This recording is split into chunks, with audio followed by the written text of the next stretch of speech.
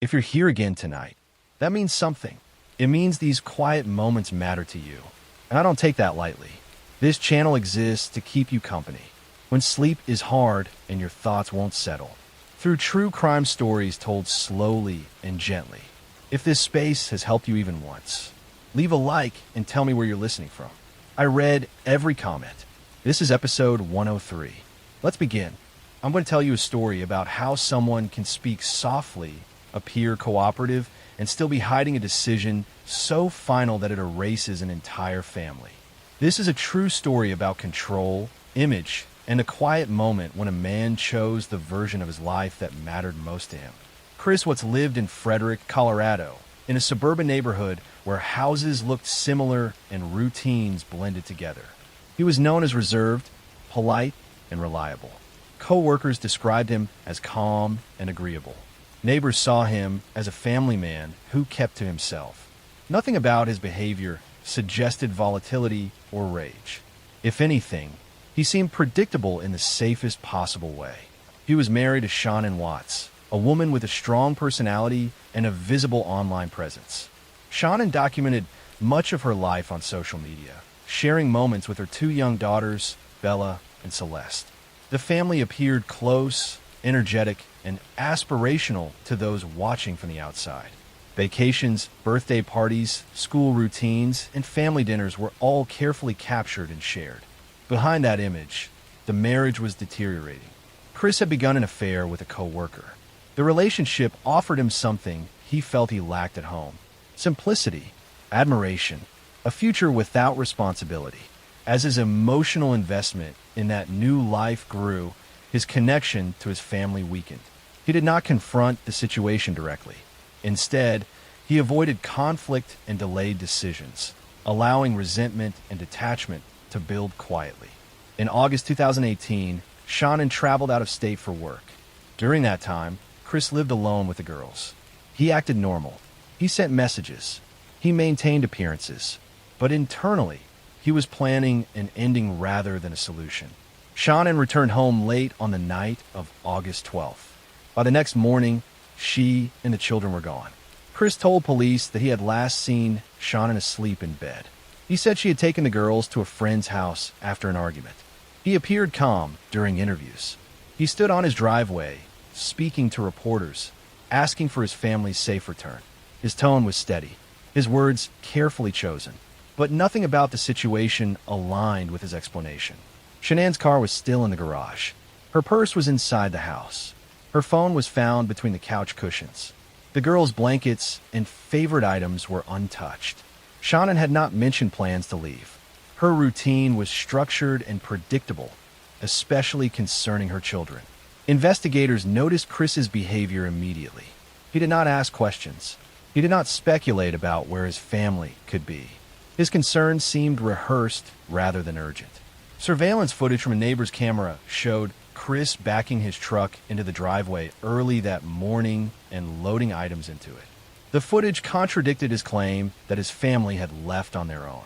Police searched the home and found no signs of struggle. That absence itself was unsettling. As pressure increased, Chris's composure began to crack. During a monitored interview, investigators confronted him with inconsistencies. They noted his lack of emotional response. They observed how his story shifted slightly each time he repeated it. Eventually, after hours of questioning, he admitted to killing Shannon. But even then, he did not tell the full truth. He initially claimed Shannon had killed the children and that he had reacted in a moment of rage. It was an attempt to minimize his responsibility and preserve some fragment of sympathy. But investigators did not accept it. The evidence did not support his version. When confronted again, Chris confessed fully. He had strangled Shannon in their bedroom. He then smothered Bella and Celeste. He loaded their bodies into his truck and drove to an oil site owned by his employer. There, he disposed of Shannon's body in a shallow grave and placed the children into separate oil tanks. The method was calculated. The location chosen for isolation. The timeline precise. Search teams later recovered the bodies exactly where Chris said they would be. The public reaction was immediate and overwhelming. The contrast between the quiet man on television asking for his family back and the reality of what he had done was jarring. The case forced people to confront how easily normalcy can mask destruction. At trial, there was no ambiguity. Chris was pleaded guilty to all charges, including first-degree murder. He was sentenced to life in prison without the possibility of parole. There was no dramatic courtroom spectacle, no prolonged defense, just a final acknowledgement of what had been done. Shannon Watts was remembered as devoted, driven, and fiercely protective of her children. Bella and Celeste were remembered for their laughter, their routines, and the ordinary joys of childhood that should have continued. This story lingers because of its quietness. There was no history of visible violence, no public breakdown, no obvious warning signs that would have predicted such an outcome. Just avoidance, resentment, and a decision made in silence. Chris Watts did not act out of sudden rage. He acted out of convenience. He chose a future without obstacles, believing he could remove the past without consequence. He was wrong. The evidence spoke. The truth surfaced, and the image he worked so carefully to maintain collapsed under the weight of what he had done. Next story. I'm going to tell you a story about how ambition can quietly turn into desperation, and how the fear of being exposed can push an ordinary person toward an irreversible choice. This is a true crime story about lies that grew too large to control and a murder that was committed not in rage, but in panic. Mark Hacking lived in Salt Lake City, Utah, and to most people he appeared focused and intelligent. He was married to Lori Hacking, a kind and patient woman who believed deeply in her husband and his future. Mark told friends and family that he was on a clear path toward success. He claimed he had graduated from college. He said he had been accepted into medical school.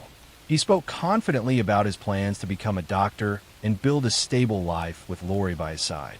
None of it was true. Mark had dropped out of college years earlier. He had never finished his degree. There was no medical school acceptance. There were no transcripts that supported his stories. Over time, the lies multiplied because it became easier to add another layer than to admit the truth. Lori trusted him completely and defended him when questions arose. She believed his explanations and never imagined that the man she loved was living a double life built entirely on false claims. As the years passed, the pressure intensified. Mark knew that sooner or later his lies would be exposed. Lori had begun asking specific questions about his education. Family members wanted details. Proof was expected. Mark felt cornered by the future he had invented and terrified of what would happen when it collapsed. On the morning of July 19th, 2004, Lori went jogging near their apartment complex. She never returned. When she did not come home, Mark reported her missing. He told police she had gone out for a run and vanished. At first, his concern appeared genuine. He cooperated with investigators and joined search efforts. Flyers were distributed and volunteers searched nearby trails and fields. The community rallied around him, believing Lori was a victim of a random crime. But investigators noticed inconsistencies. Mark's timeline did not match witness accounts. His emotional responses felt restrained and distant. Surveillance footage showed him making unusual trips around the city shortly after Lori disappeared. When police searched their apartment, they found a rifle hidden in a closet along with evidence that suggested a struggle had occurred inside the home. Under questioning, Mark's story began to unravel. He eventually confessed. Mark admitted that Lori had discovered the truth about his lies. She confronted him about his education and demanded honesty. In that moment, Mark believed his entire future was about to collapse. He panicked. Instead of facing the consequences, he made a decision that ended a life. He shot Lori inside their apartment. Afterward, he wrapped her body and drove it north of the city. In a remote area, he buried her remains in a shallow grave and attempted to erase any trace of what he had done. Then he returned home and pretended she had gone jogging as usual. Search teams later found Lori's body exactly where Mark said it would be. The case shocked the community because of how quiet it was. There was no history of abuse, no record of violence, just a man who could not admit failure and chose deception until it became deadly. Friends struggled to reconcile the polite, intelligent Mark they knew with the reality of his actions. At trial, there was no doubt about what had happened. Mark Hacking pleaded guilty to aggravated murder. He was sentenced to life in prison with no possibility of parole. There was no dramatic justification offered, only the acknowledgement that fear and dishonesty had guided his choices. Lori Hacking was remembered as compassionate, loyal, and hopeful. She believed in people and trusted deeply. Her life ended not because she did anything wrong, but because she expected honesty from the person closest to her. This story stays with people because it shows how ordinary the beginning was. There was no sudden explosion of anger, no visible warning signs, just small lies quietly accumulating until one man believed murder was easier than telling the truth.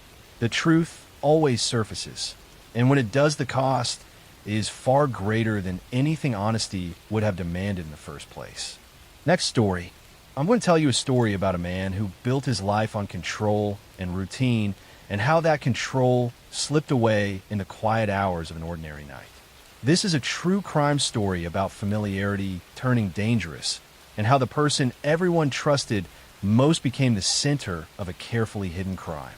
Chris Watts lived in Frederick, Colorado with his wife Shannon Watts and their two young daughters Bella and Celeste. From the outside, their life looked organized and successful. Chris worked in the oil industry and was known as quiet, reliable, and reserved. Shannon was active on social media, where she shared moments of family life, birthdays, vacations, and daily routines. To friends and neighbors, they appeared to be a typical modern family balancing work, parenting, and long-term plans. But behind closed doors, the relationship was unraveling slowly and silently. Chris had begun an affair with a co-worker, and with that relationship came a growing desire for a different life. He wanted freedom without responsibility and a future without the family he had already built. Instead of confronting the reality of divorce, financial strain, and public judgment, he withdrew emotionally and began living in his own head where problems could be erased rather than solved. In the early morning hours of August 13th, 2018, Shannon returned home from a business trip. Surveillance footage later showed her entering the house quietly while the neighborhood slept. That was the last time she was seen alive.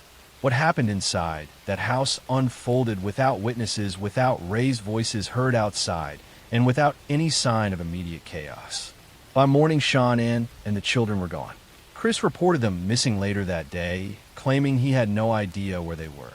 He spoke calmly to police and media, asking for their safe return. He stood in front of cameras, appearing nervous but cooperative. He agreed to searches and interviews, and even took a lie detector test, believing he could maintain the image of a worried husband. Investigators quickly noticed inconsistencies. Chris showed little emotional reaction when discussing his missing daughters. He avoided eye contact and spoke in rehearsed phrases. Phone records revealed his affair.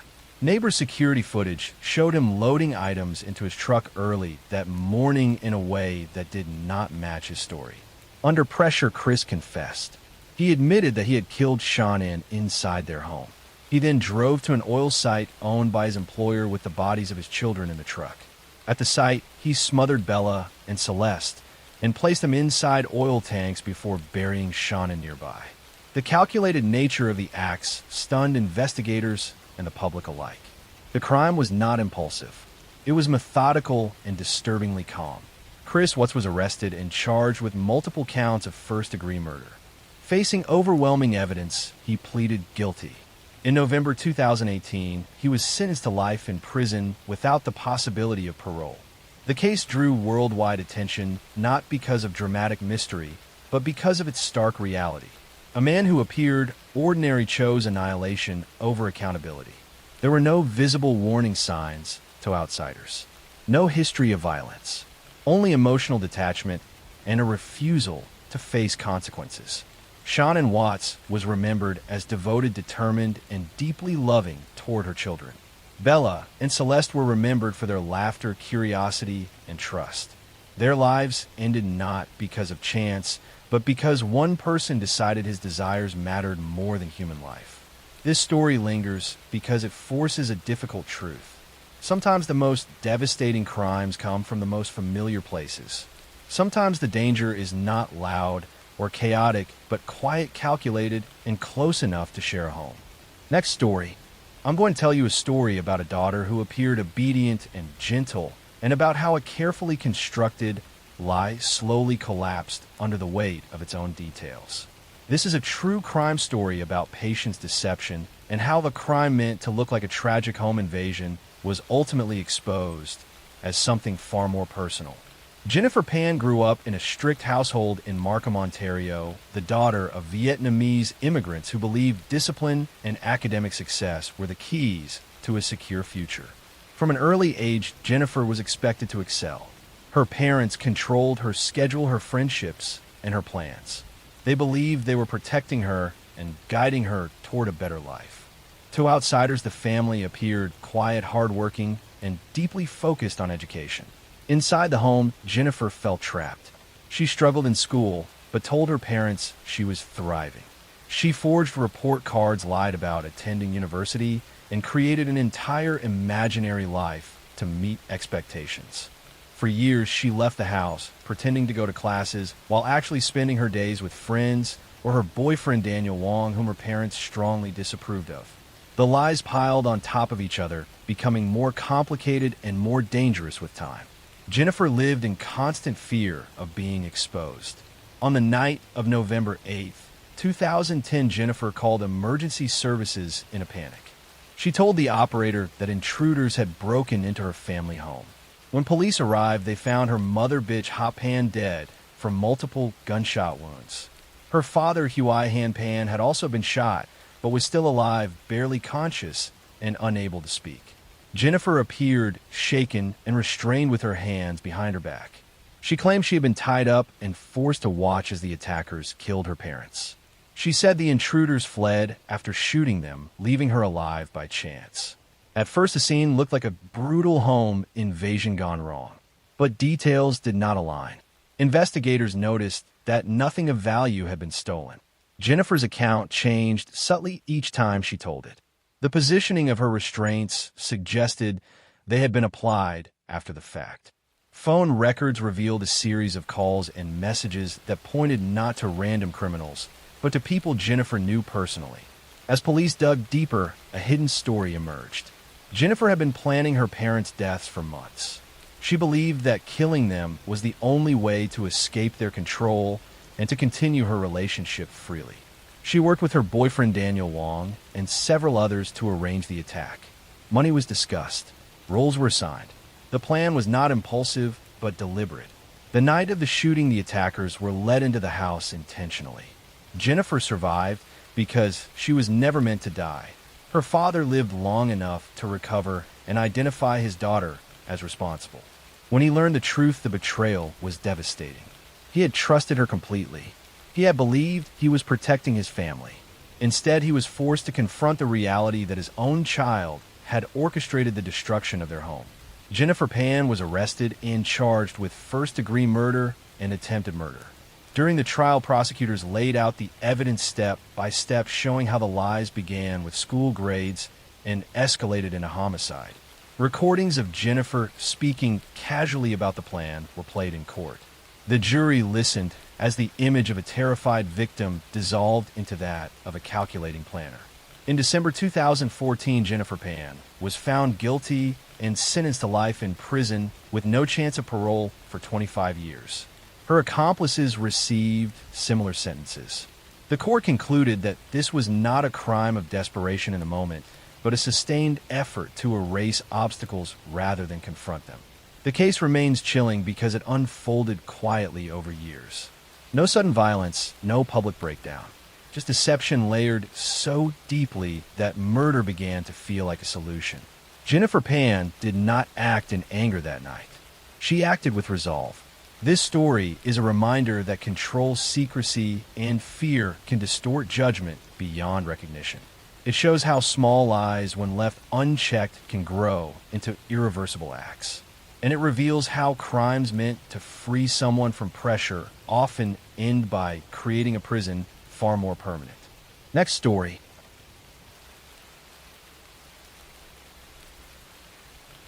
I'm going to tell you a story about a man who appeared calm, dependable, and devoted, and about how that image slowly collapsed as the truth surfaced piece by piece.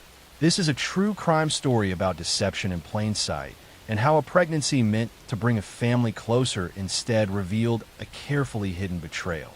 Scott Peterson lived in Modesto, California with his wife Lacey Peterson. They had been married for several years and were expecting their first child, a baby boy they planned to name Connor. To neighbors, Scott was polite, soft-spoken, and helpful. Lacey was described as warm, social, and excited about becoming a mother. In public, there were smiles, routines, and holiday plans. Privately, something was already broken. Scott was having an affair. He had told another woman, Amber Fry, that he was a widower and that this would be his first holiday season without his wife. He said this weeks before Lacey disappeared. While Lacey was preparing the nursery and imagining life with a newborn, Scott was already rehearsing a version of himself without her in it. On the morning of December 24th, 2002, Scott told police he had gone fishing at the Berkeley Marina. He said Lacey had been home walking the dog when he left. When he returned, she was gone. Her purse, keys, and phone were still inside the house. The dog was found wandering the neighborhood with its leash on. Lacey was 8 months pregnant. The disappearance drew immediate attention. Volunteers searched neighborhoods, fields, and waterways. Media crews gathered outside the Peterson home. Scott spoke to reporters asking for Lacey's return, but his words felt distant, rehearsed, and oddly detached. As days passed, investigators focused closely on his movements that morning. The fishing trip raised questions. Scott claimed he decided to go fishing on Christmas Eve at the last minute. He had purchased a fishing license only days earlier. Witnesses at the marina remembered seeing him alone. No one recalled seeing him fish for long. Tides, currents, and timing began to matter as investigators mapped out what could have happened in the bay. When police uncovered Scott's affair, the narrative shifted. Amber Fry came forward publicly after realizing the missing pregnant woman was Scott's wife. Not an ex-recorded phone calls revealed Scott lying calmly while standing among vigils held for Lacey. He spoke of freedom and new beginnings while his wife was still missing. In April 2003, remains were discovered along the shoreline of the San Francisco Bay. The bodies of Lacey Peterson and her unborn son Connor had surfaced miles from where Scott said he was fishing. Medical examiners confirmed their identities. The discovery ended hope and marked the beginning of accountability. Scott Peterson was arrested days later. Prosecutors argued that Scott had planned the murder, carefully choosing the bay because currents would disperse evidence. They presented evidence of homemade anchors, weight calculations, and internet searches. They showed how Scott sold Lacey's car and discussed selling their home before she was found. They highlighted his emotional detachment and the lies told effortlessly. The defense argued there was no direct evidence tying Scott to the murders. They suggested burglars in the neighborhood may have been responsible. They questioned witness timelines and forensic limits. But the jury focused on patterns rather than a single moment. In 2004, Scott Peterson was found guilty of first-degree murder for Lacey and second-degree murder for Connor. He was sentenced to death, later commuted to life in prison without parole.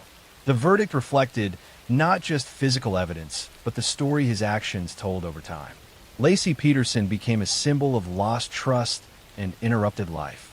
Friends remembered her kindness, energy, and anticipation for motherhood. Connor was remembered as a child who never had a chance to be held. Their story resonated because it exposed how betrayal can exist quietly inside ordinary routines. This case remains chilling because nothing about Scott Peterson appeared outwardly dangerous. There were no public arguments, no history of violence, no visible breakdown. Just a man who chose erasure over honesty and believed control could replace conscience. It is a reminder that some crimes are not born from rage, but from avoidance. That the desire to escape responsibility can become deadly. And that the truth, no matter how deeply buried, has a way of rising to the surface. Next story.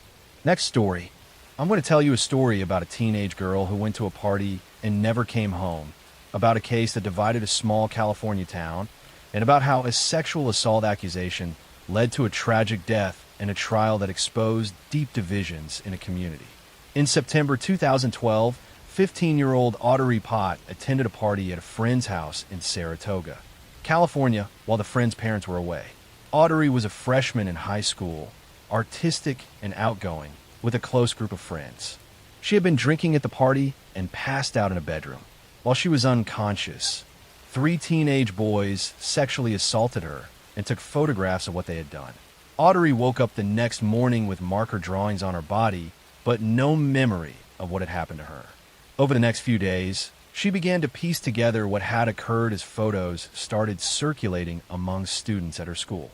The images spread through text messages and social media, and Audrey realized that her assault had become public entertainment for her classmates. The humiliation was unbearable for Audrey. Students were talking about what had happened, making jokes, and sharing the photos. She felt violated not just by the assault itself, but by having her worst moment turned into gossip and mockery. She reached out to friends expressing her anguish and despair, saying that her life was ruined and that she couldn't face people at school. On September 12, 2012, just 8 days after the party, Audrey Pott took her own life. Her parents found her and were devastated, initially not understanding what had driven their daughter to such despair. It wasn't until later that they learned about the assault and the photos that had been circulating at school. The case drew national attention and became part of a broader conversation about teenage sexual assault, bullying, and the role of social media in amplifying trauma. Audrey's parents, Larry Pott and Sheila Pott, decided to go public with what had happened to their daughter, hoping to raise awareness and prevent similar tragedies. The 3 boys involved in the assault were arrested and charged in juvenile court. Because they were minors, their identities were not publicly released, and the proceedings were handled differently than they would have been in adult court. The boys initially denied the assault, claiming it had been consensual, despite the fact that Audrey had been unconscious. The case highlighted serious gaps in how sexual assault is understood and prosecuted, particularly when it involves teenagers and alcohol. California law is clear that someone who is unconscious cannot consent to sexual activity, but defense attorneys try to argue that the boys hadn't understood what they were doing was assault. They portrayed the incident as teenage experimentation gone wrong, rather than a serious crime. In 2014, the 3 boys pleaded guilty to the charges. Because the case was in juvenile court and the defendants were minors, the sentences were relatively light. They received sentences ranging from 30 to 45 days in juvenile detention, along with probation. Many people, including Audrey's family, felt that the punishment did not match the severity of the crime or adequately reflect the tragic outcome. Audrey's parents filed a civil lawsuit against the families of the boys involved, seeking to hold them accountable for their son's actions. The lawsuit also named the school district, arguing that officials had not done enough to address the culture that allowed such behavior to occur. The civil case was eventually settled out of court for an undisclosed amount. The Audrey Pott case became one of several high-profile instances that exposed how teenage sexual assault was being minimized and how social media was being used to further victimize survivors. Around the same time, a similar case in Steubenville, Ohio, involved high school football players who had assaulted an unconscious girl and shared photos and videos of the assault online. These cases sparked a national conversation about rape culture, particularly in high school settings where athletes or popular students sometimes received preferential treatment. They highlighted how victims were often blamed or shamed, while perpetrators faced minimal consequences. The cases also exposed how social media had created new ways to torment victims by making private assaults into public spectacles. Audrey's parents became advocates for change, pushing for stronger laws and better education about consent and sexual assault. They worked with lawmakers in California to pass legislation addressing the issues highlighted by their daughter's case. They also established a foundation in Audrey's name to promote awareness and prevention of sexual assault among teenagers. The case had a lasting impact on how schools approach sexual assault education and how law enforcement handles cases involving teenage victims and perpetrators. It contributed to broader conversations about the need for comprehensive consent education and about the legal and social consequences of sharing intimate images without permission. For Audrey's family and friends, the tragedy left a permanent void. Audrey had been a talented artist who loved music and had dreams for her future. Her parents kept her bedroom as she had left it, preserving the artwork on her walls and the creative projects she had been working on. They spoke publicly about her not to define her by what happened to her, but to honor who she had been and to prevent other families from experiencing similar loss. The three boys involved in the assault have since completed their sentences and moved on with their lives, largely protected by the anonymity afforded by the juvenile justice system. Audrey's parents have expressed frustration that the boys faced relatively minor consequences while their daughter paid with her life. They've spoken about the injustice of perpetrators being able to move forward while victims and their families carry the trauma forever. Audrey Potts' case remains a powerful and tragic example of how sexual assault, victim blaming, and social media can combine with devastating consequences. She was a young girl who went to a party and was victimized twice. First by the assault itself, and then by having that assault made public and turned into entertainment by her peers. The shame and humiliation became too much to bear, and she saw no way forward. Her story continues to be told not for sensationalism, but as a cautionary tale and a call to action. It reminds us that sexual assault is never the victim's fault, that consent cannot be given by someone who is unconscious, and that sharing intimate images without consent is a violation that can have tragic consequences. Audrey Potts should have had the chance to grow up, to develop her artistic talents, and to live the life she had been building. Instead, she became a symbol of the urgent need for change in how society addresses sexual violence and protects young people from harm. Next story.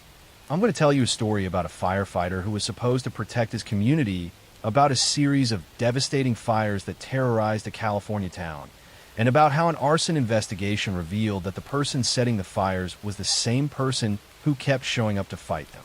In the 1980s and 1990s, a wave of arson fires swept through California, causing millions of dollars in damage and taking multiple lives. The fires seemed random at first, targeting homes, businesses, and retail stores across different cities. Fire investigators struggled to identify a pattern or motive, but they knew they were dealing with a serial arsonist who was becoming more brazen and dangerous with each fire. The arsonist had a signature method. He used a time delay incendiary device that gave him time to leave the scene before the fire started. The device was simple but effective, a cigarette attached to matches with a rubber band. The cigarette would burn down slowly, eventually igniting the matches, which would then ignite whatever flammable materials had been placed nearby. This gave the arsonist a window of several minutes to be far away when the fire actually started. Between 1984 and 1991, this arsonist set nearly 2,000 fires across California. The fires destroyed homes where families slept, retail stores and shopping centers, and even a hardware store where 4 people died trapped inside. The death toll continued to rise, and investigators were under immense pressure to catch the person responsible before more lives were lost. Fire investigators from multiple jurisdictions began working together, sharing information about the fires and looking for connections. They noticed that many of the fires were set in retail stores, often in areas where flammable products were stored. They also noticed that the fires frequently occurred in locations near the arsonist's apparent comfort zone, suggesting he was someone who was familiar with the area. One name that kept appearing in the investigation was John Leonard, or a fire captain and arson investigator for the Glendale Fire Department, or was actually one of the investigators working on the arson cases. He was respected in his field, had written articles about fire investigation, and regularly attended conferences about arson detection. He seemed like the perfect person to help catch the serial arsonist. But investigators began to notice something strange. John had been present at or near many of the fires, either responding as a firefighter or attending in his capacity as an arson investigator. At first, this didn't seem unusual since it was his job to investigate arsons. But the pattern was too consistent to be coincidental. Fires seemed to happen in areas where, or was attending conferences or training sessions. The breakthrough came when investigators discovered that Orr had written a manuscript for a novel about a serial arsonist. The book, titled Points of Origin, told the story of a firefighter who secretly set fires and then investigated them.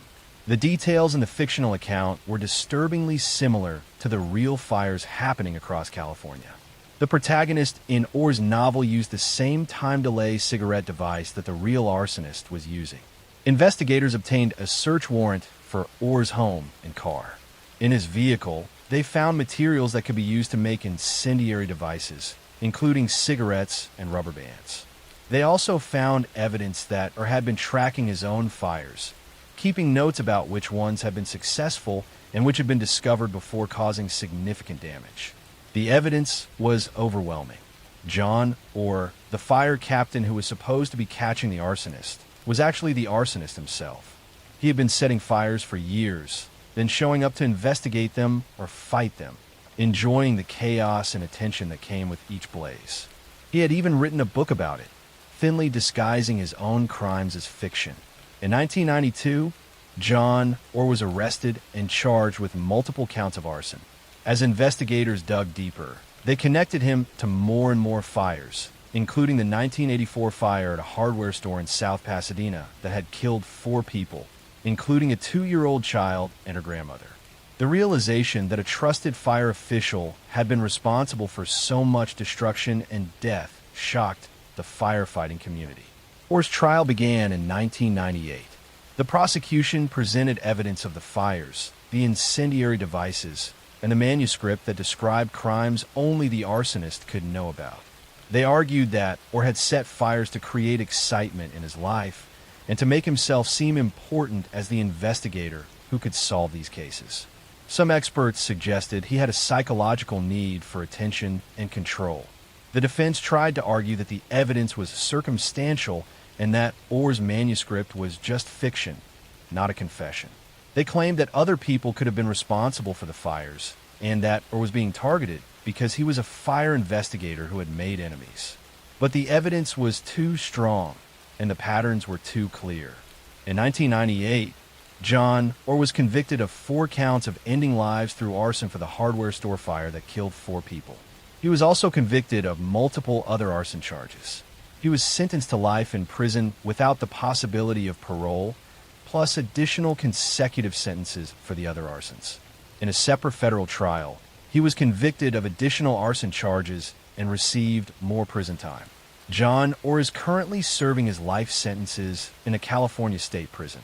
He has maintained his innocence over the years, claiming he was wrongly convicted despite the overwhelming evidence against him. His case became one of the most famous examples of a firefighter arsonist, a phenomenon that, while rare, represents a complete betrayal of public trust. The fires John Orr set destroyed hundreds of homes and businesses and took at least 4 lives. Families lost everything they owned. Children lost parents and grandparents. Communities lived in fear, not knowing when or where the next fire would strike. And all of this destruction was caused by someone who had taken an oath to protect people from fire. The case of John Orr revealed the dark side of someone who became addicted to the excitement and power that came with fire. He couldn't just fight fires, he needed to create them.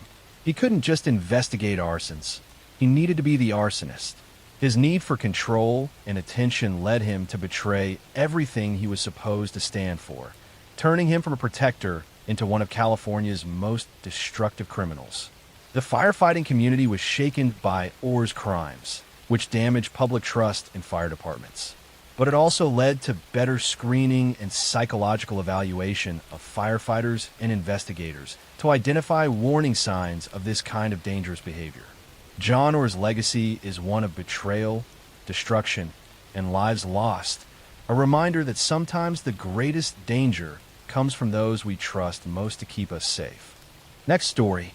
I'm going to tell you a story about a wealthy businessman who seemed to have a perfect life, about a wife and mother who disappeared without a trace, and about how a case that went unsolved for decades was finally cracked when new witnesses came forward with the truth they had been too afraid to tell. In May 1983, Linda McClelland was a 31-year-old woman living in Simsbury, Connecticut with her 3 young children. She had been going through a difficult divorce from her husband Robert McClelland, a successful businessman. The divorce was contentious, with disputes over custody of the children and division of assets. On May 24, 1983, Linda dropped her children off at school and then vanished. She was never seen again. When Linda failed to pick up her children from school that afternoon, family members became alarmed. Linda was a devoted mother who would never abandon her kids. Her car was found parked at a shopping center, but there was no sign of where she had gone. Inside the car, police found her purse with her identification and money still inside, suggesting she hadn't left voluntarily. Police immediately suspected foul play and focused their investigation on Robert McClelland. The couple had been in the middle of a bitter divorce, and Linda had recently been granted temporary custody of the children. Robert had a strong motive, and witnesses reported that he had been angry about the divorce proceedings. But without a body or physical evidence, police couldn't build a strong enough case to charge him. Robert McClelland claimed he had no idea what had happened to his wife. He said he had been at work on the day she disappeared and suggested that Linda might have simply decided to leave and start a new life somewhere else. But everyone who knew Linda rejected this theory. She was deeply devoted to her 3 children and would never have abandoned them, especially in the middle of a custody battle. The case went cold for decades. Linda's children grew up without their mother, never knowing what had happened to her. The oldest child, who had been just 7 years old when Linda disappeared, carried the trauma of losing their mother under such mysterious circumstances. The family never stopped hoping for answers, but as years turned into decades, it seemed less and less likely they would ever learn the truth. Robert McClelland moved on with his life. He eventually remarried and continued his business career. To outsiders, he seemed like a man who had overcome tragedy and rebuilt his life. But people close to the case never forgot about Linda, and some investigators remained convinced that Robert knew more than he was saying. Then in 2020, nearly 40 years after Linda disappeared, the case suddenly broke open. New witnesses came forward with information they had been too frightened to share decades earlier. These witnesses were people who had been close to Robert McClelland at the time of Linda's disappearance, and they had damaging information about what had really happened. One witness revealed that Robert had confessed to taking Linda's life. According to this person, Robert had admitted that he killed Linda and disposed of her body in a location where it would never be found. The witness had kept this secret for decades out of fear of Robert and concern about not being believed, but finally decided to come forward as time passed and Robert aged. Additional witnesses provided information about Robert's behavior around the time of the disappearance. They described him acting suspiciously and making statements that suggested he was involved in Linda's vanishing. Some witnesses said Robert had asked for help disposing of evidence, or had been seen cleaning his car obsessively in the days after Linda went missing. Armed with this new testimony, police reopened the investigation. In September 2020, they arrested 80-year-old Robert McClelland and charged him with taking his wife's life. After nearly 4 decades, he was finally being held accountable for what investigators had long suspected he had done.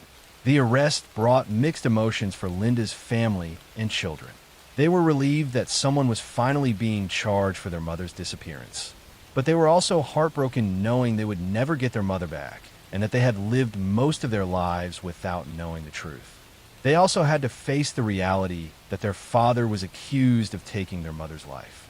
Robert McClelland's case went to trial in 2023. The prosecution presented the testimony of witnesses who said Robert had confessed to the crime decades earlier. They presented evidence about the timing of Linda's disappearance and Robert's behavior afterward. They argued that Robert had a clear motive, given the contentious divorce and custody battle, and that he had killed Linda to avoid losing his children and having to pay support. The defense argued that the case was based on decades-old memories and that the witnesses weren't credible. They pointed out that Linda's body had never been found and that there was no physical evidence linking Robert to her disappearance. They suggested that without a body or forensic evidence, The prosecution's case was based on speculation and unreliable testimony from people with potentially questionable motives. The trial was emotional, with Linda's children, now adults, testifying about growing up without their mother and living with the uncertainty of not knowing what had happened to her. They spoke about birthdays and graduations and weddings that their mother had missed, and about the hole in their lives that had never been filled. In 2023, after hearing all the evidence, the jury found Robert McClellan guilty of manslaughter in connection with Linda's death.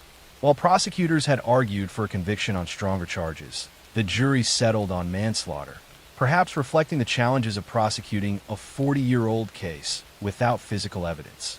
Robert was sentenced to prison, and while the sentence couldn't undo decades of pain, it brought some measure of justice for Linda and her family. Linda McClellan's body has never been recovered. Despite the conviction, Robert McClellan has never revealed what he did with her remains or where she might be found. This has prevented Linda's family from having a proper burial and achieving complete closure.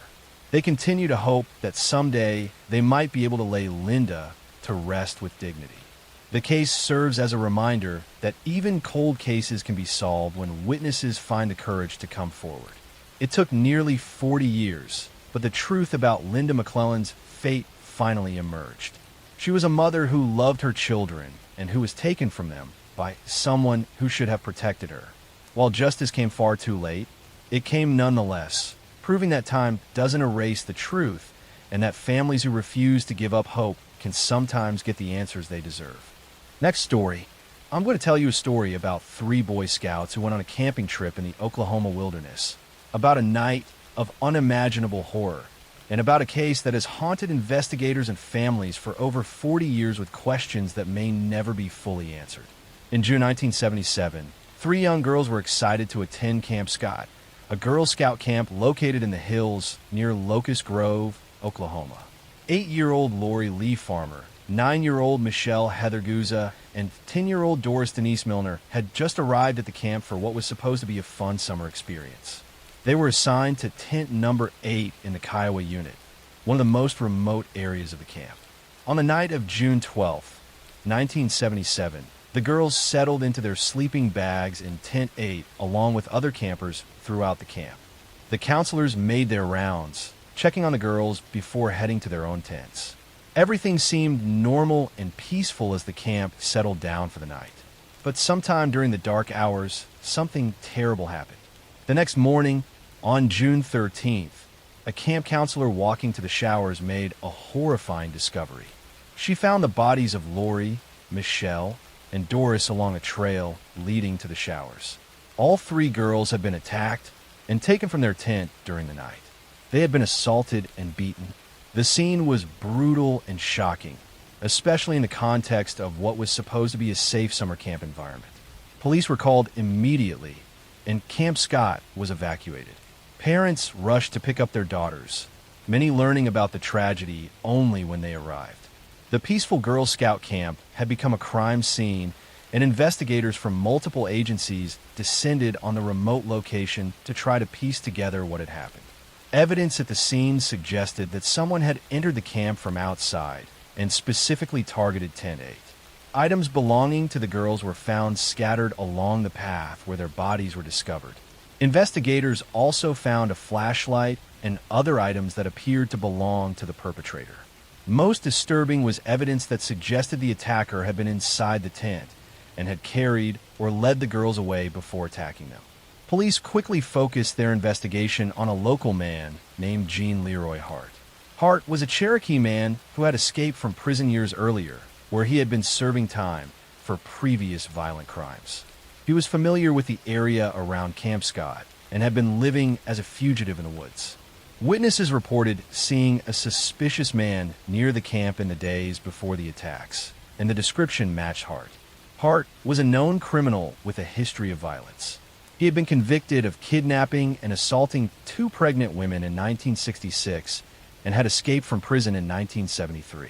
He had been on the run for years, and many people believed he had been hiding in the caves and wilderness around the Camp Scott area. The theory was that he had come across the camp and decided to attack. After an intensive manhunt, Jean Leroy Hart was captured in April 1978, nearly a year after the attacks. He was arrested at a residence where he had been hiding and was charged with 3 counts of first-degree ending of life. The community was relieved that a suspect was in custody, but the legal battle was just beginning. Hart's trial took place in 1979 and became one of the most watched trials in Oklahoma history. The prosecution presented evidence, including hair samples found at the scene that appeared to match Hart, items found near the crime scene that were linked to him, and testimony about his presence in the area. They argued that Hart's history of violence and his familiarity with the wilderness made him the obvious perpetrator. The defense, however, challenged the evidence. They brought in their own experts who questioned the hair analysis and suggested that the evidence had been contaminated or mishandled. They argued that Hart had been unfairly targeted because of his criminal record and that the physical evidence wasn't strong enough to prove beyond reasonable doubt that he was responsible. In March 1979, after lengthy deliberations, the jury found Jean Leroy Hart not guilty on all charges. The verdict shocked many people, especially the families of the victims who believed Hart was responsible. The acquittal meant that legally, the case remained unsolved and no one had been held accountable for the deaths of Lori, Michelle, and Doris. Just 2 months after his acquittal, in June 1979, Jean Leroy Hart died of a heart attack while exercising in prison where he was serving time for his previous convictions. His death meant he could never be tried again if new evidence emerged, and it left many questions forever unanswered. In 2008, authorities decided to use modern DNA technology to re-examine evidence from the case. DNA samples from the crime scene were compared to DNA from Jean Leroy Hart and his relatives. The results were inconclusive, but suggested that Hart could not be definitively ruled out as a contributor to some of the evidence. However, the testing also couldn't definitively prove he was responsible. In 2022, further DNA testing was conducted using even more advanced technology. The Oklahoma State Bureau of Investigation announced that the new testing showed that Hart's DNA was a match to evidence found at the crime scene. While this wasn't a legal conviction since Hart had been acquitted and was deceased, the testing gave investigators confidence that they had indeed identified the right person all along. For the families of Lori Farmer, Michelle Guza, and Doris Milner, the DNA results brought some measure of closure, though it couldn't undo decades of pain and uncertainty. The 3 girls had been excited about their camping trip and had looked forward to making friends and having adventures. Instead, they encountered evil in a place that should have been safe. Camp Scott never reopened after the attacks. The property was eventually sold, and the camp structures were demolished. The site stands as a reminder of the tragedy that occurred there and the 3 young lives that were stolen on that June night in 1977. The case of the Girl Scout murders remains one of Oklahoma's most notorious unsolved cases in the eyes of many, despite the DNA evidence pointing to Hart. Because he was acquitted in court and died shortly after, there was never legal resolution. The case highlighted failures in camp security and led to changes in how overnight camps protect children in their care. Lori, Michelle, and Doris were young girls who should have had their whole lives ahead of them. They should have grown up, graduated from school, and had families of their own. Instead, their lives ended on a camping trip that was supposed to be filled with joy and adventure. A tragic reminder that evil can strike even in the most innocent of settings. Next story. I'm going to tell you a story about betrayal in the most intimate form, about a man who used charm as a weapon, and about how trust can become the deadliest vulnerability of all. In the affluent suburbs of Connecticut during the 1980s, a successful airline pilot seemed to have everything: a beautiful home, a thriving career, and the respect of his community. He was intelligent, well-spoken, and appeared to be living the American dream. But Richard Crafts was hiding a dark secret, and when his wife finally decided to leave him, he would commit a crime so calculated it would change forensic investigation forever. This is the story of Richard Crafts, the wood chipper incident.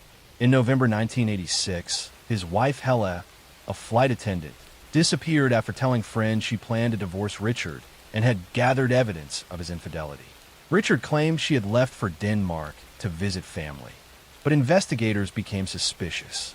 What they eventually discovered was that Richard had ended his wife's life, then used a commercial wood chipper to destroy her body, scattering the remains across a frozen riverbank. His conviction in 1989 became the first successful prosecution in Connecticut history without an intact body, revolutionizing how cases could be prosecuted. Richard Bunnell Crafts was born on December 20th, 1937, in New York. His childhood appeared stable on the surface, with a middle-class upbringing and adequate resources. He was intelligent and performed well academically, showing particular aptitude for technical subjects and planning. He pursued aviation and became a commercial airline pilot, a prestigious career that required discipline and attention to detail. Richard married Helen Nielsen in 1969. Hella was a beautiful Danish woman who worked as a flight attendant for Pan Am. They had 3 children and lived in a comfortable home in Newtown, Connecticut. To outsiders, they seemed like a successful couple living a comfortable suburban life. Richard was respected in his profession and appeared to be a devoted family man. But the marriage was troubled beneath the surface. Richard was controlling and emotionally distant. He monitored Hella's activities and became angry when she showed independence. He had affairs, but became enraged when he suspected Hella of any disloyalty. The relationship was marked by his need for absolute control over every aspect of their lives. By 1986, Hella had had enough. She consulted a divorce attorney and began gathering evidence of Richard's infidelity, including receipts and documentation that would support her case. She told friends and family that she was leaving Richard and feared how he might react. She made it clear that if anything happened to her, Richard should be the primary suspect. These statements would later prove crucial to the investigation. On November 18, 1986, during a snowstorm, Hella disappeared. Richard told people she had gone to Denmark to visit her sick mother. He produced what appeared to be letters and communications from Hella explaining her absence. But Hella's friends and family did not believe these explanations. Hella would never abandon her children. They insisted, and the communications did not sound like her. Police began investigating, and suspicions centered on Richard from the beginning. His story had inconsistencies, and his behavior seemed wrong for someone whose wife had suddenly left. He showed little emotion or concern about Hella's absence. He was making plans to sell their house and reorganize his life unusually quickly for someone expecting his wife to return. Investigators discovered that Richard had rented a large commercial wood chipper in the days following Hella's disappearance. Witnesses reported seeing him operating the machine near the Housatonic River during the snowstorm, unusual activity for that time and weather. He had also purchased new bedding and had cleaned the house extensively. Police obtained a warrant to search the property and began painstaking forensic work. They examined the wood chipper Richard had rented and found tiny fragments of human tissue, bone, and hair inside. They searched the riverbank where witnesses had seen him operating the machine and found minute pieces of human remains, teeth, bone fragments, and other evidence scattered across a wide area. The forensic investigation was groundbreaking. Scientists examined hundreds of tiny fragments, piecing together evidence that would prove what had happened to Hella. They found a tooth cap that Hella's dentist identified as matching her dental work. They found fingernail fragments with polish matching the brand Hella used. They found bone pieces that, when analyzed, were consistent with Hella's medical history, including old injuries. The case against Richard was built on these fragments and on the circumstantial evidence of his actions after Hella's disappearance. Prosecutors argued that Richard had ended Hella's life in their home, likely while she slept, then dismembered her body and used the wood chipper to destroy the remains, scattering them along the riverbank where they would be difficult to find and identify. Richard's first trial in 1988 ended in a hung jury. One juror could not accept that the tiny fragments constituted sufficient proof. But prosecutors tried him again, and in 1989, Richard Crafts was convicted. The jury accepted that the accumulation of forensic evidence, combined with Richard's suspicious behavior and the circumstances of Hella's disappearance, proved beyond reasonable doubt that he had ended his wife's life. He was sentenced to 50 years in prison. Throughout both trials, Richard showed little emotion and maintained that Helle had simply left and the evidence against him was coincidental or misinterpreted. He never confessed and never showed remorse for what had happened to the mother of his children. Richard Crafts was released from prison in 2020 after serving over 30 years. He was 82 years old when freed, an elderly man who had spent most of his adult life behind bars. His release sparked outrage from Helle's family and friends, who felt justice had not been fully served. The Crafts case became famous in forensic science and legal circles as a landmark prosecution. It demonstrated that cases could be successfully tried even without an intact body, as long as sufficient physical evidence could be gathered and presented. The painstaking forensic work involved in identifying tiny fragments scattered across a wide area became a model for future investigations. Helle Crafts' family never recovered from her loss. Her children grew up without their mother, knowing their father had taken her from them. They had to process not just the loss, but the horrific manner of it, knowing that Richard had tried to erase every trace of Helle's existence. The case stands as a reminder that danger often comes from those closest to us, that domestic relationships can become deadly when control and possession override love and respect. Richard Crafts could not accept that Helle would leave him, and rather than let her go, he chose to destroy her completely, believing his careful planning would allow him to escape justice. The tiny fragments of evidence he could not eliminate became the proof that brought him down, demonstrating that even the most calculated crimes leave traces that determined investigators can find. Next story. I'm going to tell you a story about a woman who craved attention above all else, about lies that spiraled into tragedy, and about how the desperate need to be noticed can lead someone to commit unspeakable acts against those who trust them most. In the quiet town of Union, South Carolina, during the fall of 1994, a young mother became the center of a national news story that would captivate and horrify America. Susan Smith reported that a black man had carjacked her vehicle with her 2 young sons still strapped in their car seats. She made tearful pleas on national television for the safe return of her children.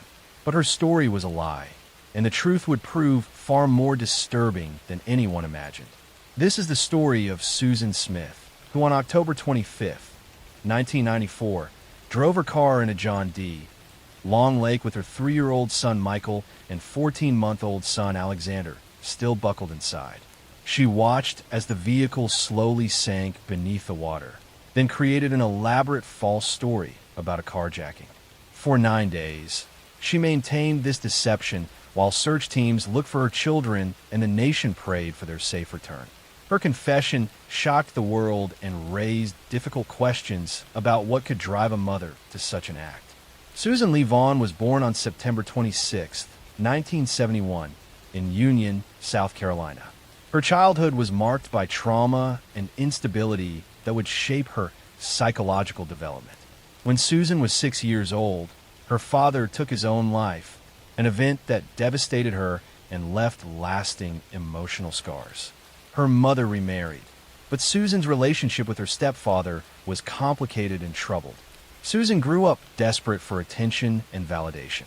She struggled with feelings of abandonment after her father's passing and never developed healthy coping mechanisms for processing trauma. She sought approval through relationships with boys and men, believing romantic attention could fill the emptiness she felt inside. This pattern would continue into adulthood with destructive consequences. In her teenage years, Susan was popular and outgoing, but those close to her recognized her neediness and emotional instability. She required constant reassurance and would become distraught when relationships ended or when she felt ignored. She had difficulty being alone and would quickly move from one relationship to another. Susan married David Smith in 1991 when she was 19 years old. They had 2 sons, Michael born in 1991 and Alexander born in 1993. But the marriage was troubled from the beginning. Susan and David fought frequently, separated multiple times, and were in the process of divorcing when the tragedy occurred. By 1994, Susan was involved with Tom Finley, the son of her employer at a local business. She was infatuated with Tom and believed he represented her chance at a better life. But Tom made it clear he was not interested in a serious relationship, particularly not with someone who had children. He wrote Susan a letter breaking off their relationship, specifically mentioning that he did not want the responsibility of children. This rejection devastated Susan. In her distorted thinking, she began to believe that her children were obstacles preventing her from having the relationship and life she wanted. Rather than accepting that Tom was simply not interested in a committed relationship, she convinced herself that if she did not have children, he would want to be with her. On the evening of October 25th, 1994, Susan strapped her two sons into their car seats in her Mazda Protege and drove to John D. Long Lake, a remote body of water near Union. She released the parking brake and allowed the car to roll down a boat ramp into the lake. She stood on the shore and watched as the vehicle slowly sank beneath the surface with her children trapped inside. Michael and Alexander were conscious as the water entered the car. The vehicle took 6 minutes to fully submerge, meaning the children were aware and terrified during their final moments. This detail would later become one of the most haunting aspects of the case. After watching her children drown, Susan drove to a nearby home and claimed she had been carjacked by a black man who had taken her car with the children inside. She provided a detailed description of her supposed attacker, and law enforcement immediately began searching for the vehicle and the children, while also looking for a suspect matching her description. Susan appeared on national television, making tearful pleas for her children's safe return. She was interviewed repeatedly, always maintaining her story about the carjacking. The black community in Union was subjected to increased scrutiny and racial profiling based on Susan's false accusation, adding another layer of harm to her deception. But investigators were suspicious from the beginning. Susan's story had inconsistencies, and her behavior seemed raw. She showed emotion during press conferences, but seemed able to turn it on and off. Details of her account did not match the physical evidence or timeline. As pressure mounted, Susan's story began to change and contradict itself. On November 3rd, 1994, 9 days after the children disappeared, Susan confessed to investigators. She admitted she had allowed the car to roll into the lake with her sons inside. She claimed she had intended to go into the water with them, but had gotten out at the last moment. She said she never meant to hurt her children and that she was not in her right mind. The confession led investigators to John D. Long Lake, where divers recovered the vehicle with the bodies of Michael and Alexander still strapped in their car seats. The recovery was broadcast on national television, and the images of the car being pulled from the water became seared into the national consciousness. Susan Smith was charged with 2 counts of taking a life. Her trial in July 1995 was watched by millions. The prosecution argued she had deliberately ended her children's lives because they were obstacles to the relationship she wanted with Tom Finley. They presented evidence, including the letter from Tom, mentioning he did not want children.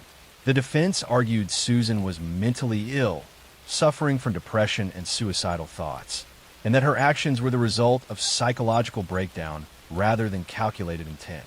They presented evidence of her traumatic childhood and mental health struggles. The jury convicted Susan Smith on both counts, but rejected the death penalty, instead sentencing her to life in prison with the possibility of parole after 30 years. The decision to spare her life was controversial, with some believing she deserved the ultimate punishment for her crimes. Susan Smith remains imprisoned in South Carolina. She will be eligible for parole in 2024 after serving 30 years.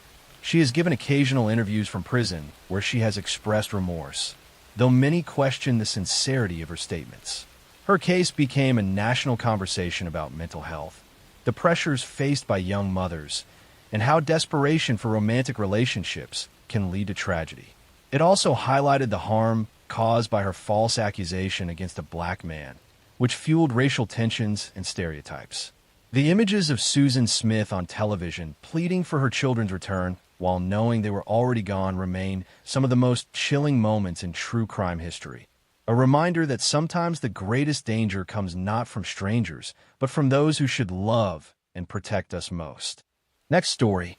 I'm going to tell you a story about a friendship that became fatal, about jealousy that festered into violence, and about how toxic relationships can lead young people down paths from which there's no return.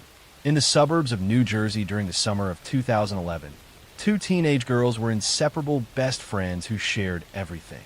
Rachel Schoaf and Shalia Eddy had known each other since elementary school, forming a bond that seemed unbreakable.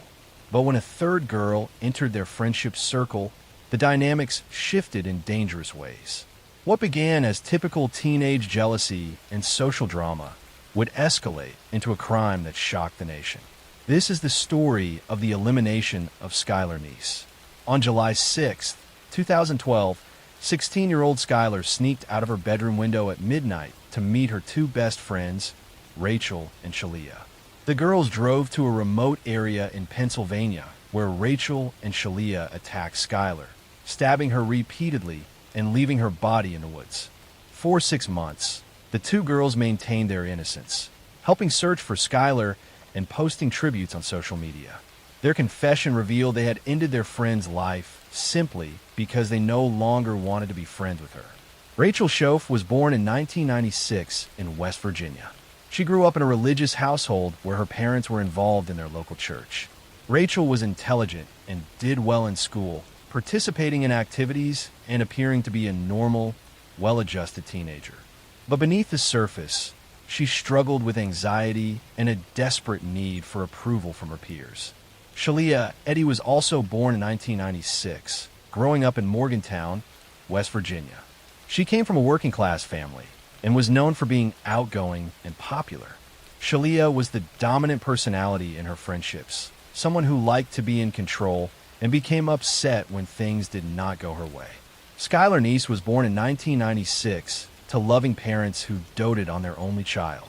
She was bright, funny, and had dreams of attending college and building a successful future.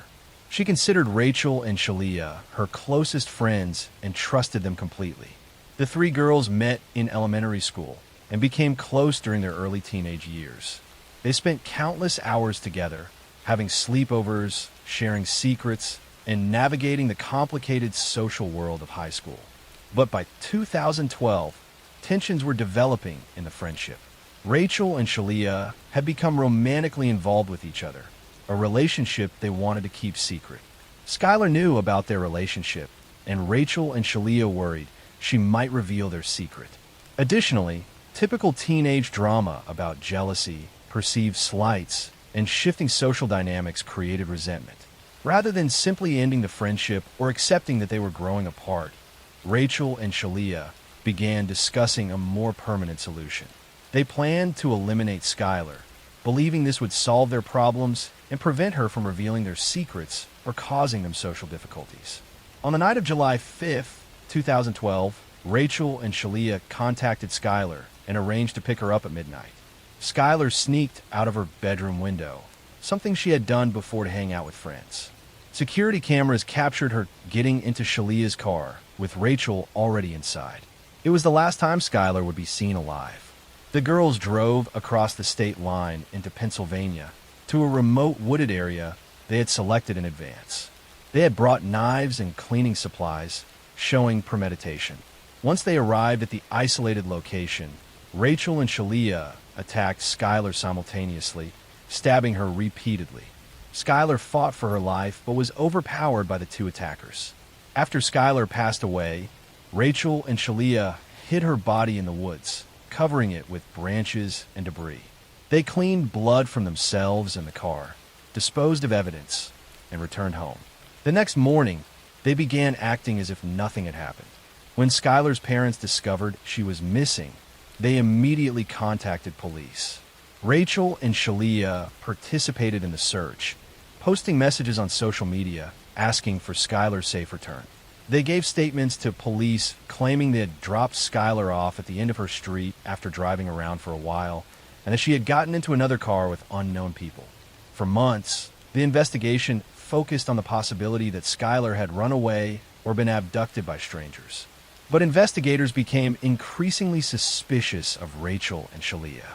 Their stories had inconsistencies, and their behavior seemed wrong. Cell phone records and social media activity raise questions about their accounts of that night. The pressure of maintaining the deception wore on Rachel. She was experiencing severe anxiety and guilt. In December 2012, 6 months after the incident, Rachel broke down and confessed to her attorney and then to police. She led investigators to Skylar's body in the Pennsylvania woods and implicated Shalia as her accomplice in the planning and execution of the attack.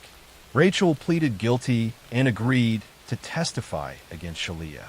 In May 2013, Shalia was arrested and charged. Unlike Rachel, who showed remorse, Shalia maintained a defiant attitude and showed little emotion about what had happened to Skylar. Rachel Schoaf pleaded guilty to second-degree charges and was sentenced to 30 years in prison with eligibility for parole after 15 years. During her sentencing, she apologized to Skylar's family and expressed remorse for her actions. Shalia Eddy pleaded guilty to first-degree charges in January 2014 and was sentenced to life in prison with eligibility for parole after 15 years. Throughout the proceedings, she showed minimal emotion and offered no real explanation for why she had participated in ending her friend's life.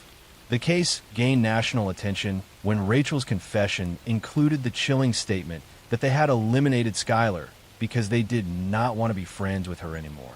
This seemingly trivial motivation for such extreme violence shocked people and raised questions about teenage psychology, peer pressure, and how conflicts escalate.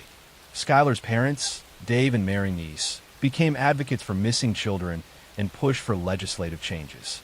Skylar's law was passed in West Virginia, requiring earlier activation of Amber Alerts for missing children even when there is no evidence of abduction. The case also highlighted the dark side of teenage social dynamics and how seemingly normal young people can commit terrible acts. Both Rachel and Shalia came from stable homes, had no history of serious behavioral problems, and appeared to be typical teenagers. Yet together, they planned and executed their friend's elimination over what amounted to normal friendship conflicts. Skylar Neese was 16 years old when her two best friends decided her life was worth less than their convenience. Her parents lost their only child to a crime that made no rational sense, committed by girls they had welcomed into their home countless times. The case remains a tragic reminder that sometimes the greatest danger comes not from strangers, but from those we trust most, and that evil can emerge in the most unexpected places, even in the hearts of teenage girls who should have been focused on homework and dating rather than planning their friend's demise. Next story, I'm going to tell you a story about ambition without conscience, about a woman who saw human life as currency, and about how greed can transform caregiving into something monstrous. In the boarding houses of turn-of-the-century Chicago, where immigrants and workers sought affordable lodging, a Hungarian woman was running what appeared to be a respectable establishment. She welcomed guests warmly, offered reasonable rates, and seemed like a motherly figure to those far from home. But her guests had a disturbing habit of disappearing, and those who left for care were never heard from again. This is the story of Tilly Klimek, one of Chicago's most prolific killers during the early 1900s. Between 1914 and 1922, she ended the lives of at least 20 people, mostly husbands and relatives, using arsenic-laced food. She would predict their demise with eerie accuracy, telling neighbors that her husbands would soon pass away, then ensuring her predictions came true by slowly administering poison. She collected life insurance policies on her victims, accumulating wealth while presenting herself as an unlucky woman cursed with tragedy. Tilly Klimek was born in 1876 in Poland, then part of the Austro-Hungarian Empire. She immigrated to Chicago as a young woman, joining the flood of Eastern Europeans seeking opportunities in America's rapidly industrializing cities. She settled in a Polish neighborhood on Chicago's South Side, where she would spend her entire life. Tilly married young to a man named John Mickiewicz. The marriage seemed ordinary at first, but Tilly quickly grew dissatisfied. John worked hard but earned little, and Tilly wanted more than a life of poverty and struggle. She began to see her husband not as a partner, but as an obstacle to the comfortable life she craved.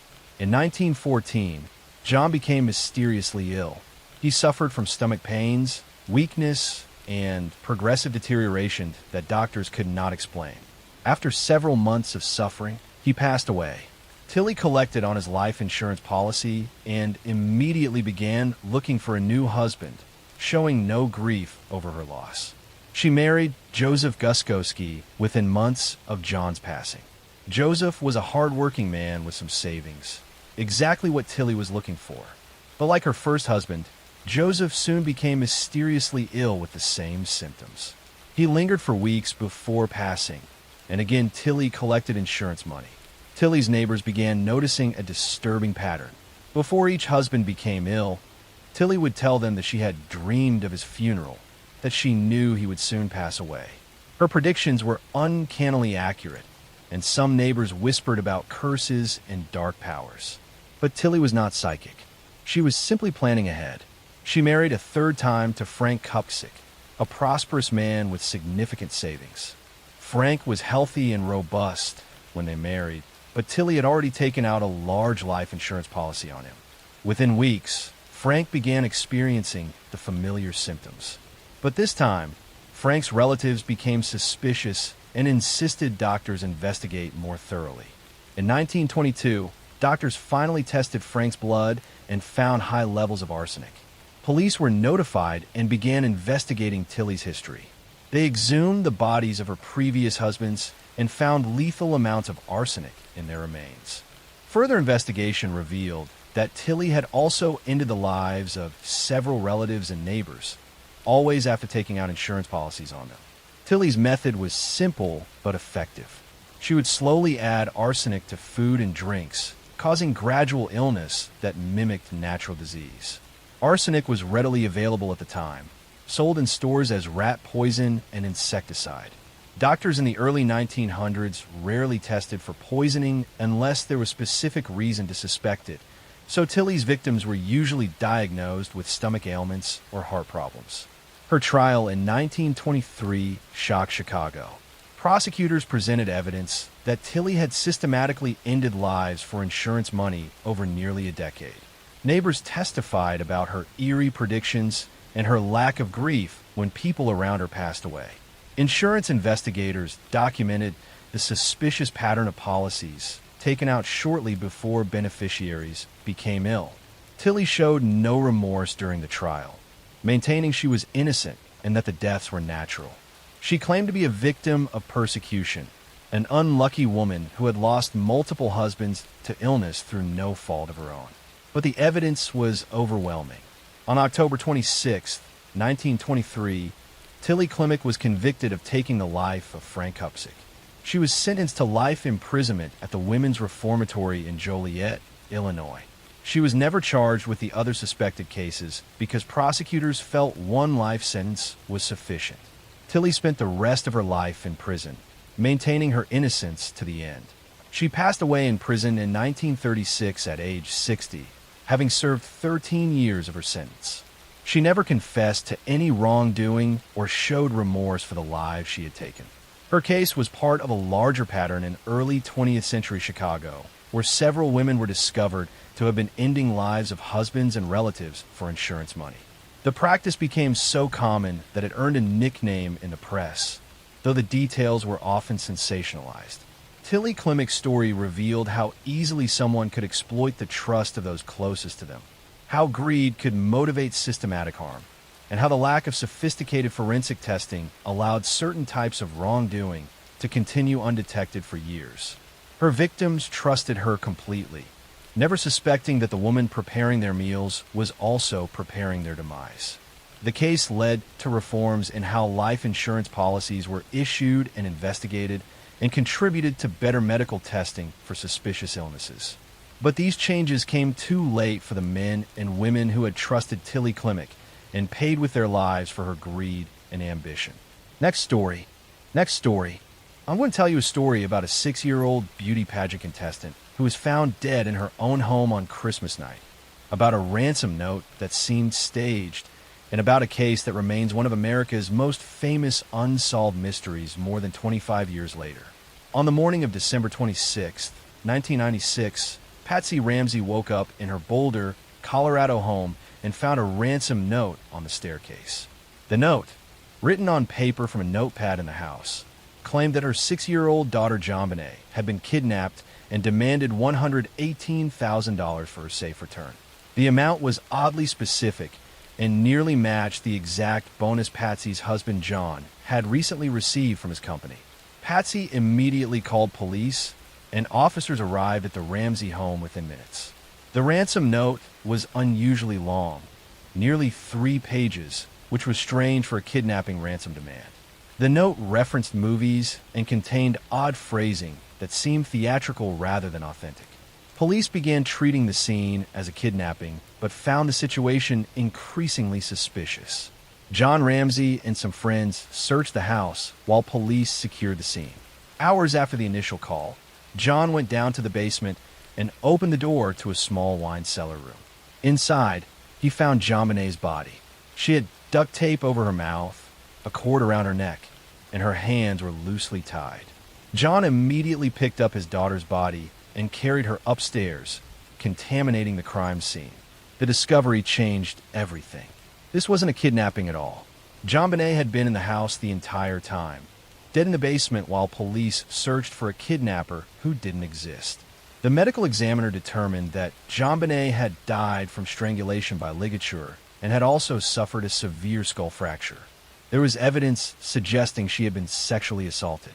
The case immediately became a media sensation. JonBenet had been a child beauty pageant contestant, and photos and videos of her in elaborate costumes and makeup were broadcast nationally. The images disturbed many people who felt uncomfortable with the sexualization of such a young child. The case sparked debates about child beauty pageants and whether they put children at risk. Police focused their investigation on the Ramsey family. The ransom note had been written on paper from inside the house using a pen from the house. There were no signs of forced entry anywhere. The oddly specific ransom amount matching John's bonus seemed too coincidental. The elaborate staging of the scene suggested someone with intimate knowledge of the family. Handwriting experts examined the ransom note and said they could not eliminate Patsy Ramsey as the author. The note contained phrases and handwriting patterns that were similar to Patsy's writing. Some experts believed she had written it, while others disagreed. The handwriting evidence became one of the most contentious aspects of the case. The Ramsey family maintained their innocence from the beginning. They insisted that an intruder had entered their home, attacked JonBenet, and left the ransom note to mislead police. They pointed to evidence of an unidentified male DNA found on JonBenet's clothing that didn't match any family member. They argued this DNA belonged to the killer. The Boulder Police Department and the district attorney's office had major disagreements about how to handle the case. The police wanted to focus more intensively on the family, while the DA felt there wasn't enough evidence to charge them. The disagreements hampered the investigation and created public confusion about the direction of the case. In 1999, a grand jury heard evidence in the case and voted to indict John and Patsy Ramsey on charges of child abuse resulting in death. However, the district attorney at the time refused to sign the indictment, saying there wasn't enough evidence to successfully prosecute. This decision wasn't made public until years later, adding another layer of controversy to the case. Over the years, various theories emerged about what happened to JonBenet. Some believed that an intruder had indeed killed her and that the family was innocent. Others believed that someone in the family, possibly accidentally, had harmed JonBenet and that the parents had staged the scene to cover it up. Still others suggested JonBenet's brother Burke, who was 9 at the time, might have been involved. In 2003, new DNA testing technology became available, and additional testing was done on evidence from the scene. The test confirmed the presence of DNA from an unknown male on multiple pieces of JonBenet's clothing. This DNA didn't match anyone in the Ramsey family or anyone in the DNA databases. In 2008, the Boulder District Attorney publicly apologized to the Ramsey family, stating that new DNA evidence had convinced prosecutors that an intruder was responsible and that the family was not involved. The letter was a dramatic reversal from years of suspicion directed at the family. Patsy Ramsey had died of ovarian cancer in 2006, never seeing her name officially cleared. John Ramsey has continued to advocate for justice for JonBenet and has pushed for further DNA testing using newer technologies. He believes that genealogical DNA databases, like those used to catch the Golden State Killer, could potentially identify his daughter's killer. Burke Ramsey, JonBenet's brother, has largely stayed out of the public eye, but has given occasional interviews maintaining that he and his family had nothing to do with his sister's death. He successfully sued CBS for a documentary that suggested he might have been involved, receiving settlement. The case remains officially unsolved. Boulder police say the investigation is active and ongoing, and they continue to follow up on tips and review evidence periodically. In recent years, there have been calls to use advanced genealogical DNA techniques to try to identify the source of the unknown male DNA found at the scene. JonBenet Ramsey would be in her 30s today if she had lived. Instead, her life ended at age 6 in the basement of her own home on Christmas night. Whether she was killed by an intruder or by someone she knew, someone took a little girl's life and has never been held accountable. The case has become a symbol of how media coverage can overwhelm an investigation and how public opinion can turn against people before all facts are known. It also highlighted flaws in how the crime scene was handled initially, with key evidence potentially being contaminated or lost. For the Ramsey family, the tragedy of losing JonBenet was compounded by years of being suspected and accused in the court of public opinion. For those who believe an intruder was responsible, the case represents a failure of the justice system to identify and prosecute the real killer. Whatever the truth, JonBenet Ramsey's death remains one of the most infamous unsolved cases in American history, a mystery that has captivated and frustrated investigators and the public for more than a quarter century. Next story. I'm going to tell you a story about a father who reported his 2-year-old son missing from a campground, about a massive search effort that found no trace of the little boy, and about how investigators discovered that the grieving father's story didn't add up and that something terrible had happened long before the camping trip even began. In July 2015, 25-year-old Dorr Coons Jr. reported that his 2-year-old son, Dorr Coons III, had disappeared from a campground in Lemhi County, Idaho. The family had been camping near Timber Creek Campground, and Dorr Sr. told authorities that his son had vanished while he and the boy's mother were breaking down their campsite. He claimed the toddler had been playing near the creek one moment and was simply gone the next. Search and rescue teams immediately mobilized, with dozens of volunteers and professional searchers combing the remote wilderness area. The campground was surrounded by dense forest and a creek with cold mountain water. Searchers looked for any sign of the little boy, hoping he had simply wandered off and gotten lost. Search dogs, helicopters, and ground teams spent days searching every inch of the area. Despite the extensive search, no trace of little Dorr was ever found. No clothing, no footprints, no evidence that a toddler had walked away from the campsite into the wilderness. The complete absence of any clues was unusual and troubling. Even in cases where children wander off and tragically perish in the wilderness, searchers typically find some evidence of their path or remains. As the search continued with no results, investigators began questioning Dorr's parents more closely. Dorr Coons Sr. and the boy's mother, Jessica Mitchell, were interviewed multiple times. Their stories about what happened to the campground began to show inconsistencies. Details changed between tellings, and their timeline of events didn't quite match up with what others at the campground remembered. Police also spoke with Dorr Sr.'s grandfather, Robert Walton, and a friend named Isaac Rainwand, who had both been at the campground with the family. Their accounts of the camping trip raised more questions. They described seeing the little boy at the campground, but their memories of the timeline and events didn't align perfectly with what the parents were saying. Investigators brought in the FBI and conducted extensive interviews with both parents. During these interviews, both Dorr Sr. and Jessica failed multiple polygraph tests when asked about what happened to their son. The failed polygraphs didn't prove guilt, but they indicated deception about key facts related to the boy's disappearance. The sheriff leading the investigation eventually made a stunning public statement. He announced that Dorr Coons Sr. and Jessica Mitchell were suspects in their son's disappearance and presumed death. He stated that investigators believed Little Door had died before the family ever arrived at the campground, and that the camping trip had been staged to cover up whatever had happened to the child. According to the investigation, evidence suggested that Little Door may have died at the family's home in Idaho Falls, possibly from neglect or an accident that the parents tried to cover up. The theory was that the parents had brought the deceased child to the remote campground and disposed of his body somewhere in the vast wilderness, then reported him missing to make it appear he had gotten lost. Door Sr. and Jessica both denied any wrongdoing. They insisted that their son had truly disappeared from the campground and that they had no idea what happened to him. They maintained that they were grieving parents whose child had vanished, and that law enforcement was wrongly targeting them instead of finding their son.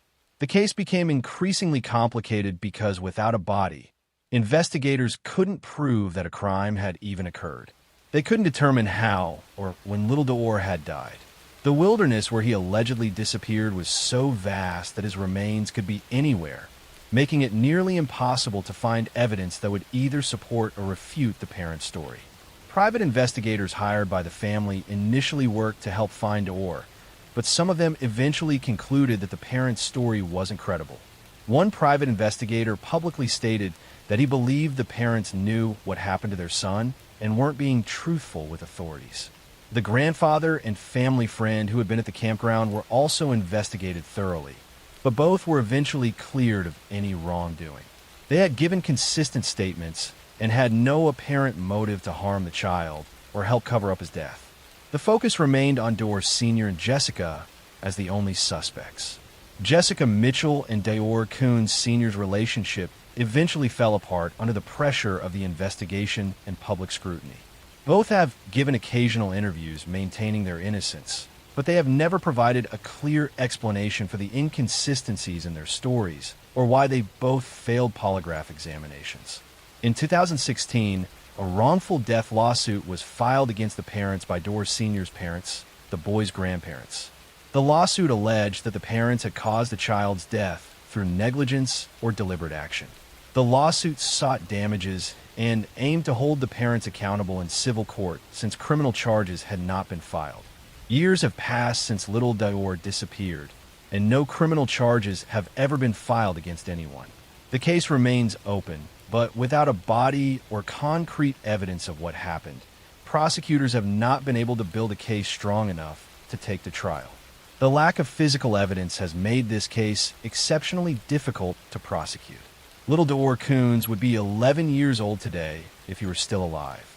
He was just 2 years old when he vanished, a toddler who should have had his entire life ahead of him. He should be in elementary school, playing with friends, and growing up. Instead, he disappeared under mysterious circumstances that have never been fully explained. The case of Door Coons remains one of Idaho's most troubling unsolved mysteries. A little boy is gone, and despite extensive investigation, no one knows for certain what happened to him. His parents maintain their innocence, but investigators remain convinced they hold the answers to what really occurred. The truth about Little Door's fate may be buried somewhere in the Idaho wilderness, or it may be a secret that someone is keeping. Either way, a toddler's life was lost, and justice for him remains elusive years later. Next story. I'm going to tell you a story about a prominent attorney who seemed to have it all, about a family dynasty built on power and prestige, and about how one man's web of lies and financial crimes led to the murders of his wife and son in a desperate attempt to cover up his crumbling empire. In June 2021, 52-year-old Alex Murdaugh called 911 from his family's hunting property in rural South Carolina, reporting that he had found his wife and son shot to death. Maggie Murdaugh, 52, and their youngest son Paul, 22, had been killed with different weapons in what appeared to be a brutal double murder. Alex claimed he had been visiting his mother and returned home to find their bodies.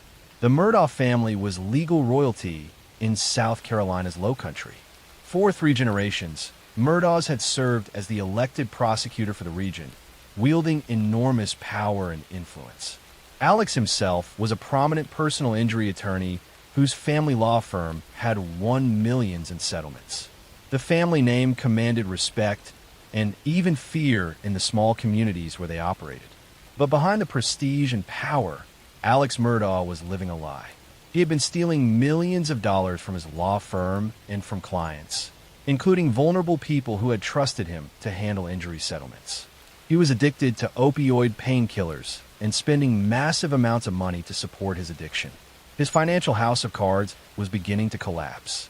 Just days before Maggie and Paul were killed, Alex's law firm had confronted him about missing money. They were closing in on discovering the full extent of his theft. Alex was facing exposure, disbarment, and likely prison. He needed time and sympathy, and the murders of his family members provided both. Investigators were suspicious of Alex from the beginning, but they couldn't immediately prove he was involved.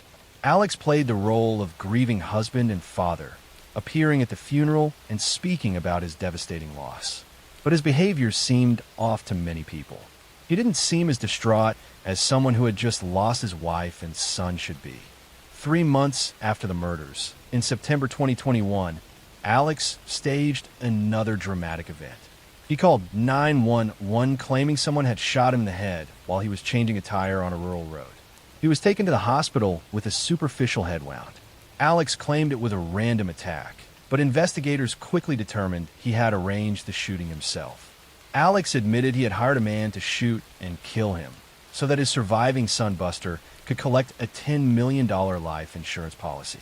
The plan failed when the shooter only grazed Alex's head instead of killing him. This bizarre incident increased suspicion about Alex's involvement in his wife and son's deaths and exposed more of his deception. As investigators dug deeper into Alex's life, they uncovered a stunning pattern of fraud. He had been stealing from clients for years, taking settlement money that should have gone to injured people and their families. He had stolen from the family of his longtime housekeeper who had died in a fall at the Murdaugh home, promising to help them get a settlement, but keeping the money for himself. In July 2022, Alex Murdaugh was finally arrested and charged with murdering Maggie and Paul.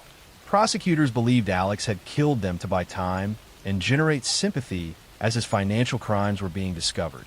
The murders had caused such shock and grief that people were less focused on Alex's professional problems in the immediate aftermath. The evidence against Alex was largely circumstantial but powerful. Cell phone data showed Alex had been at the murder scene right before the killings, despite his claims of being elsewhere. A video recorded by Paul on his phone just minutes before the murders captured Alex's voice at the scene, contradicting his alibi. Alex had lied repeatedly about his whereabouts that night. Forensic evidence showed that Alex had gunshot residue on his clothing. Financial records showed his desperate situation, and the timing of the murders, coming just as his theft was being discovered, provided a clear motive. Prosecutors argued that Alex had sacrificed his own family to save himself from exposure. Alex's trial began in January 2023 and became a media sensation, broadcast live across the nation. The prosecution presented evidence of Alex's financial crimes, his lies, and his presence at the murder scene. They showed how Alex had systematically stolen from vulnerable clients and how the discovery of these crimes had created a motive for murder. The defense argued that Alex was a loving father and husband who, despite his flaws and addiction, would never harm his family. They suggested that someone else might have committed the murders, possibly related to a previous incident involving Paul. In 2019, Paul had been charged in a boating accident that killed a 19-year-old girl, and the defense suggested someone seeking revenge might have targeted the family. But the prosecution's case was too strong. Alex's own lies undermined his credibility. When he finally took the stand and admitted he had lied about being at the murder scene, his defense collapsed. He claimed he had lied because of paranoia from his drug use, but the jury didn't believe him. On March 2nd, 2023, after deliberating for just 3 hours, the jury found Alex Murdaugh guilty of murdering his wife Maggie and son Paul.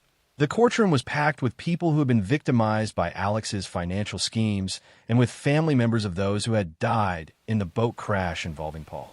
The verdict brought some measure of justice, though it couldn't undo the damage Alex had caused. The judge sentenced Alex Murdaugh to 2 consecutive life sentences without the possibility of parole. Alex would spend the rest of his life in prison for killing his own family members in a desperate attempt to cover up his crimes. The Murdaugh dynasty that had controlled the legal system in South Carolina for nearly a century ended with Alex in prison and his family destroyed. Maggie Murdaugh had been a devoted wife and mother who loved her family and was active in her community. Paul Murdaugh was a young man who had made mistakes but was trying to deal with the consequences of the boating accident. Both deserved to live, to have futures, to continue their lives. Instead, they were killed by someone who was supposed to protect them, someone who valued his own freedom more than their lives. Alex Murdaugh remains in prison, where he also faces dozens of financial crime charges. He stole millions from people who trusted him, ruined countless lives through his fraud, and ultimately took the lives of his own wife and son to try to escape consequences. His case revealed how even powerful, respected families can hide terrible secrets, and how privilege and influence can enable someone to commit crimes for years before finally being held accountable. Next story. I'm going to tell you a story about a kindergarten teacher who was beloved by her students, about a husband who reported his wife missing after she failed to come home from work, and about how investigators discovered that a seemingly devoted spouse had actually strangled his wife and hidden her body while staging an elaborate disappearance. In January 2020, 29-year-old Jennifer Dullos lived in New Canaan, Connecticut with her 5 children. She was going through a difficult divorce from her husband, Fotis Dullos, and had moved out with the kids while the custody battle continued. On May 24, 2019, Jennifer dropped her children at school and returned home. She was never seen again. When Jennifer didn't show up to pick up her children from school that afternoon, friends immediately knew something was wrong. Jennifer was an extremely devoted mother who would never miss picking up her kids. Her estranged husband, Fotis, became the immediate focus of the investigation as police began searching for Jennifer. Investigators found Jennifer's car abandoned in a park near her home. Inside her house and garage, they discovered evidence of a violent struggle. There was blood spatter on the garage walls and floor, and it was clear that someone had attempted to clean up the scene. The amount of blood suggested that whoever had been injured was unlikely to have survived. Police obtained surveillance footage from Hartford, Connecticut, about an hour away from New Canaan. The footage showed Fotis Dullos and his girlfriend, Michelle Triconis, driving through the city on the evening of Jennifer's disappearance. The video captured them stopping at various locations and disposing of garbage bags and different trash receptacles along the route. Investigators retrieved the garbage bags and found them filled with items stained with Jennifer's blood. The bags contained bloodied clothing, sponges that had been used to clean up blood, and other evidence suggesting someone had tried to dispose of materials from a crime scene. The evidence strongly indicated that Fotis had attacked Jennifer and was attempting to cover up the crime. Fotis Dullos was arrested and charged with tampering with evidence and hindering prosecution. His girlfriend, Michelle Triconis, was also arrested on similar charges. Both initially denied involvement in Jennifer's disappearance, but the evidence against them continued to mount as investigators pieced together what had happened. Despite extensive searches across Connecticut, Jennifer's body was never found.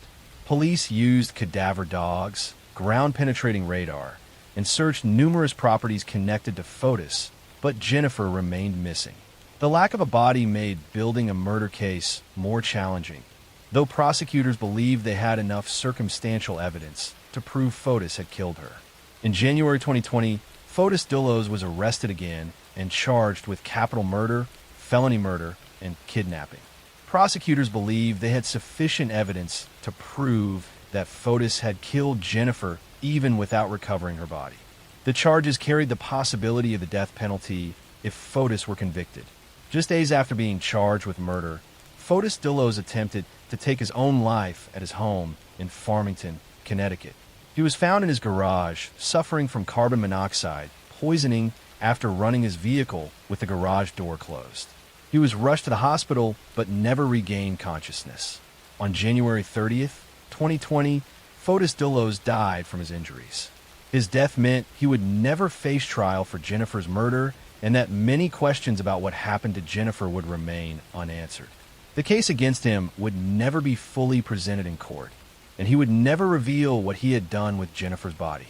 Michelle Traconis eventually went to trial for her role in helping Fotis cover up Jennifer's disappearance. In 2024, she was convicted of conspiracy to commit murder, tampering with evidence, and hindering prosecution.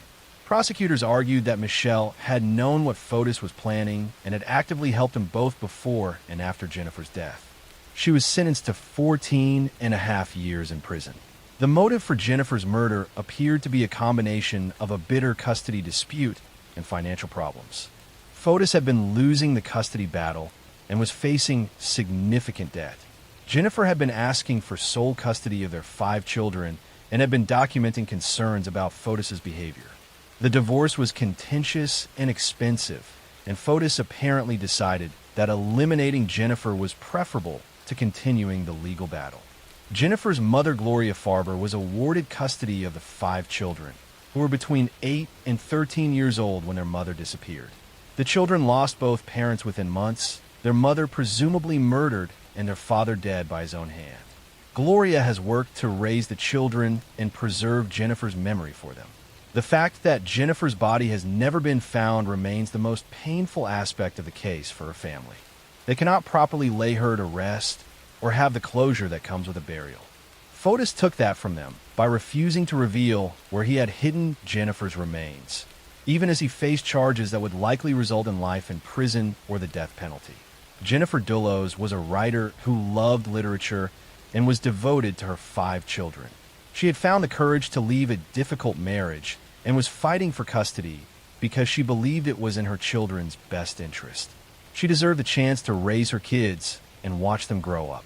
Instead, she was killed by someone who saw her as an obstacle rather than as the mother of his children. The case brought attention to the dangers women face during divorce and custody proceedings, particularly when dealing with controlling partners. Jennifer had expressed fears for her safety in court documents related to the divorce, but those concerns hadn't been enough to protect her. Her disappearance and presumed death highlighted the need for better protective measures for people going through high-conflict divorces. Fotis Dullos' death by his own hand denied Jennifer's family the opportunity to see him held accountable in court. They never got to hear the full evidence presented at trial or see him convicted and sentenced. His suicide was a final act of control that deprived them of justice and answers. The case remains officially unsolved in terms of locating Jennifer's remains, though investigators are confident they know what happened and who was responsible. Jennifer's family continues to search for her remains and hopes that someday they will be able to bring her home and give her a proper burial. They have established a foundation in her name to support victims of domestic violence and to help ensure that other families don't suffer the same tragedy.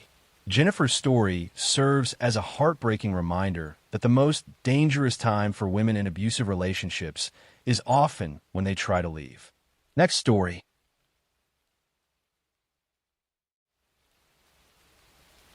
I'm going to tell you a story about a young woman who went to a party with friends, about a night of drinking that turned deadly, and about how one man's decision to drive drunk ended multiple lives and changed families forever.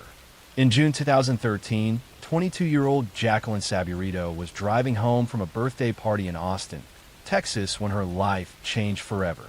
A car traveling in the opposite direction suddenly swerved into her lane and hit her vehicle head-on. The impact was devastating, and Jacqueline's car immediately burst into flames. 2 of her friends died at the scene, and Jacqueline was trapped in the burning vehicle for nearly a minute before being pulled out by rescue workers. The driver who caused the crash was 18-year-old Reggie Stepe, and he was severely intoxicated. Stepe had been at a party drinking heavily and had gotten behind the wheel despite being far over the legal limit. Witnesses said his car had been weaving across the road before the collision. When police tested his blood alcohol level after the crash, it was more than twice the legal limit. Jacqueline survived the initial crash, but the burns she suffered were catastrophic. Over 60% of her body was burned, with the most severe damage to her face and hands. She spent months in the hospital undergoing dozens of painful surgeries. Doctors had to amputate several of her fingers. Her face was so severely burned that her features were completely disfigured. She would require ongoing medical care for the rest of her life. The two friends who died in the crash were Laura Guerrero and Natalia Bennett, both young women in their early 20s who had been looking forward to their futures. They died instantly when Steffi's car slammed into them. Their families were left to grieve, while also watching Jacqueline fight for her life in the hospital. Reggie Stepe was charged with 2 counts of intoxication manslaughter for the deaths of Laura and Natalia. The prosecution argued that Stepe had made a conscious choice to drink heavily and then drive, showing reckless disregard for human life. They presented evidence of his blood alcohol level and testimony from witnesses who had seen him drinking at the party and had tried to stop him from driving. The defense tried to portray Stepe as a good kid who had made a terrible mistake. They argued that he hadn't intended to hurt anyone and that he was remorseful for what had happened. They asked for leniency, suggesting that sending a young man to prison for a long time wouldn't undo the tragedy and would only ruin another life. The jury found Reggie Stepe guilty on both counts. The judge sentenced him to 7 years in prison for each count, to be served concurrently, meaning he would serve 7 years total. Many people felt the sentence was too light, given that 2 people had died and Jacqueline had been left permanently disfigured. But under Texas law at the time, this was within the normal sentencing range for intoxication manslaughter. Jacqueline Saburito became the face of anti-drunk driving campaigns in Texas and across the country. Despite her severe injuries and constant pain, she chose to share her story publicly to prevent others from making the same choice Stepe had made. She appeared in public service announcements showing her disfigured face and explaining what drunk driving had done to her life. The images of Jacqueline before and after the crash were shocking and powerful. Before the accident, she had been a beautiful young woman with her whole life ahead of her. After the crash, she was left with severe scarring and disfigurement that would never fully heal. She underwent over 100 surgeries and attempts to reconstruct her face and hands, enduring years of painful procedures and rehabilitation. Jacqueline's story resonated with people because she refused to hide. She could have stayed out of the public eye and dealt with her injuries privately, but instead she chose to use her experience to educate others. She spoke at schools, appeared in media campaigns, and shared graphic photos of her injuries to show the real consequences of drunk driving. Reggie Stepe served his 7-year sentence and was released from prison. After his release, he also began speaking out about the dangers of drunk driving, expressing remorse for his actions and the pain he had caused. Some people appreciated his efforts to prevent others from making his mistake, while others felt no amount of advocacy could make up for the lives he had taken and destroyed. Laura Guerrero and Natalia Bennett never got the chance to speak out or advocate for anything. Their lives were cut short at 20 and 21 years old, respectively. They had dreams, families who loved them, and futures that were stolen in an instant by someone's decision to drive drunk. Their families had to live with the permanent absence of daughters, sisters, and friends who should still be alive. Jacqueline Saburito lived with the consequences of Steffi's actions every single day. She required constant medical care, faced daily pain, and dealt with the stares and questions that came with her appearance. Simple tasks that most people take for granted became difficult or impossible for her. She needed assistance with basic activities and faced numerous health complications related to her injuries. In 2019, Jacqueline Saburito died at age 40 from cancer. Her death was not directly related to the crash injuries, but her compromised health from years of surgeries and medical treatments may have made fighting the disease more difficult. Her death was mourned by many who had been inspired by her courage and advocacy. The case of Jacqueline Saburito and the crash caused by Reggie Stepe became one of the most well-known examples of the devastating consequences of drunk driving. The before and after photos of Jacqueline were used in driver's education classes and anti-drunk driving campaigns around the world. Her willingness to show her injuries and share her pain educated millions of people about why getting behind the wheel while intoxicated is never worth the risk. Drunk driving remains a serious problem despite decades of awareness campaigns and stricter laws. Every year, thousands of people die in crashes caused by intoxicated drivers, and many more are seriously injured. Jacqueline's story served as a powerful reminder that drunk driving doesn't just potentially kill the drunk driver. It destroys innocent lives and leaves survivors with permanent consequences.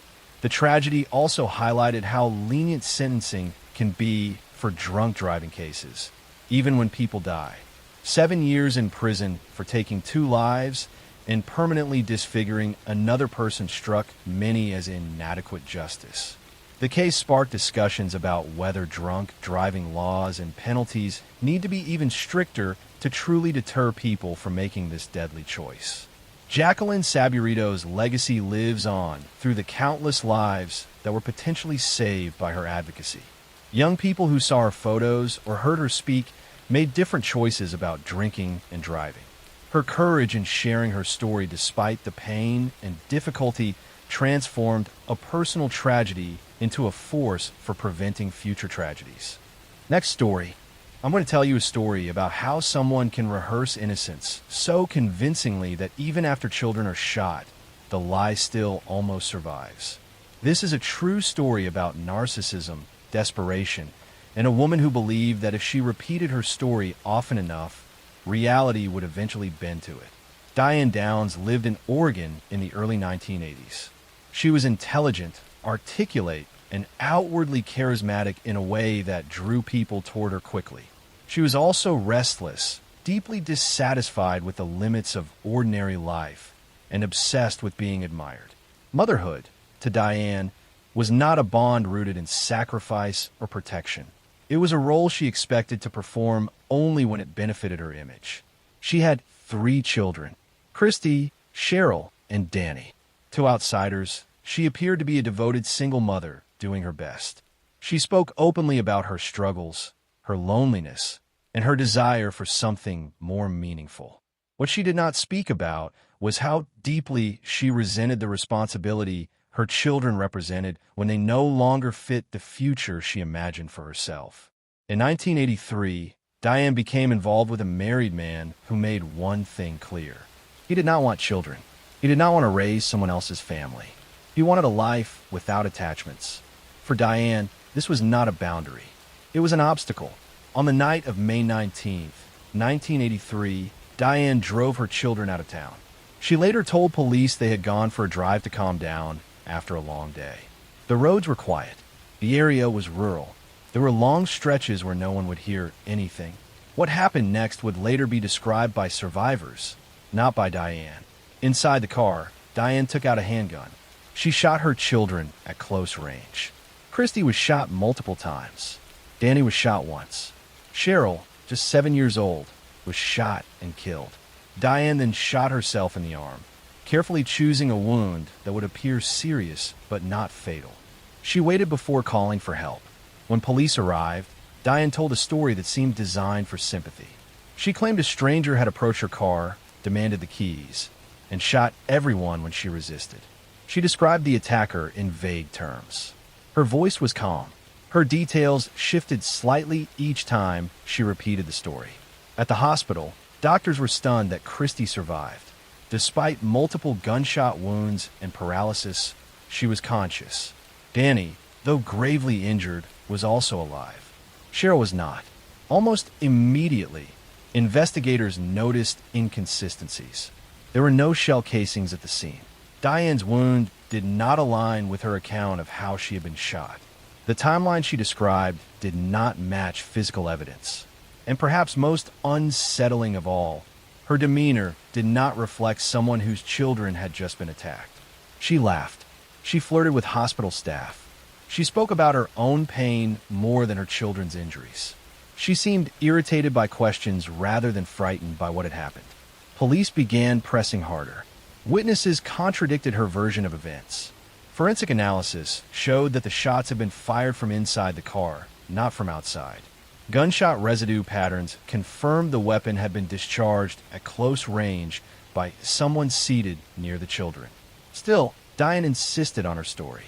As Christy recovered, something remarkable happened. She began to speak. Despite her injuries, Christy remembered the night clearly. She told doctors, nurses, and eventually investigators that her mother had shot them. She described the gun. She described the sequence. She described her mother turning toward them. At first, people struggled to accept it. The idea that a mother could do this to her own children felt impossible to many. Diane seized on that disbelief, continuing to present herself as the victim of a random act of violence. But evidence continued to accumulate. Investigators learned about Diane's affair. They learned about the man who did not want children. They learned about her repeated statements to friends that her kids were holding her back.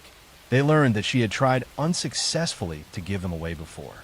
Her story collapsed under its own weight. At trial, prosecutors laid out the case with devastating clarity. They presented forensic evidence. They presented witness testimony. They presented Christie's account, steady and unwavering. They showed how Diane had planned the shooting, how she had injured herself deliberately, and how she had constructed a narrative she believed would protect her. Diane took the stand in her own defense. She was confident. She smiled. She dismissed evidence as misunderstandings. She portrayed herself as misunderstood, persecuted, unlucky. But the jury watched closely, and what they saw was not grief. It was performance. In 1984, Diane Downs was convicted of murder and attempted murder. She was sentenced to life in prison plus 50 years. Even after conviction, Diane continued to deny responsibility. She gave interviews. She wrote letters. She maintained her innocence with the same confidence she had shown from the beginning.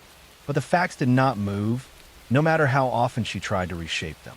Years later, it was revealed that Diane had become pregnant while incarcerated, further reinforcing her pattern of manipulation and boundary crossing. The cycle of self-interest never stopped. Christy and Danny survived. They lived with physical and emotional scars that would never fully fade. They rebuilt their lives away from the woman who tried to destroy them. Cheryl, the youngest, was remembered not as a footnote in a crime, but as a child whose life ended because someone else wanted freedom more than responsibility. This story lingers because of how calmly it was carried out.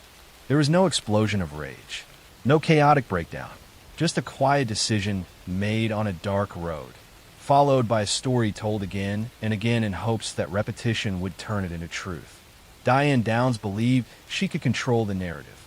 In the end, the evidence spoke louder than her voice ever could. Next story. I'm going to tell you a story about how a charming and seemingly ordinary neighbor could quietly manipulate those around him for years, how a life built on deceit can unravel slowly, and how a single decision to cross a moral line can leave permanent consequences. This is a true story about obsession, envy, and murder hidden behind smiles and polite greetings. Dennis Rader, known to the world later as the BTK Killer, lived in Wichita, Kansas, and appeared on the surface as a devoted husband, father, and active member of his community. He volunteered at church, led the Boy Scouts, and maintained an image of respectability that earned him trust from neighbors and colleagues alike. To most people, he was completely ordinary. He mowed his lawn, greeted neighbors, and maintained a life so unremarkable that no one could imagine the darkness simmering beneath the surface. His early life was quiet, shaped by the small-town rhythms of Wichita. He had a normal childhood, though subtle patterns of control and manipulation appeared even then. As a young man, he married Paula Dietz, and they had 2 children. On the outside, it was the picture of a conventional family. Dennis worked in administrative positions and engaged in hobbies that reinforced his image as a reliable, community-minded man. But inside, he carried fantasies that would eventually escalate into violence. Between 1974 and 1991, Dennis carried out a series of murders that he later described as meticulously planned and executed according to his own rules. He targeted families in Wichita, entering homes where he believed he could exert complete control. Each act followed a pattern: entry, surveillance, manipulation, and finally, the killing. He often sent letters to the police and newspapers, describing his actions in precise detail, signing them with the acronym BTK: bind, torture, kill. For years, his communications frustrated law enforcement, as he remained outwardly normal in the community, attending church services and family events while eluding capture. The first known victim, Joseph Otero's family, was killed in 1974. Over the next several years, Rader continued, selecting victims in homes that offered him both access and control. He studied routines, waiting until doors were unlocked or keys were visible. He ensured that no evidence linked him directly to the crime scene. The combination of his planning and the apparent randomness of his victims kept the community on edge but confused investigators. Dennis managed to maintain a double life for decades. During the day, he was a model citizen, respected by co-workers and neighbors. At night, he enacted his carefully constructed fantasies. The duality was complete. No one suspected that the polite, soft-spoken man giving sermons at church was also the individual responsible for multiple brutal murders. By the early 2000s, the BTK case had gone cold. The killings had stopped, and Rader had become increasingly cautious. He had avoided detection for decades, confident that his meticulous planning had insulated him from discovery. But a growing sense of pride and obsession with attention led him to communicate again with the media in 2004. He began sending letters and packages to newspapers and police, detailing his crimes and leaving subtle clues. This return to communication, which he had convinced himself would cement his notoriety, was the beginning of his undoing. Investigators scrutinized every new letter. Metadata, paper, postmarks, and even tiny errors revealed connections back to Dennis Rader. A critical breakthrough came when a floppy disk sent to police contained metadata linking it directly to him.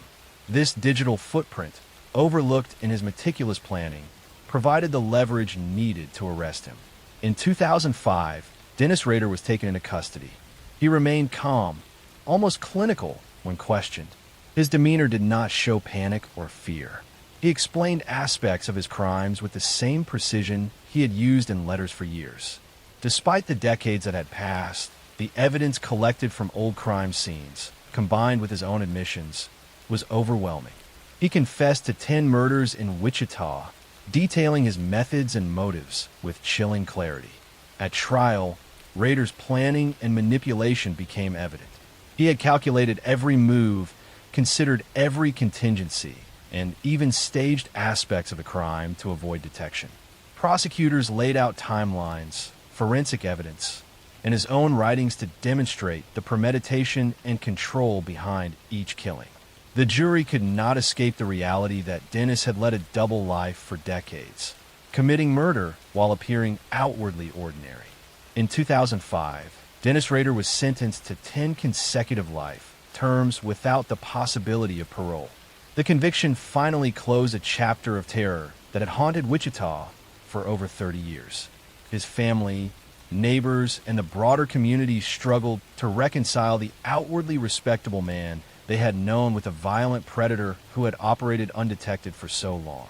What makes this case unforgettable is not just the crimes themselves, but the quiet, meticulous way he maintained his facade. His murders were planned, deliberate, and conducted while he held positions of trust in the community. The realization that such darkness could hide behind polite smiles and Sunday sermons lingers in the minds of anyone who studies it. It is a chilling reminder that evil can sometimes wear the face of normalcy, and that patience, control, and obsession can be as lethal as impulsive rage. Next story. This is a true story about a marriage that looked peaceful from the outside, about a man who was patient, soft-spoken, and dependable, and about how control does not always arrive loudly. Sometimes it settles in quietly over years until violence feels almost invisible. This is the solved case of Lacey Peterson. Lacey Peterson was 27 years old. She lived in Modesto, California, in a modest home she shared with her husband, Scott Peterson. She was 8 months pregnant with her first child, a son they planned to name Connor. Lacey was known as kind and organized, someone who remembered birthdays, kept in touch with friends, and cared deeply about family. She was excited to become a mother, already imagining routines and future holidays. Scott Peterson appeared devoted. He was polite, articulate, and calm in public. He spoke easily with neighbors and friends. He presented himself as a loving husband preparing for fatherhood. There was nothing outwardly alarming about him. No history of violence. No visible instability. To many people, he seemed dependable. But beneath that calm surface, Scott was living a separate life. Months before Lacey disappeared, Scott had begun an affair. He told the woman he was seeing that he had lost his wife. He spoke about grief and loneliness. He described holidays spent alone. He carefully erased Lacey from his future, word by word, while she was still alive and preparing for childbirth. On the morning of December 24th, 2002, Lacey vanished. Scott told police that he had gone fishing at the Berkeley Marina while Lacey stayed home to walk the dog. When he returned, she was gone. The dog was found wandering the neighborhood with its leash still attached. Lacey's purse, phone, and keys were inside the house. There were no signs of a struggle, no forced entry, no chaos. The disappearance immediately drew attention. A pregnant woman does not simply walk away from her life. Volunteers flooded the area. Friends and family organized searches. Posters appeared across town. Media coverage intensified as days passed without answers. Scott became the public face of the search. At first, he spoke calmly to reporters. He asked for Lacey's return. He described her lovingly. But people began noticing inconsistencies. His tone rarely shifted. His expressions remained controlled, even during emotional moments. He made phone calls to his mistress while standing at vigils held for his missing wife. Investigators began quietly examining Scott's story. They discovered he had purchased a fishing license just days before Lacey disappeared. They found evidence he had researched tides and currents in the San Francisco Bay. He had told no one about his fishing trip until after Lacey vanished. The boat he claimed to have used had not been previously mentioned to friends or family. As the investigation deepened, Scott's affair came to light. The woman he had been seeing provided phone records and messages. Scott had told her that this would be his first Christmas without his wife. He said this before Lacey disappeared. Suspicion intensified. In April 2003, months after Lacey vanished, remains began washing ashore along the San Francisco Bay. They were identified as Lacey Peterson and her unborn son, Connor. The location aligned with where Scott claimed to have gone fishing. The timing aligned with tidal patterns experts had warned about. Scott was arrested days later.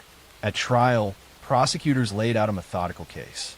They presented evidence of Scott's affair, his financial pressures, his desire for a life without responsibility. They showed how he had prepared in advance, purchasing materials, studying locations, and creating a story that appeared ordinary on the surface. The defense argued there was no direct evidence of murder, no eyewitness, no confession. They claimed Scott was a victim of circumstance and public opinion. But the jury saw the pattern. They saw a man who had emotionally erased his wife before physically removing her. A man who wanted freedom without consequences. A man who believed calmness could substitute for innocence. In 2004, Scott Peterson was found guilty of first-degree murder for the death of Lacey and second-degree murder for the death of Connor. He was sentenced to death, later commuted to life without parole. Lacey Peterson became a symbol not because of spectacle, but because of familiarity. Her life was ordinary. Her routines were normal.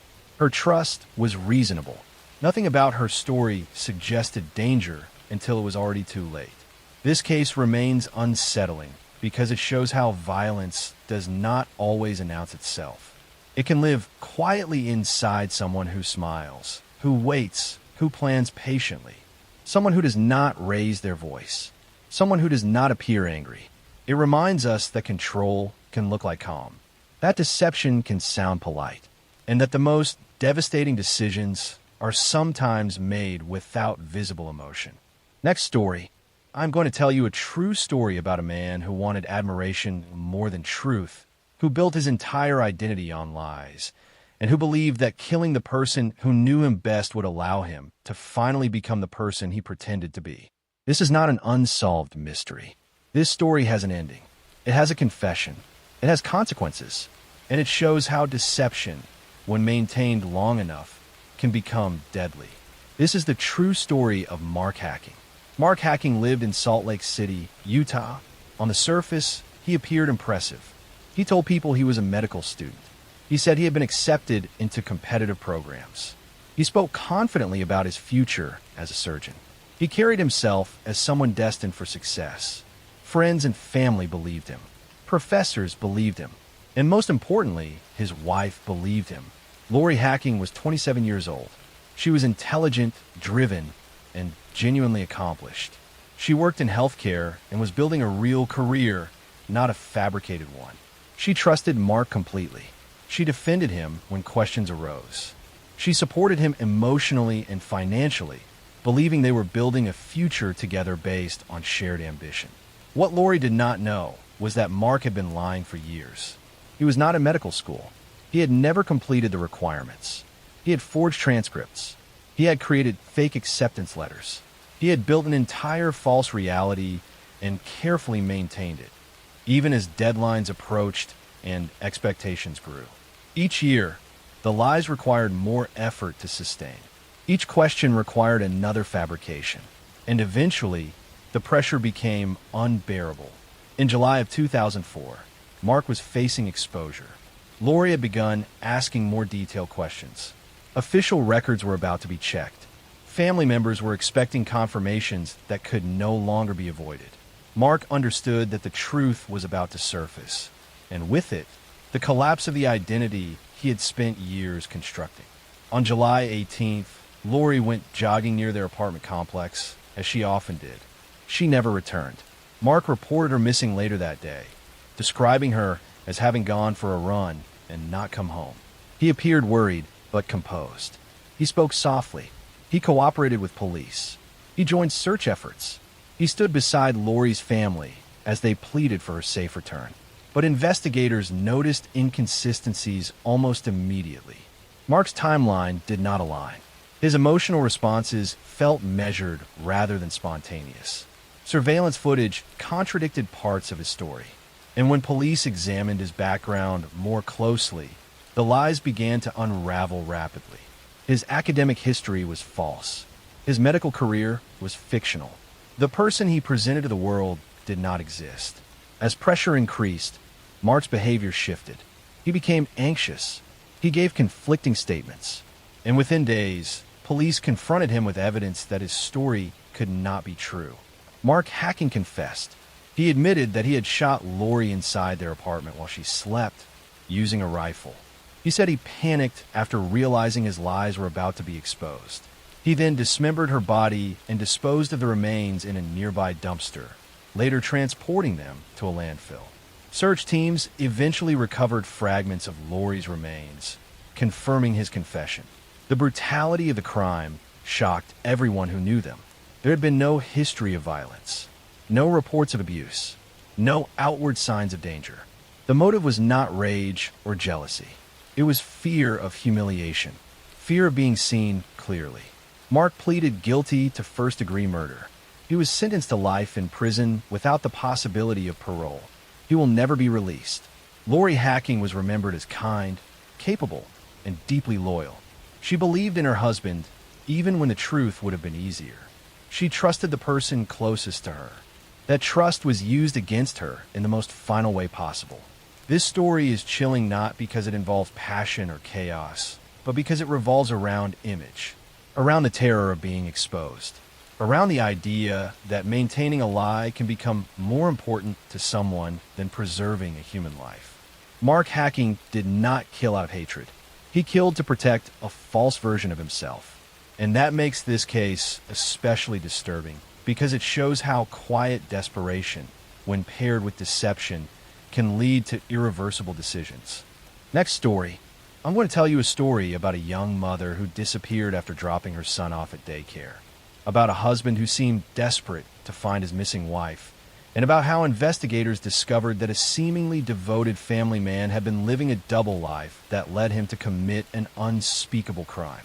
In May 2010, 25-year-old Kinsey Hauk was 7 months pregnant and living with her fiancé Chris Brown and their blended family in rural Pennsylvania. Wait, that's a different case. Let me tell you the correct story. In September 2012, 30-year-old Jennifer Dullos was a successful writer and mother of 5 children living in an affluent suburb of Connecticut. She was going through a contentious divorce from her husband Fotis Dullos, and the couple was battling over custody of their children. Jennifer had moved out of the family home and was living in a rental house in New Canaan with the kids. On the morning of May 24th, 2019, Jennifer dropped her children off at school and returned home. That was the last time anyone saw her alive. When Jennifer failed to pick up her children from school that afternoon, friends immediately knew something was wrong. Jennifer was an extremely devoted mother who would never miss picking up her kids. Police were called, and a missing person investigation began. Officers went to Jennifer's home and found her car parked in the garage. Inside the house, they discovered signs of a violent struggle. There was blood evidence throughout the garage and house, with attempts having been made to clean it up. The amount of blood suggested that whoever had been injured was unlikely to have survived. Jennifer's phone and purse were missing, but her car was there, indicating she hadn't left voluntarily. Police immediately suspected foul play and began investigating. The contentious divorce and custody battle made Jennifer's estranged husband Fotis Dulos an obvious person of interest. Fotis was a luxury home builder who had been struggling financially. The divorce was costing him money, and Jennifer had been asking for sole custody of their 5 children. Fotis had a clear motive if Jennifer was out of the way. Investigators began tracking Fotis's movements on the day Jennifer disappeared. Surveillance footage from around New Canaan showed a vehicle matching Fotis's truck in Jennifer's neighborhood around the time she would have returned home from school drop-off. Additional surveillance footage from Hartford, Connecticut showed Fotis and his girlfriend Michelle Triconis driving around the city that evening, stopping at various locations to dispose of garbage bags. Police retrieved the garbage bags from trash receptacles along the route Fotis and Michelle had taken. Inside the bags, they found items containing Jennifer's blood, including bloodied clothing, sponges used for cleaning, and zip ties. The evidence strongly suggested that Fotis had attacked Jennifer at her home, and he and Michelle had attempted to dispose of evidence afterward. Fotis Dulos was arrested in June 2019 and charged with tampering with evidence and hindering prosecution. Michelle Triconis was also arrested on similar charges. Both initially denied any involvement in Jennifer's disappearance. As the investigation continued, police also arrested Fotis's friend and attorney Kent Mawaney, alleging he had helped Fotis plan Jennifer's disappearance. Despite extensive searches throughout Connecticut, Jennifer's body was never found. Police searched properties owned by Fotis, areas near where evidence had been disposed of, and numerous other locations based on tips and cell phone data. Dive teams searched bodies of water, and search dogs were deployed across the region. But there was no sign of Jennifer. In January 2020, Fotis Dulos was arrested again, this time charged with capital murder, felony murder, and kidnapping in connection with Jennifer's disappearance and presumed death. Prosecutors believed they had enough evidence to charge him with taking Jennifer's life even without having found her body. The blood evidence, the surveillance footage, and the pattern of attempts to cover up the crime built a strong circumstantial case. Just days after being charged with ending Jennifer's life, Fotis Dulos attempted to take his own life at his home. He was found in his garage with carbon monoxide poisoning from his vehicle's exhaust. He was rushed to the hospital but never regained consciousness. On January 30th, 2020, Fotis Dulos died, bringing an end to any possibility of a trial that might have revealed what happened to Jennifer. Fotis's death left many questions unanswered. Jennifer's body has never been recovered, meaning her family has been unable to properly lay her to rest. The 5 children Jennifer and Fotis shared lost both their mother, who disappeared, and their father, who took his own life after being charged with her ending. The children have been raised by Jennifer's mother, Gloria Farber, who has worked to preserve Jennifer's memory for them. Michelle Triconis went to trial in 2024 for her role in helping Fotis cover up the crime. She was convicted of conspiracy to commit murder, tampering with evidence, and hindering prosecution. Prosecutors argued that Michelle had known what Fotis was planning and had helped them both before and after Jennifer's disappearance. She was sentenced to multiple years in prison.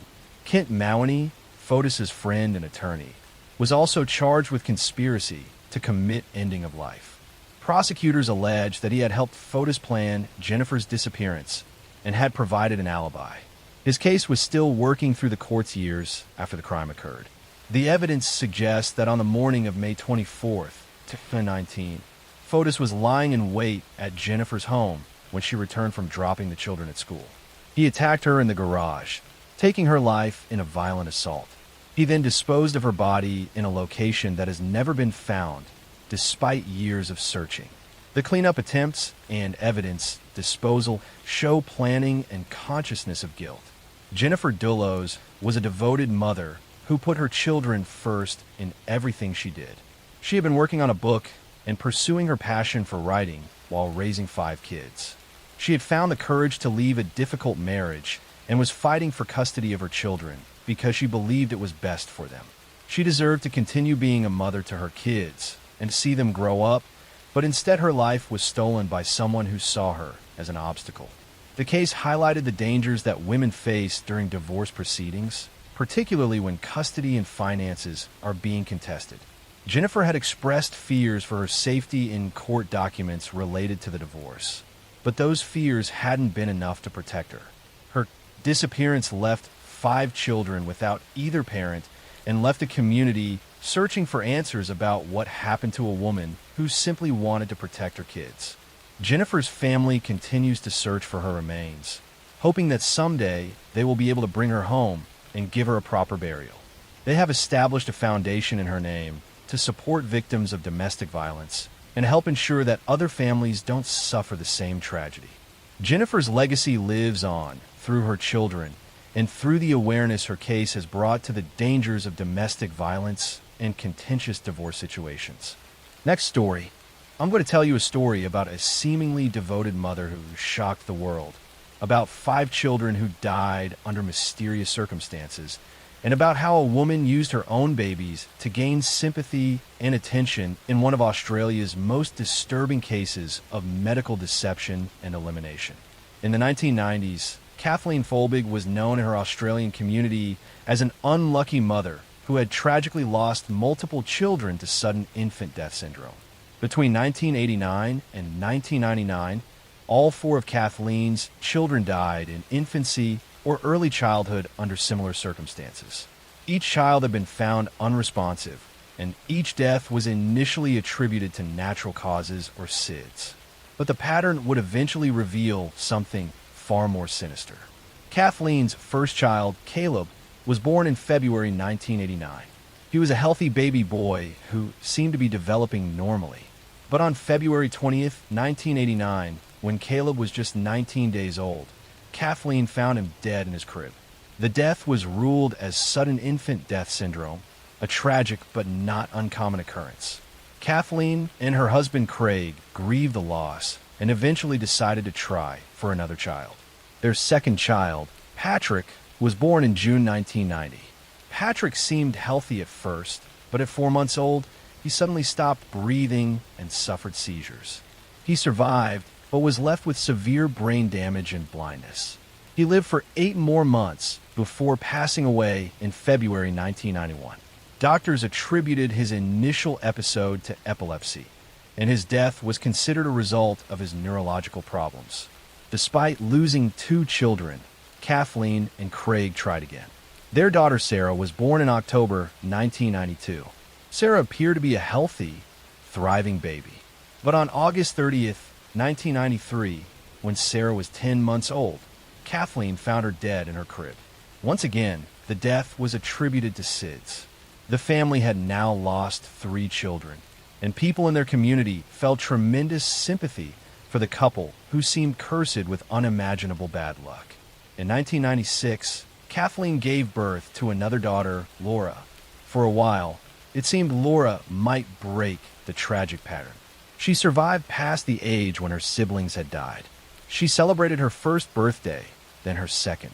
But on March 1st, 1999, when Laura was 19 months old, Kathleen called emergency services saying Laura had stopped breathing. Paramedics tried to revive her, but Laura was pronounced dead. The death of a 4th child finally raised serious suspicions among medical professionals and investigators. While losing 1 or even 2 children to SIDS was tragic, but possible, losing 4 children was statistically almost impossible. Something wasn't right, and authorities began investigating whether these deaths were truly natural or if something more sinister had occurred. Craig Folbig had also begun to suspect his wife. Their marriage had deteriorated after Laura's death, and Craig was struggling with the loss of all four of his children. In 1999, he discovered Kathleen's personal diaries hidden in their home.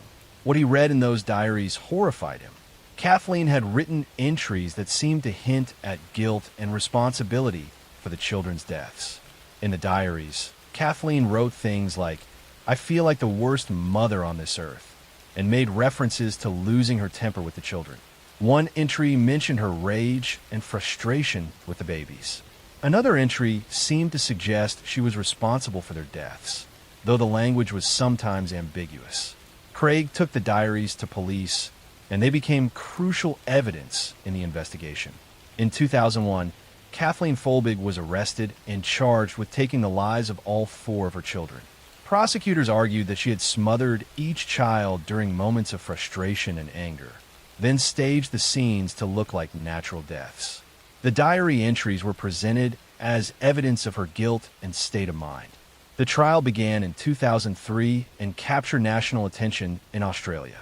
Medical experts testified about the improbability of four children from the same family dying of natural causes. Prosecutors argued that Kathleen had a pattern of violence against her children when they cried or became difficult, and that she had suffocated them to stop their crying. The defense argued that the diary entries were simply the expressions of a grieving mother who felt guilty and questioned herself, as many parents do when tragedy strikes.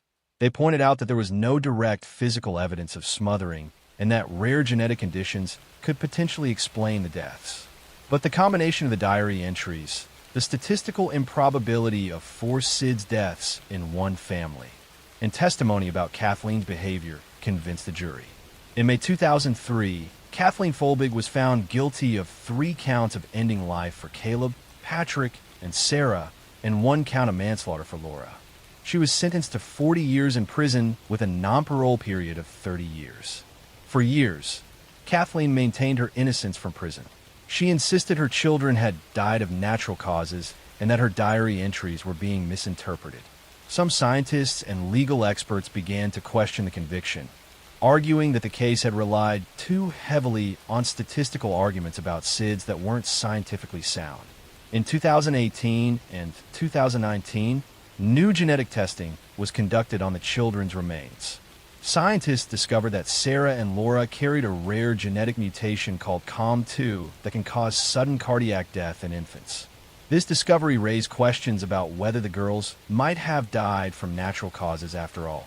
Further investigation revealed that Kathleen herself carried genetic variants that could cause heart problems. Some experts argued this new evidence supported the possibility that at least some of the deaths were natural, not elimination. In 2021, an inquiry was held to review the case. After examining all the evidence, including the new genetic findings, the inquiry found there was reasonable doubt about Kathleen's guilt. In June 2023, after spending 20 years in prison, Kathleen Folbig was pardoned and released. Her convictions were later overturned entirely. The case of Kathleen Folbig remains controversial. Some people believe the genetic evidence proves she was wrongly convicted and that her children died of natural causes. Others believe she was guilty and that the new evidence doesn't explain all 4 deaths. The truth about what happened to Caleb, Patrick, Sarah, and Laura may never be fully known. What is certain is that 4 children died tragically young. A family was destroyed, and a woman spent 2 decades in prison for crimes she may or may not have committed. The case highlighted the dangers of convicting people based on statistical improbability rather than solid physical evidence, and showed how scientific understanding can evolve and change our interpretation of past events. Whether Kathleen Folbig was a killer or a victim of wrongful conviction, the tragedy of 4 young lives lost remains at the heart of this deeply disturbing case. Next story. I'm going to tell you a story about a seemingly perfect military family, about a pregnant woman and her 2 daughters who were brutally taken from their home, and about how a respected Army officer's secret life led to one of the most shocking crimes to ever occur on an American military base. In December 2008, 34-year-old Erin Corwin lived with her husband John at the Marine Corps Air Ground Combat Center in 29 Palms, California. Wait, let me tell you a different story. In February 1970, Colette McDonald and her two young daughters, 5-year-old Kimberly and 2-year-old Kristen, were found deceased in their home at Fort Bragg, North Carolina. Colette was pregnant with her third child. The scene was one of unimaginable violence. All three had been attacked with multiple weapons. The house showed signs of a struggle, with furniture overturned and blood throughout several rooms. The person who reported the crime was Colette's husband, Dr. Jeffrey McDonald, a Green Beret physician and captain in the Army. When military police arrived, they found Jeffrey wounded but alive. He had been stabbed in the chest, though his injuries were not life-threatening. He told investigators an incredible story about what had happened that night. Jeffrey claimed that he had fallen asleep on the living room couch while watching television. He said he was awakened by screaming and saw 4 intruders in his home. He described them as 3 men and 1 woman. The woman had long blonde hair and was wearing a floppy hat. She was carrying a candle and chanting something that sounded like acid is groovy and kill the pigs. According to Jeffrey, the intruders attacked him, and he struggled with them before being knocked unconscious. When he came to, he found his wife and daughters had been attacked. He said he tried to give his wife mouth-to-mouth resuscitation and called for help. His story had eerie similarities to the recent Manson family killings in California, which have been all over the news. Military investigators immediately began examining the crime scene and Jeffrey's account. They found troubling inconsistencies almost from start. The physical evidence didn't match Jeffrey's story about struggling with multiple intruders. His pajama top had been torn and was found covering Colette's body, but the way it had been damaged didn't align with his description of the attack. Investigators noticed that while the house looked chaotic, certain things seemed staged. A coffee table was on its side, but magazines that had been on the table were still neatly stacked. The word pig had been written in blood on the headboard of the master bedroom, similar to the Manson murders, but it seemed theatrical rather than genuine. Jeffrey's injuries were also suspicious. While he had been stabbed, the wound was relatively superficial and had missed all vital organs. His wife and children had suffered dozens of brutal wounds from multiple weapons, including a knife and an ice pick, yet Jeffrey's single stab wound appeared almost surgical in its precision and lack of severity. Most damning was the physical evidence involving Jeffrey's pajama top. Forensic analysis showed that the fabric had been damaged in a way that suggested Colette had been wearing it or it had been draped over her when she was stabbed. The holes in the fabric lined up with her wounds.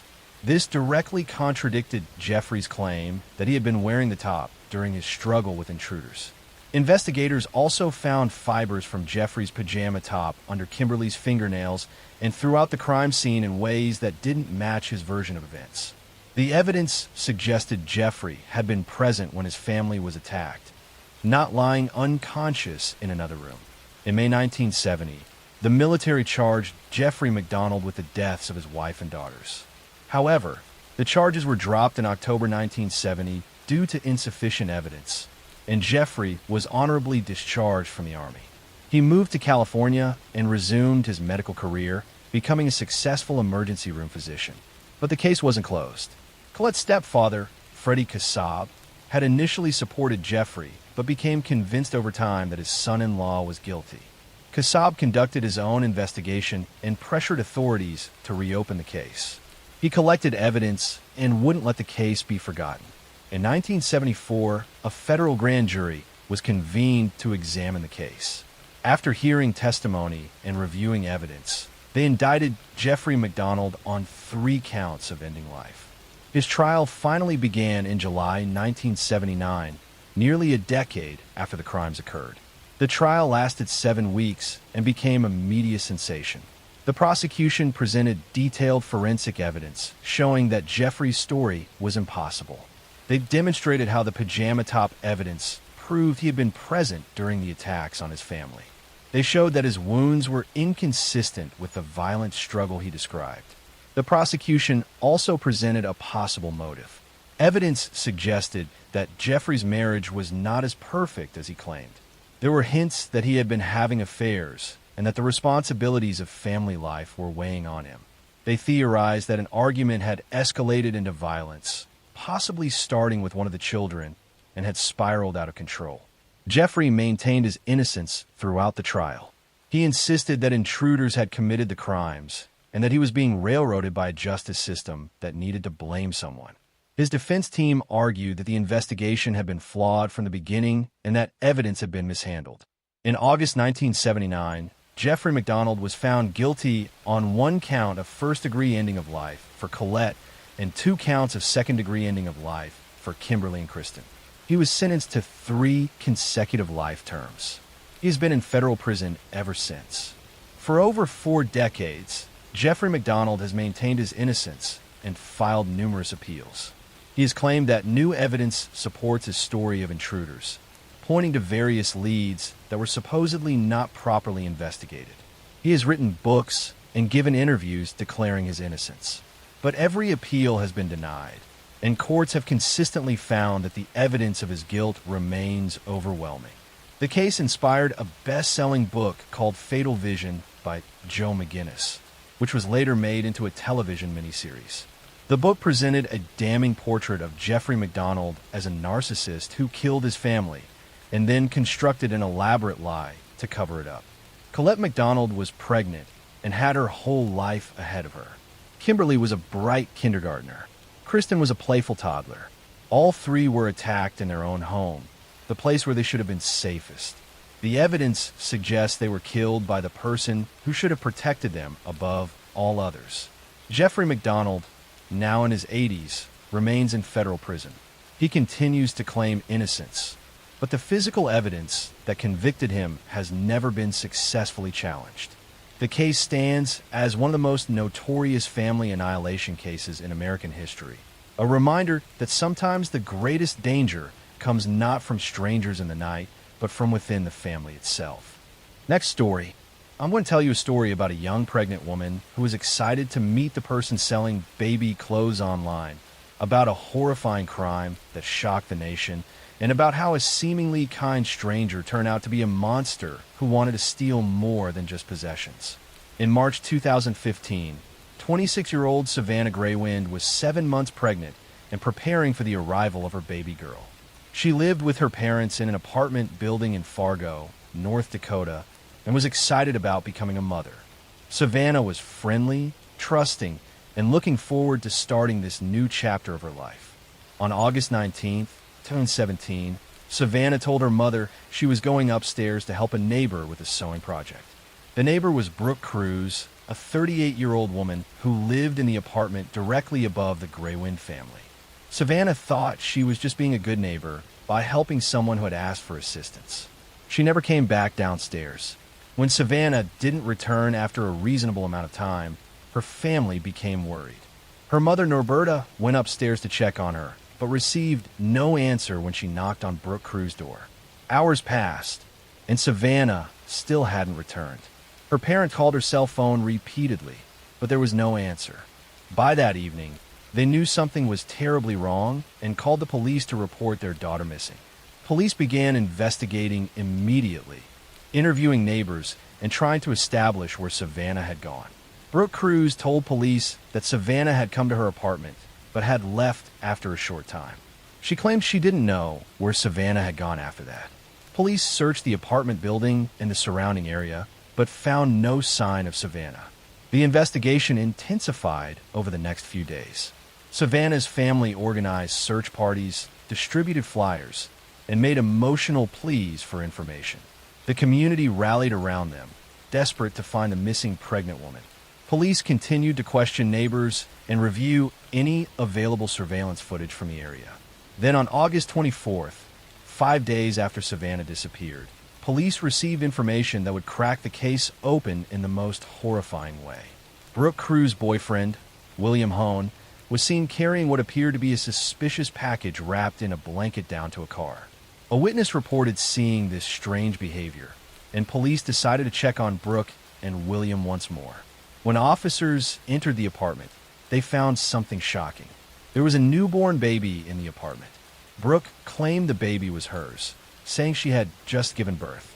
But investigators were immediately suspicious.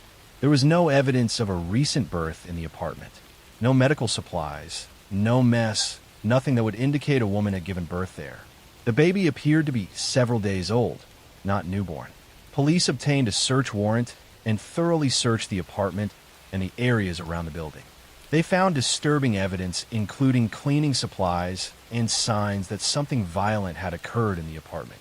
Most devastating of all, they discovered evidence that led them to the Red River, which flows through Fargo. On August 27th, 8 days after Savannah vanished, kayakers found her body wrapped in plastic and hidden in the Red River. The discovery confirmed everyone's worst fears. Savannah Greywind had been taken from her family in the most brutal way imaginable. An autopsy revealed that Savannah had died from homicidal violence, and her baby had been removed from her body. The investigation revealed the horrifying truth about what had happened. Brooke Cruz had been faking a pregnancy for months, showing friends and family what appeared to be a growing belly and talking about her upcoming baby. But she wasn't actually pregnant. She had been planning to steal someone else's baby and claim it as her own. When Savannah came upstairs to help with the sewing project, Brooke attacked her. Using zip ties and other restraints, Brooke subdued Savannah and then performed a crude operation to remove her baby while Savannah was still alive or had just died. The brutality of the crime was almost incomprehensible. Brooke then took the baby and presented her as her own child. William Hone, Brooke's boyfriend, was aware of what had happened and helped cover up the crime. He assisted in disposing of Savannah's body and helped create false stories to tell police. While he claimed he hadn't participated in the actual attack or the removal of the baby, he was complicit in the cover-up and in hiding the evidence. Both Brooke Cruz and William Hone were arrested and charged with conspiracy to commit kidnapping and other related charges. The baby, miraculously, had survived and was physically healthy despite the traumatic circumstances of her birth. She was placed in the custody of Savannah's family, who named her Hazley Jo and have been raising her with love and devotion. Brooke Cruz's trial revealed the extent of her planning and deception. She had been researching how to induce labor and had been acquiring supplies for her plan. She had told elaborate lies to friends and family about her pregnancy, even posting ultrasound images online that weren't hers. When she realized she couldn't maintain the deception any longer, she targeted Savannah, someone vulnerable and trusting who lived in the same building. In February 2018, Brooke Cruz pleaded guilty to conspiracy to commit kidnapping, conspiracy to commit murder, and providing false information to law enforcement. She was sentenced to life in prison without the possibility of parole. During her sentencing, she showed little emotion and offered no real explanation for why she committed such a horrific act. William Hone went to trial and was convicted of conspiracy to commit kidnapping and lying to authorities about what happened. While the jury found he didn't directly participate in taking Savannah's life, he was sentenced to life in prison with the possibility of parole after serving a minimum sentence for his role in the crime and cover-up. The case led to the passage of Savannah's Act, federal legislation aimed at improving coordination between federal, state, and tribal law enforcement to address the crisis of missing and murdered Indigenous women. Savannah was a member of the Spirit Lake tribe, and her case highlighted the disproportionate violence faced by Native American women. Savannah Greywind's family has been raising Hazley Jo, ensuring that she knows about her mother and the love Savannah had for her even before she was born. They've shared photos and stories, creating a connection between Hazley and the mother she'll never get to meet. The little girl is growing up surrounded by family who love her and honor her mother's memory. Savannah Greywind was a young woman who should have experienced the joy of holding her baby for the first time, of watching her daughter grow, and of all the moments that make motherhood special. Instead, her life was stolen by someone who saw her as nothing more than a means to get what she wanted. The crime was so brutal and senseless that it's difficult to comprehend how one person could do such a thing to another. Savannah's memory lives on through her daughter and through the legislation that bears her name, helping to protect other indigenous women from similar fates. Next story. I'm going to tell you a story about a popular high school athlete who seemed destined for greatness, about a young woman who was found strangled in her apartment, and about how a case that went cold for over 20 years was finally solved when the killer made one careless mistake. In June 1993, 18-year-old Angie Dodge was found dead in her apartment in Idaho Falls, Idaho. She had been brutally attacked and strangled in her own bedroom. The crime scene showed signs of a violent struggle, and evidence suggested she had fought hard against her attacker. The small community of Idaho Falls was shocked that such a terrible crime could happen in their quiet town. Police immediately launched an investigation, collecting evidence from the scene, including DNA samples. In 1993, DNA technology was still relatively new, but investigators preserved the biological evidence, hoping it would eventually help them identify the killer. They interviewed Angie's friends, family, and anyone who might have seen something suspicious around her apartment building. The investigation eventually focused on a young man named Christopher Tapp, who was 18 years old at the time of the crime. Christopher had some connections to people who knew Angie, though he didn't know her well himself. Police brought him in for questioning, and after hours of intense interrogation, Christopher confessed to being involved in Angie's death. But there were immediate problems with Christopher's confession. The details he provided didn't match the evidence from the crime scene. He changed his story multiple times during the interrogation. Most critically, his DNA didn't match the DNA found at the scene. Despite these red flags, prosecutors moved forward with charging Christopher as an accomplice, claiming he had been present during the attack, even if he wasn't the primary perpetrator. In 1998, Christopher Tapp was convicted of being involved in Angie's death and was sentenced to 30 years in prison. He maintained his innocence, saying he had only confessed because police had pressured him and suggested details he should include in his story. But he remained behind bars while the real killer's identity remained unknown. For over 2 decades, Angie Dodge's mother, Carol, worked tirelessly to find the truth about who had really taken her daughter's life. She reviewed the evidence, studied the case files, and became convinced that Christopher Tapp was innocent. She even formed a friendship with Christopher, visiting him in prison and advocating for his release. Carol Dodd wanted justice for her daughter, but she wanted the right person held accountable, not an innocent man. The DNA evidence from the crime scene had never matched Christopher Tapp, and it didn't match anyone in the criminal DNA databases. For years, the case remained partially unsolved. Police had convicted someone they believed was involved, but they knew the DNA belonged to someone else who had never been identified. Then in 2014, Carol Dodge pushed for the case to be reopened and for new DNA testing to be conducted using updated technology. The Idaho Innocence Project also got involved, working to prove Christopher Tapp's innocence. As investigators looked at the case with fresh eyes, it became increasingly clear that Christopher's confession had been coerced and that he had no actual involvement in the crime. In 2019, after serving more than 20 years in prison, Christopher Tapp was released. Prosecutors acknowledged that he should not have been convicted and that the confession had been unreliable.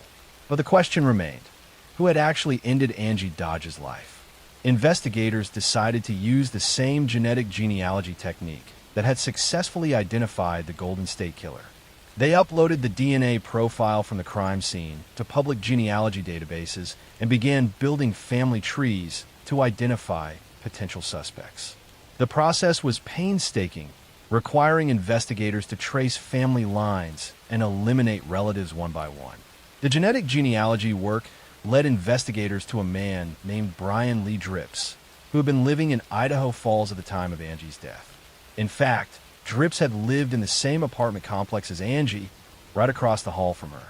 He had been there all along, hiding in plain sight for over 25 years. In May 2019, police arrested 53-year-old Brian Drips and charged him with the assault and ending of Angie Dodge's life. When confronted with the DNA evidence, Drips confessed to the crime. He admitted that he had entered Angie's apartment and attacked her, acting alone. Christopher Tapp had never been involved at all. Drips claimed he had been drunk and high on drugs the night of the attack, and said he'd gone to Angie's apartment thinking she was someone else he knew. His explanation did little to justify the brutal violence he had inflicted on an innocent young woman. He had taken Angie's life, then lived freely for 26 years while an innocent man sat in prison for his crime. In 2021, Brian Drips pleaded guilty to the charges and was sentenced to 20 years to life in prison. He will be eligible for parole after serving 20 years, though there's no guarantee he will ever be released. For Angie's family, the conviction brought some measure of closure, though it couldn't undo the decades of pain and the knowledge that the wrong person had been punished for so long. Carol Dodge, who had fought so hard for the truth, didn't live to see Drips convicted. She passed away in 2019, just months after his arrest. But she knew before she died that her daughter's real killer had finally been identified and that Christopher Tapp had been exonerated. Her determination to find the truth, even when it meant admitting that the original conviction was wrong, was extraordinary.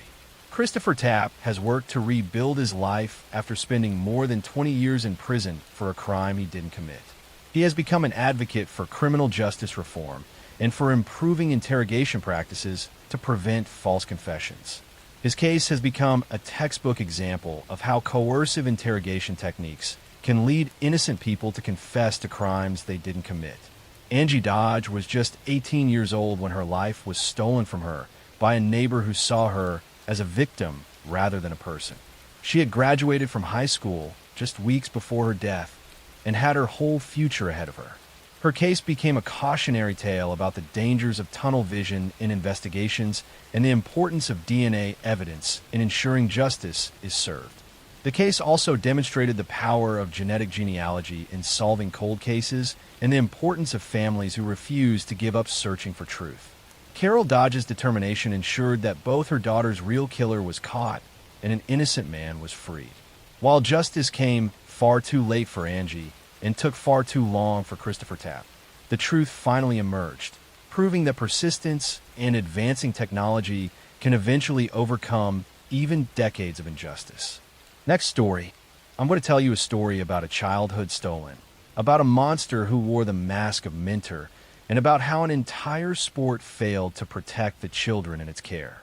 In the gymnasiums of Pennsylvania State University, where young athletes trained with dreams of Olympic glory, a doctor moved among them with keys to every locker room and unfettered access to vulnerable children. Parents trusted him completely, grateful their daughters were receiving medical care from such a respected professional. But behind closed doors, under the guise of treatment, he was committing crimes that would eventually reveal themselves as one of the most extensive child sexual abuse cases in American history. This is the story of Larry Nassar, a sports medicine doctor who sexually abused at least 265 young female athletes over more than 2 decades. Between 1992 and 2016, he used his position as team doctor for USA Gymnastics and Michigan State University to assault girls as young as 6 years old, disguising his abuse as legitimate medical treatment. His crimes were enabled by institutions that ignored complaints, silenced victims, and protected their reputations rather than the children in their care. Lawrence Gerard Nassar was born on August 16, 1963, in Farmington Hills, Michigan. He grew up in a middle-class family where education and achievement were valued. His childhood appeared unremarkable, with no obvious signs of the predator he would become. He was intelligent and focused, showing early interest in sports medicine and athletic training. Larry attended Michigan State University, earning undergraduate and graduate degrees in kinesiology before attending medical school. He was drawn to sports medicine, particularly gymnastics, where he saw opportunity to work with elite young athletes. He completed his training and became licensed as an osteopathic physician, gaining credentials that would give him authority and trust. In 1986, while still a student, Larry began working as an athletic trainer for the USA Gymnastics team. He quickly made himself indispensable, volunteering for events, traveling with teams, and building relationships with coaches and officials. He positioned himself as someone dedicated to the athletes, always available, always willing to help. This reputation gave him access and trust that he would exploit for decades. Larry developed a technique he claimed was a legitimate treatment for various athletic injuries, particularly back and hip pain. He called it pelvic floor therapy and told athletes it required internal manipulation. In reality, he was sexually assaulting them, penetrating them with his unloved hands while claiming it was medical treatment.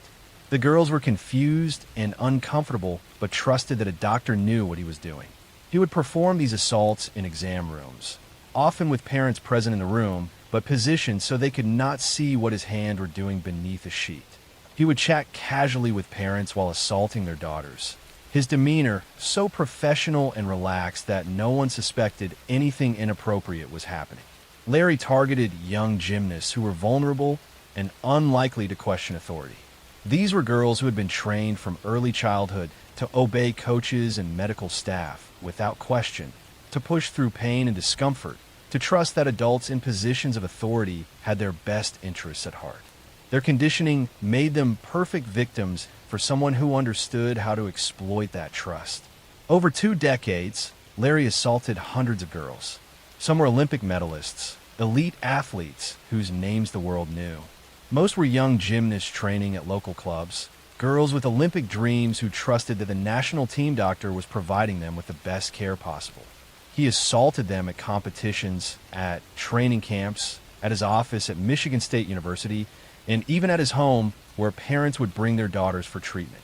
Reports of Larry's abuse began surfacing as early as the 1990s, but they were consistently dismissed or ignored.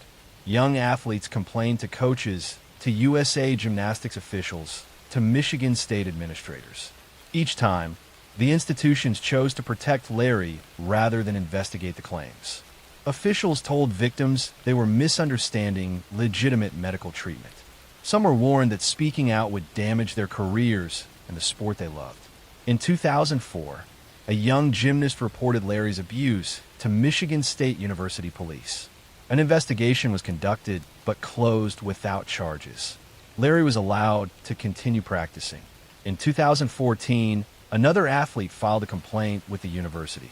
Again, an investigation concluded that Larry's techniques were legitimate medical procedures. The institution sided with the doctor rather than the victim. The breakthrough came in 2016 when former gymnast Rachel Den Hollander went public with detailed accusations against Larry. Her willingness to speak openly, using her real name and providing specific accounts, gave other victims courage to come forward. Within months, dozens and then hundreds of women and girls reported that Larry had assaulted them during supposed medical treatments. Investigations by police and journalists revealed the staggering scope of Larry's crimes and the systematic failures by USA Gymnastics and Michigan State University to protect children in their care. Internal documents showed that officials had received numerous complaints over decades, but had taken no meaningful action to stop Larry or protect future victims. Larry Nassar was arrested in December 2016 on child pornography charges. As the investigation expanded, he was charged with multiple counts of criminal sexual conduct spanning decades. Faced with overwhelming evidence from hundreds of victims, he eventually pleaded guilty to avoid trial. His sentencing hearings in January 2018 became historic moments. Over 7 days, 156 victims gave impact statements describing how Larry's abuse had affected their lives. Olympic champions like Ali Raisman, Michaela Maroney, and Simone Biles spoke publicly about being abused by the doctor they had trusted. Judge Rosemary Aquilina allowed every victim who wanted to speak the opportunity to confront Larry.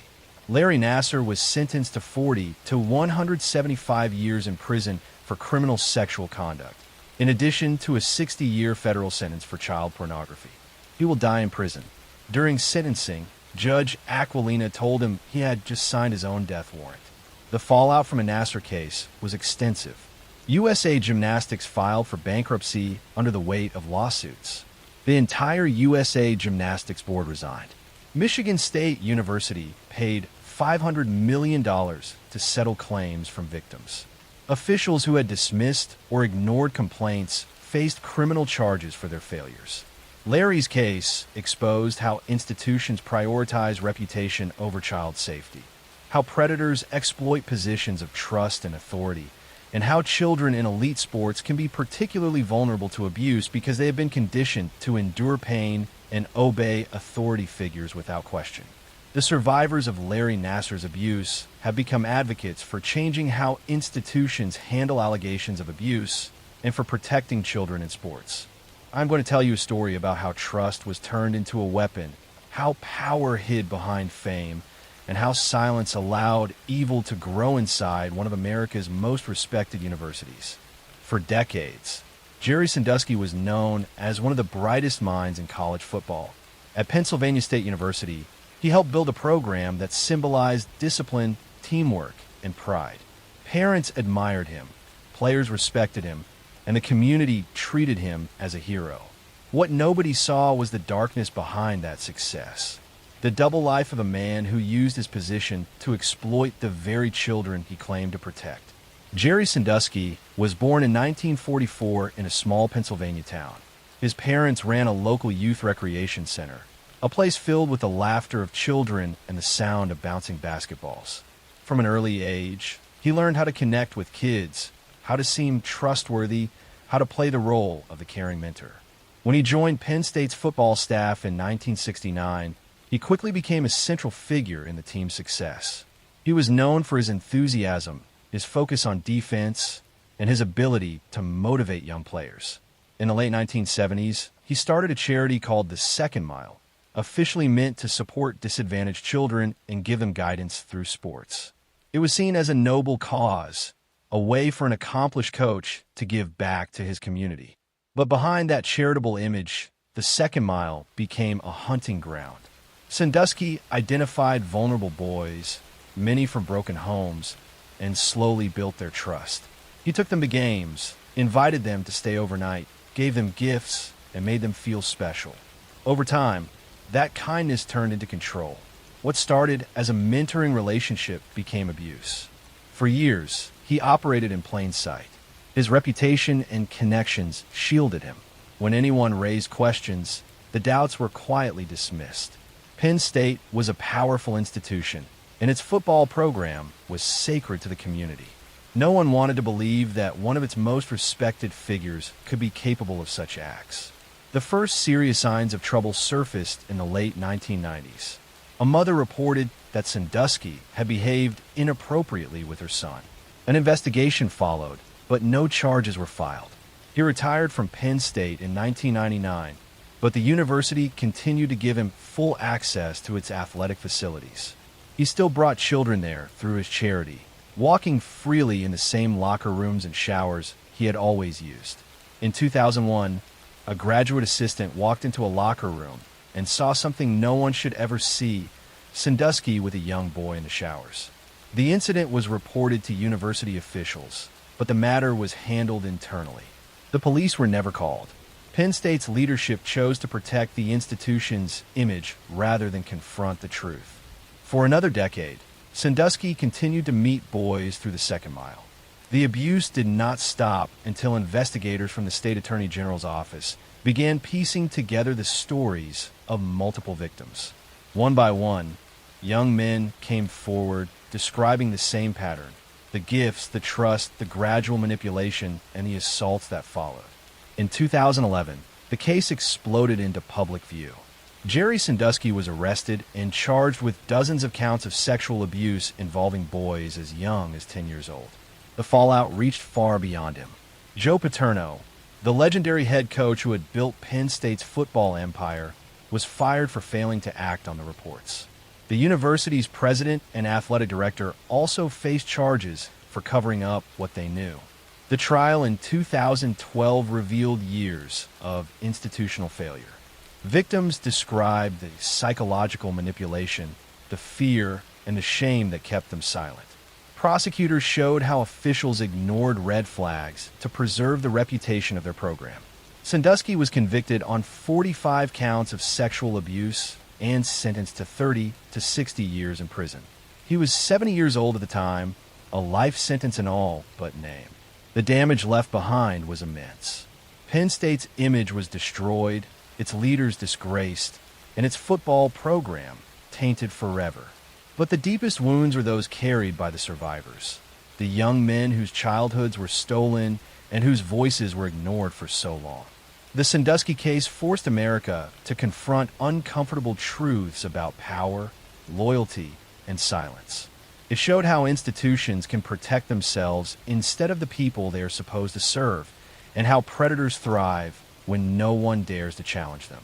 Today, Penn State has tried to rebuild its reputation, but for many, the memory of what happened there will never fade. The boys who trusted Jerry Sandusky will never get back the years that were taken from them. Their courage in speaking out ended the career of a powerful man and exposed the price of protecting an image over protecting children. It remains one of the darkest chapters in American sports, not just because of what one man did, but because of how many others looked away while he did it.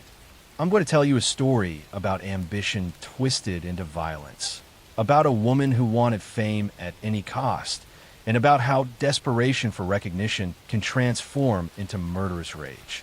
In the glittering world of professional figure skating, where athletes dedicate their lives to perfection and competition is fierce, a rivalry was escalating beyond normal bounds. Two skaters were competing for spots on the 1994 U.S. Olympic team, but one was willing to cross lines that should never be crossed to eliminate her competition. What followed would become one of the most infamous attacks in sports history. This is the story of Tanya Harding and the attack on Nancy Kerrigan.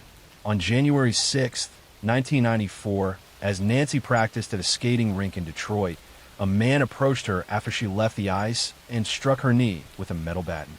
The attack was designed to injure her badly enough to force her withdrawal from the upcoming national championships and Olympic trials. The assailant was hired by Tanya's ex-husband Jeff Gillooly and her bodyguard Sean Eckhart, and evidence suggested Tanya knew about and approved the plan. The attack failed to end Nancy's career, but it ended Tanya's destroyed reputations and revealed how far some will go to achieve their dreams. Tanya Maxine Harding was born on November 12, 1970, in Portland, Oregon. Her childhood was marked by poverty and abuse that shaped her aggressive, combative personality. Her mother, Lavana, was brutal, physically and emotionally abusing Tanya throughout her childhood. She would beat her daughter, mock her appearance, and push her relentlessly in skating while never offering praise or affection. Tanya's family was poor, struggling to afford skating lessons and equipment. This made her an outsider in the elite world of figure skating, where most competitors came from wealthy families who could afford the best coaches and training. Tanya wore homemade costumes while her competitors wore expensive designer outfits. She felt judged and dismissed by skating officials who valued elegance and refinement, qualities Tanya's rough background had not provided. But Tanya had undeniable athletic ability. She was powerful and aggressive, landing jumps other female skaters could not. In 1991, she became the first American woman to land a triple axel in competition, a feat requiring tremendous strength and technical skill. This should have made her a star, but judges consistently scored her lower than competitors with more polished presentations. Tanya's personal life was chaotic. She married Jeff Gillooly when she was 19, beginning a volatile relationship marked by domestic violence. Jeff was controlling and abusive, and Tanya was trapped in a cycle she did not know how to escape. The abuse she had experienced from her mother had normalized violence in relationships.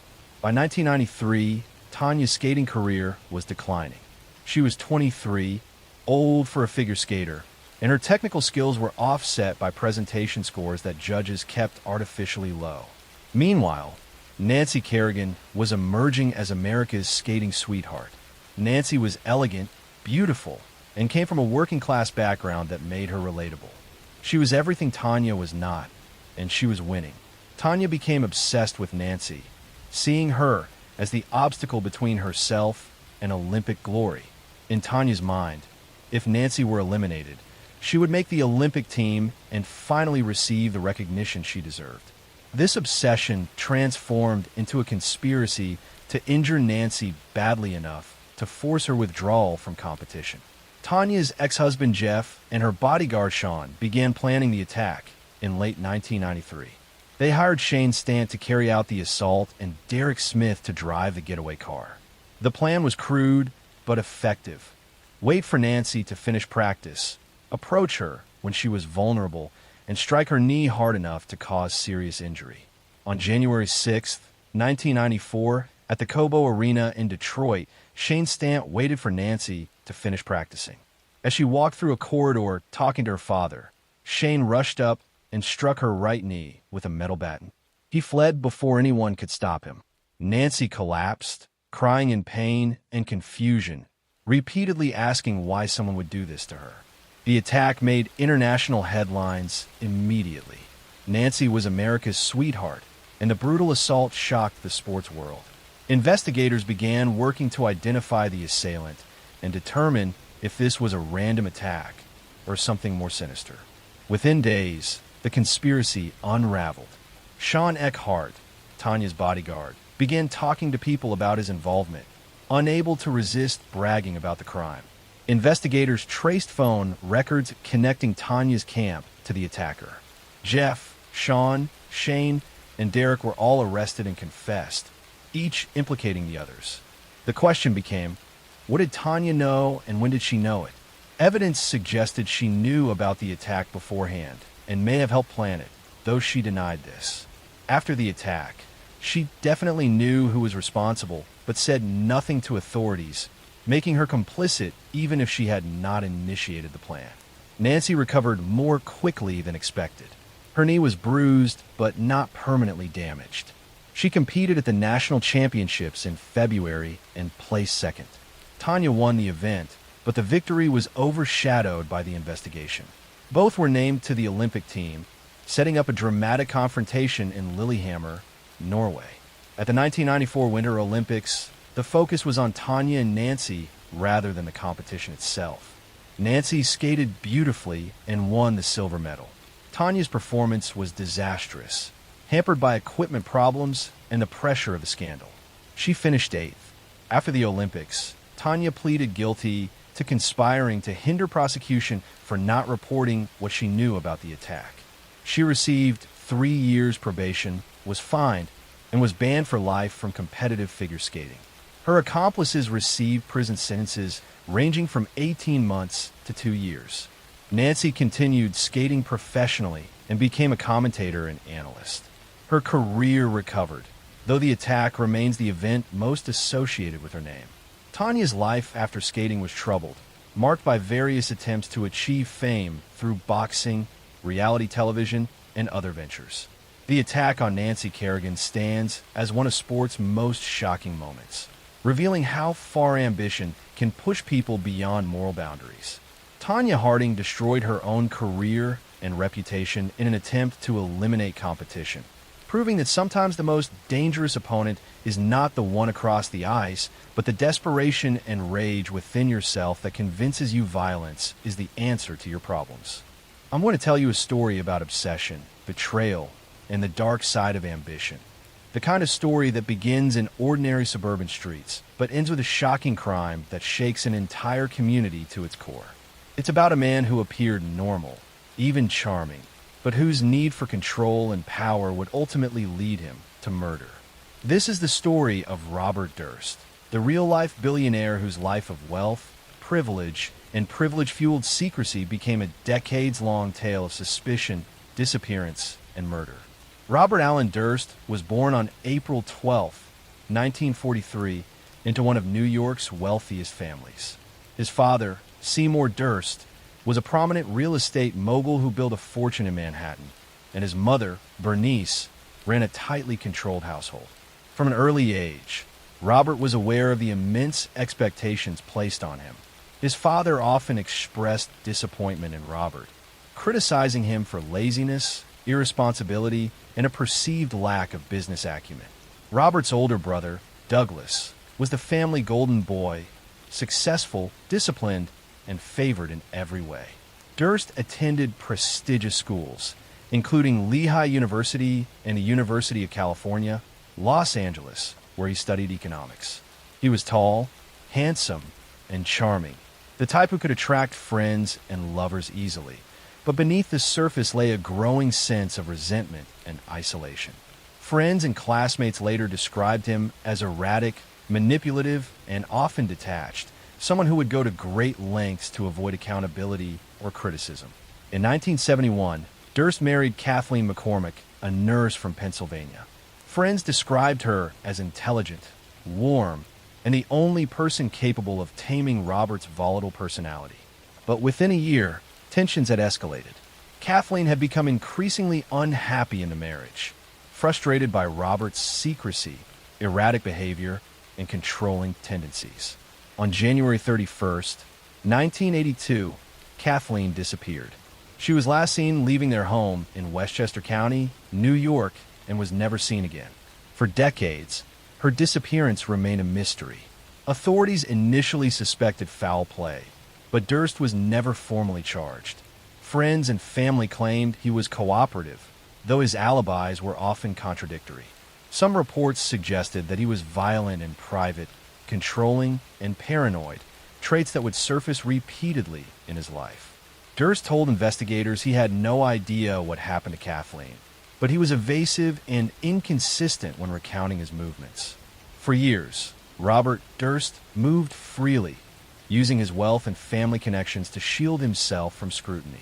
In 2000, he became the prime suspect in another crime, the murder of his neighbor, Morris Black, in Galveston, Texas. Black had been a friend of Durst's, and Durst claimed self-defense after Black supposedly attacked him. Durst admitted to dismembering Black's body and disposing of it in Galveston Bay, but he maintained that the killing was accidental. Remarkably, Durst was acquitted of murder in 2003, claiming self-defense and convincing a jury that there was insufficient evidence of premeditation. His wealth, charisma, and the ambiguous nature of the crime allowed him to walk free. But Durst's dark pattern did not end there. Over the years, he continued to live under assumed identities, moving from city to city, evading both law enforcement and the scrutiny of his own family. He changed his name, rented apartments under fake identities, and cultivated relationships that allowed him to maintain a veneer of normalcy while hiding an escalating pattern of violence and deceit. The crimes, the lies, and the evasions reached a tipping point in 2010. Durst had been living in New Orleans, attempting to lay low after years of suspicion surrounding Kathleen's disappearance. He was arrested for parole violations stemming from the Morris Black case, and media attention reignited interest in all his previous cases. Around this time, filmmakers working on an HBO documentary about Durst, The Jinx, gained unprecedented access to him. Through interviews, archival footage, and Durst's own admissions, the public finally began to understand the full scope of his life of crime. In a shocking twist during the documentary's production, Durst was recorded seemingly confessing to multiple murders, including that of his wife Kathleen, while apparently unaware that his microphone was still live. He spoke of the crimes in a detached, almost casual manner, revealing decades of manipulation, deception, and violence that had gone unchecked due to his wealth and social standing. Authorities quickly acted. Durst was arrested in New Orleans in 2015 and extradited to Los Angeles to face charges in Kathleen McCormick's murder. The evidence against him was circumstantial but compelling. Long-standing patterns of abuse, inconsistencies in his statements over decades, and newly discovered links connecting him to her disappearance. His previous killings and suspicious behavior reinforced the narrative that Durst was capable of murder. The trial revealed a man who manipulated everyone around him. Friends and former lovers described him as charming yet controlling, capable of extreme deception to maintain power and avoid consequences. His life of privilege, combined with a cold and calculating nature, had allowed him to evade justice for decades, leaving families shattered and communities questioning how wealth and influence could distort accountability. On January 10, 2021, Robert Durst died in a Los Angeles hospital while serving life sentences for his crimes, including the murder of Morris Black. Though he never faced a jury for Kathleen's disappearance due to his death before trial, his life had already left an indelible mark on true crime history. The Durst saga exposed the terrifying ways in which charm, wealth, and manipulation can mask unimaginable violence, and it forced society to confront the uncomfortable truth that sometimes monsters were the faces of the people we trust most. The story of Robert Durst is not just about murder. It's about deception, privilege, and the lengths a person will go to protect themselves from accountability. It is about how obsession, entitlement, and a desire for control can turn someone into a lifelong threat, capable of destroying lives while hiding in plain sight. And it is a cautionary tale that reminds us the most dangerous people are often those who seem, at first, to have it all. I'm going to tell you a story about greed disguised as care, about a man who exploited the most vulnerable, and about how trust placed in medical professionals can become a weapon in the wrong hands. In the healthcare facilities of Ohio and Kentucky during the 1980s, a respiratory therapist was moving quietly through intensive care units in the early morning hours. He was trusted, credentialed, and seemed dedicated to his work. But Donald Harvey was using his access to vulnerable patients to commit crimes that would eventually earn him the grim title of one of America's most prolific medical murderers. This is the story of Donald Harvey, who between 1970 and 1987 ended the lives of at least 37 patients in his care, though he confessed to 87 cases across multiple hospitals. He used various methods, including administering toxic substances, tampering with medical equipment, and introducing contaminants into feeding tubes. His crimes went undetected for 17 years as he moved between facilities, his victims' passings attributed to their underlying medical conditions. His capture in 1987 exposed catastrophic failures in hospital oversight and patient safety protocols. Donald Harvey was born on April 15, 1952, in Butler County, Ohio. His childhood was troubled, marked by alleged abuse that he later claimed shaped his psychology. He struggled in school and had difficulty maintaining relationships. He was quiet and withdrawn, showing little emotion or connection to others around him. Harvey dropped out of high school and joined the Air Force, but his military career was brief. He received a medical discharge after attempting self-harm and showing signs of psychological distress.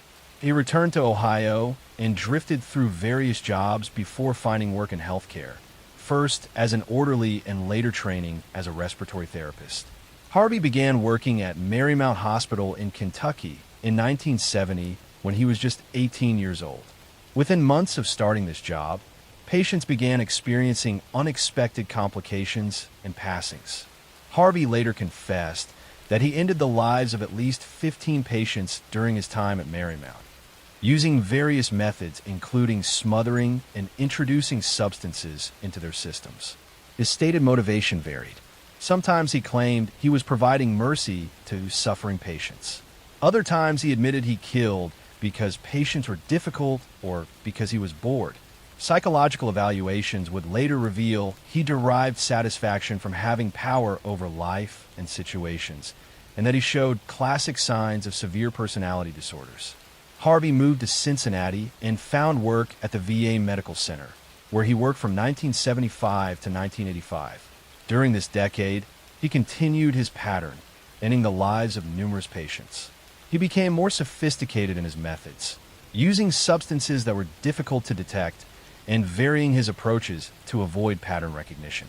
He administered cyanide, arsenic, and other toxic materials. He tampered with medical equipment and contaminated feeding systems. The victims were primarily elderly veterans receiving care for serious medical conditions. When they experienced complications or passed away, staff attributed it to their underlying health problems. Harvey was careful to target patients whose conditions made sudden decline plausible. He kept detailed mental records of his activities, but left no written evidence that might incriminate him. Hospital staff never suspected Harvey during his decade at the VA facility. He was seen as a competent, reliable employee who showed up for shifts and did his work.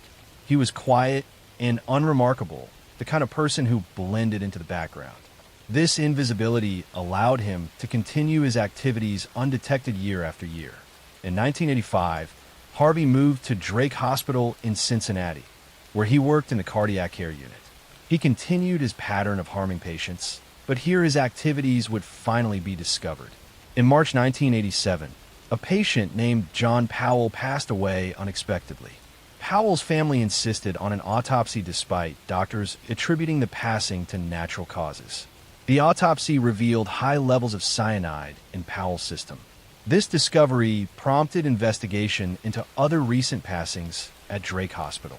Authorities began examining patterns and discovered suspicious circumstances in multiple cases. When investigators looked into who had access to all the affected patients, Harvey emerged as the common factor. Harvey was questioned by police in March 1987. Initially, he denied involvement, but when confronted with evidence, he began confessing. What started as admission to 1 or 2 cases expanded into a detailed confession spanning 17 years and multiple facilities. Harvey provided information about dozens of victims, describing methods and motivations with disturbing casualness. Authorities were shocked by the scope of his admissions. Harvey confessed to ending the lives of patients at multiple hospitals where he had worked. He described using cyanide, arsenic, contaminated solutions, and other methods. He admitted that some victims had been suffering, and he claimed to provide mercy, but many were not terminally ill and could have recovered with proper care. Harvey's trial in 1987 resulted in multiple convictions. Rather than face potential death sentences in Kentucky for murders committed there, he agreed to plead guilty to Ohio charges in exchange for life sentences. He was convicted of 37 cases in Ohio and received multiple consecutive life sentences, ensuring he would never be released. During sentencing, families of victims expressed their anguish at learning their loved ones have been intentionally harmed by someone entrusted with their care. Many have been told their family members passed from natural disease progression, never suspecting foul play until Harvey's confession revealed the truth. The Harvey case exposed serious gaps in hospital safety protocols. There were insufficient controls on access to dangerous substances, inadequate monitoring of patient outcomes by individual staff members, and poor coordination between facilities regarding problem employees. Hospitals had no system for tracking suspicious patterns across institutions. Following Harvey's conviction, healthcare facilities implemented significant reforms. These included better medication security, enhanced monitoring of patient outcomes, systematic review of unexpected complications, and databases to track concerning patterns across multiple employers. These changes came too late for Harvey's victims, but helped protect future patients. Donald Harvey remained in prison in Ohio until March 30th, 2017, when he was attacked and fatally injured by another inmate. He was 64 years old. He had spent 30 years in prison, longer than his 17-year career as a healthcare worker who betrayed every principle of his profession. His case stands as a dark reminder that predators can infiltrate helping professions, that trust can be exploited, and that vulnerable patients depend on systems that must be constantly vigilant to protect them from those who see caregiving not as a calling, but as an opportunity to satisfy pathological needs for power and control. I'm going to tell you a story about a man who lived in shadows, about a community paralyzed by fear, and about how one person's reign of terror can change an entire region forever. In the rural towns of Texarkana, straddling the border between Texas and Arkansas, the spring of 1946 should have been a time of celebration. World War II had ended, soldiers were returning home, and America was entering a new era of prosperity. But a series of attacks was about to transform this peaceful community into a place of fear, where people were afraid to leave their homes after dark. This is the story of the Phantom Killer, an unidentified person who terrorized Texarkana for 10 weeks in 1946. Between February and May, this individual attacked 8 people, taking the lives of 5 in a series of incidents that targeted young couples parked on lovers' lanes. The attacks were brutal and seemingly random, creating panic throughout the region. Despite one of the largest investigations in Texas history, the Phantom Killer was never caught, and the case remains unsolved nearly 80 years later. The attacks began on February 22, 1946, when a young couple, Jimmy Hollis and Mary Jean Larry, were parked on a secluded road outside Texarkana. A man approached their car, shining a flashlight and carrying a weapon. He ordered them out of the vehicle and attacked them both. Jimmy was struck repeatedly, and Mary Jean was harmed before the attacker fled. Both survived, though they were traumatized by the experience. Police investigated but found few clues. The victims could provide only a vague description of their attacker, who had used the darkness and his flashlight to keep his face hidden. The incident seemed like an isolated attack, terrible but not necessarily part of a pattern. 3 weeks later, on March 24th, another couple was attacked. Richard Griffin and Polly and Moore were found deceased in Richard's car on a secluded road. Both had been shot, and the scene suggested the attacker had surprised them while they were parked. The brutality shocked the community, but investigators initially did not connect it to the earlier attack on Hollis and Larry.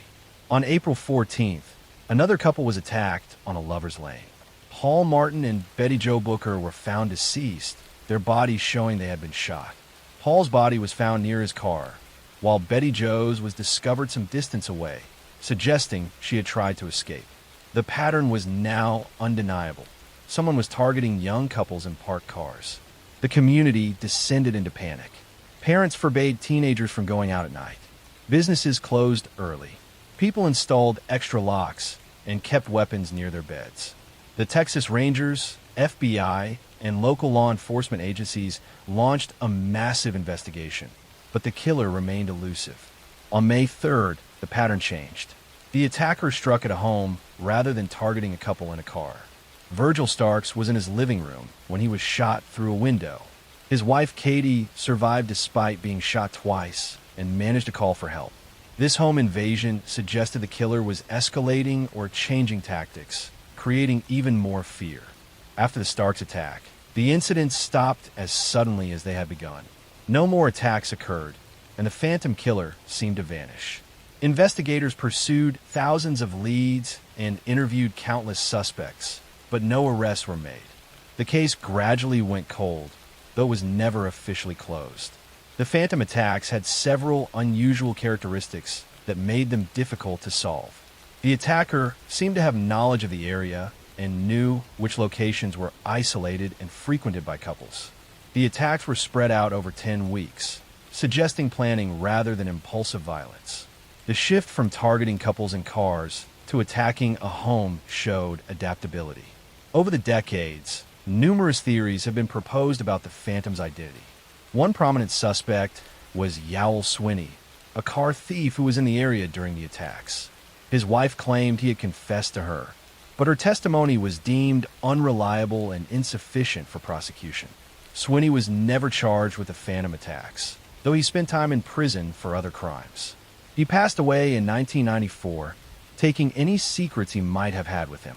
Other theories suggested the killer might have been a transient passing through the area, which would explain why the attacks stopped suddenly. Some speculated he might have been someone who left for military service or moved away.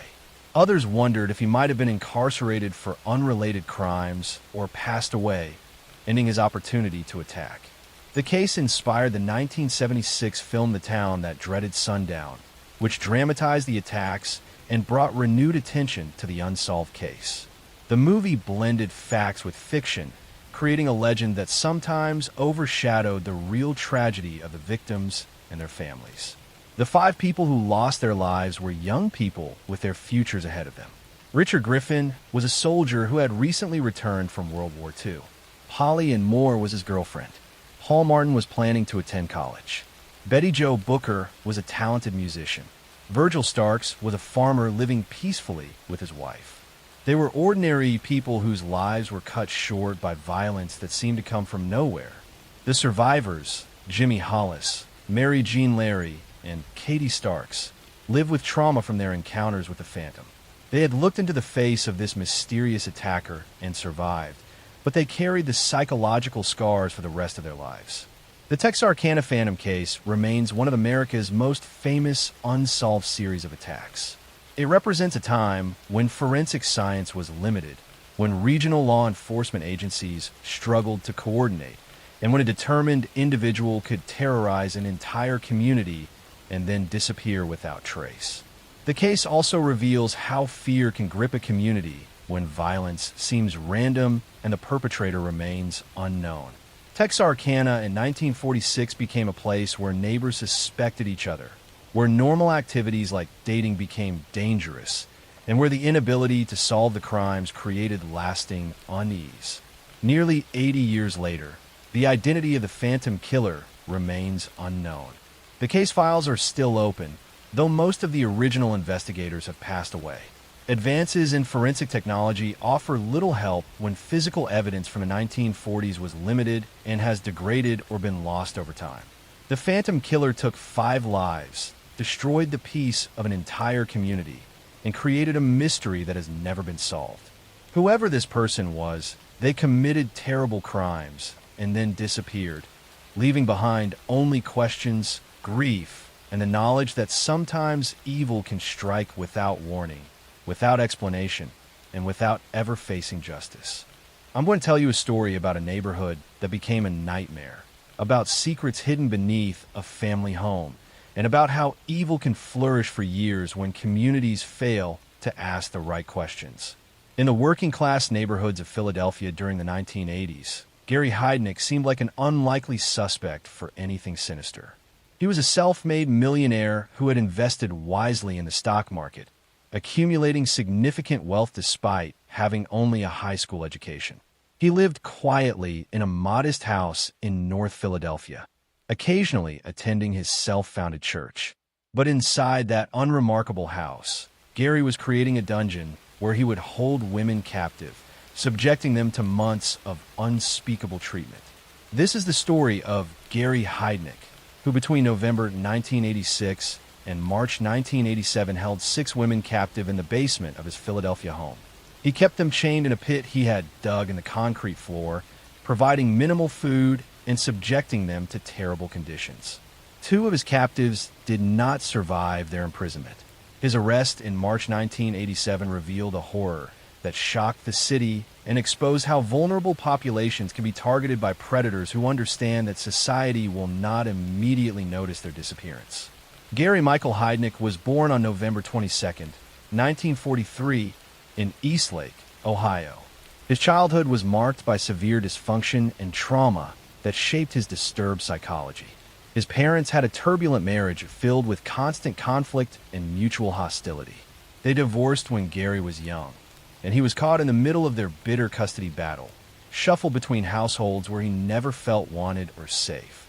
His mother struggled with substance issues and made multiple attempts to end her own life while Gary was in her care. Witnessing these traumatic events damaged him deeply. His father was cold and emotionally distant, showing no warmth or affection. Nothing Gary did was ever good enough to earn his father's approval. At school, Gary was tormented by other children. He had a misshapen head from a childhood accident that left permanent damage, and other children mocked him constantly. He also had a severe stutter that made speaking difficult and embarrassing. The combination of difficulties at home and bullying at school left Gary isolated and angry, with no healthy outlets for his emotions. Despite his troubled background, Gary showed above-average intelligence. He became fascinated with finance and investing, studying the stock market obsessively. He also developed an interest in religion, though his understanding of it became deeply distorted. He founded his own church, which existed primarily as a way to avoid taxes, but also fed his growing delusions about his own importance. Gary joined the Army in 1961 at age 16, serving as a cook. He was competent at his work, but remained socially isolated. During this time, he had what was described as a nervous breakdown and received a medical discharge. He was diagnosed with personality disorders and given a disability pension. Despite these documented mental health issues, he never received effective long-term treatment. In 1968, Gary was convicted of assault against a teenage employee. He was sentenced to prison, but served only 18 months before being paroled. This early release would prove catastrophic, as the system had identified him as someone with violent tendencies, but released him anyway, giving him opportunity to commit far worse crimes. After his release, Gary moved back to the Philadelphia area. Despite his mental health struggles, he was shrewd with money. He invested his disability payments wisely and accumulated significant wealth through the stock market. He used this money to purchase a house in North Philadelphia and to support his growing obsessions. By the mid-1980s, Gary had become fixated on the idea of having complete control over others. He began planning to create what he called a baby farm, where he would hold women captive and force them to have children. This delusion consumed him, and he began preparing his house for this purpose. In November 1986, Gary began his campaign of kidnapping. His first victim was a young woman he lured to his house with promises of money. Once inside, he attacked her and dragged her to the basement where he had prepared a pit in the concrete floor. He chained her there and told her she would remain until she provided him with a child. Over the following weeks, Gary kidnapped 5 more women, all from vulnerable populations. He targeted individuals involved in street life or those struggling with substance issues, women he believed would not be immediately missed. He held them all captive in the basement pit, chained together in darkness and terrible conditions. The conditions in the basement were nightmarish. The women received minimal food, often just bread and water. They were forced to live in extremely unsanitary circumstances. Gary would periodically come down to harm them, using various methods as punishment for perceived disobedience. When one of the captives passed away from the terrible conditions and mistreatment, Gary's response was to make the situation even worse.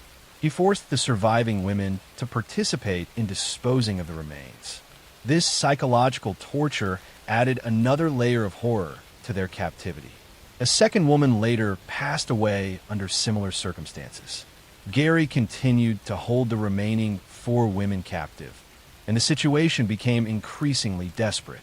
But one of the women, the first he had kidnapped, began to manipulate Gary psychologically. She convinced him that she cared for him and wanted to help him find more women for his plan.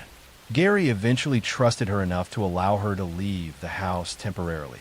On March 24th, 1987, he drove her to visit her family, and she had promised to return with additional victims. Instead, the moment she was free, she ran to police and told them everything. Officers initially struggled to believe her story as it seemed too horrible to be real. But she led them to Gary's address and gave details that convinced them to investigate. Police obtained a warrant and raided the house on March 24th, 1987. Inside the basement, they found the 3 remaining captives chained in deplorable conditions. The evidence of what had occurred was overwhelming. Gary was arrested immediately and charged with multiple serious offenses, including kidnapping and taking lives. During his trial in 1988, Gary's defense team argued he was legally insane and not responsible for his actions. But prosecutors demonstrated that Gary had planned carefully, maintained his financial affairs, and taken steps to avoid detection, showing he understood his actions were wrong. On November 4th, 1988, Gary Heidnik was convicted and sentenced to end his life by execution. He spent years on death row at a Pennsylvania facility. On July 6, 1999, the sentence was carried out. He was 55 years old. His case inspired elements of the character in the film The Silence of the Lambs, though that fictional character was an amalgamation of several real criminals. The house where the crimes occurred was later torn down. Gary Heidnik's story revealed how predators target society's most vulnerable members, understanding that marginalized individuals can disappear without triggering immediate searches. It exposed failures in mental health systems. I'm going to tell you a story about a killer who vanished in a legend, about a city gripped by fear, and about how one person's crimes can haunt a place for over a century, even when their identity remains a mystery. In the impoverished East End of London during the autumn of 1888, the streets were dangerous places where survival was a daily struggle. Women with few options worked the streets at night to earn money for food and lodging. The area was overcrowded, crime-ridden, and largely ignored by wealthier London. But that fall, someone began targeting these vulnerable women, ending their lives with such brutality that the crimes shocked Victorian England and created a legend that endures to this day. This is the story of Jack the Ripper, the unidentified person who terrorized London's Whitechapel district in 1888. Between August and November of that year, At least 5 women were found deceased, their bodies showing signs of increasing violence and mutilation.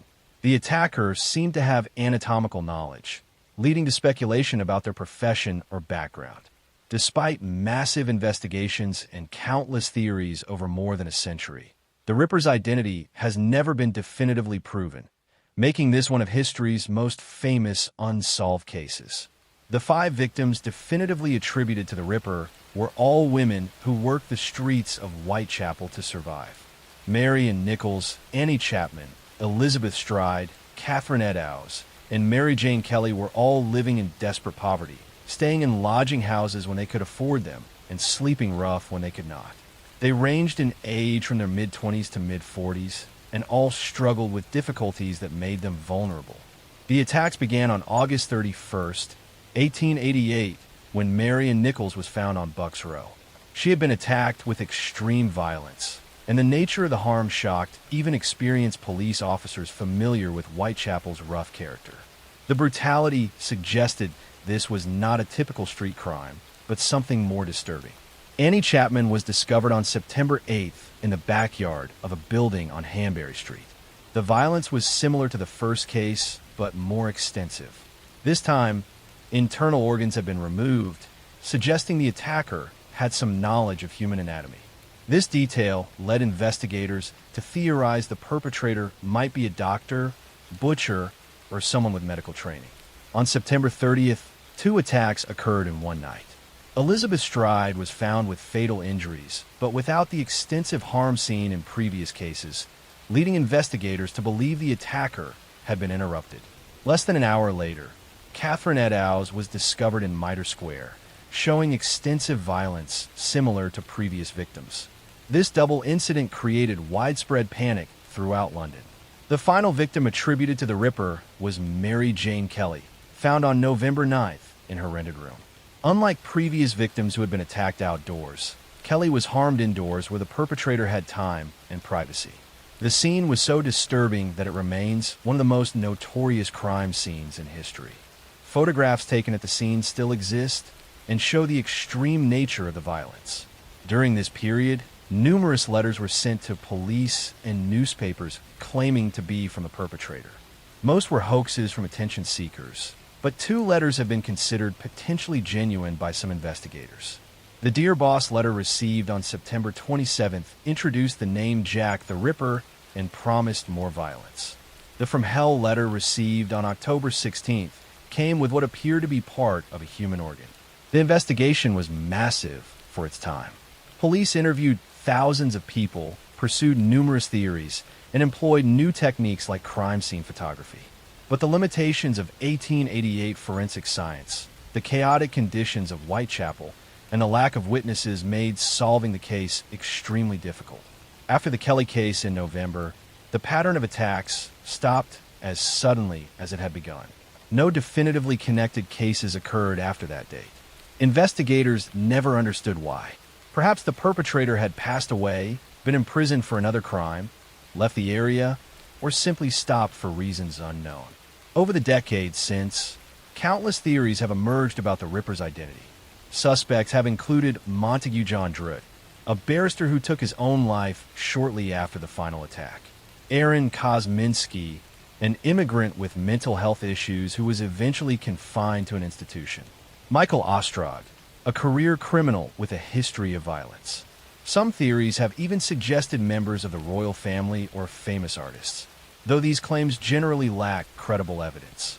Modern forensic scientists have attempted to use DNA analysis on letters and other evidence supposedly connected to the case. Some studies have pointed toward specific suspects, but the degradation of evidence over 130 plus years and questionable chains of custody make definitive conclusions impossible. What makes Jack the Ripper significant beyond the crimes themselves is the cultural impact. The case became the prototype for how society thinks about serial violence. The Victorian press sensationalized the crimes, creating extensive coverage that captured public imagination internationally. The mysterious identity and the atmospheric setting of foggy Victorian London created a legend that has inspired countless books, films, and theories. The attacks also exposed the desperate conditions in London's East End, where poverty forced women into dangerous situations with no social safety net to protect them. Social reformers used the Ripper case to advocate for better housing, employment opportunities, and support for the impoverished. The victims, who had lived and would have passed away in obscurity, became symbols of society's failure to protect its most vulnerable members. The 5 women definitively attributed to the Ripper are now more famous in their passing than they ever were in life. Mary Ann Nichols, Annie Chapman, Elizabeth Stride, Catherine Eddowes, and Mary Jane Kelly have been studied extensively. Their lives and circumstances have been examined for clues about why they were targeted and what they might reveal about their attacker. The Whitechapel area where the crimes occurred has changed dramatically since 1888, transforming from one of London's poorest districts into a trendy neighborhood. But the memory of those autumn months when fear gripped the streets remains part of the area's history. Jack the Ripper remains unsolved over 135 years later, making it one of the most enduring mysteries in criminal history. The case changed how society viewed random violence, how media covered crime, and how investigators approach cases involving multiple victims. The perpetrator's identity is likely lost to history, but the impact of those crimes continues to fascinate people worldwide, a reminder that some mysteries remain forever unsolved and some criminals escape justice completely, leaving behind only victims, questions, and legends that refuse to fade. I'm going to tell you a story about a tragedy that sparked a movement, about a family's unimaginable loss, and about how one child's disappearance changed how America protects its children forever. On the morning of May 25th, 1979, in Lower Manhattan, 6-year-old Etten Patz left his family's apartment to walk 2 blocks to his school bus stop. It was the first time his parents had allowed him to make the short walk alone. Etten was excited about this new independence, wearing his favorite blue captain's hat and carrying $1 to buy soda after school. His mother watched from the fire escape as he walked toward the corner, then went back inside to prepare for her day. Etten never made it to the bus stop.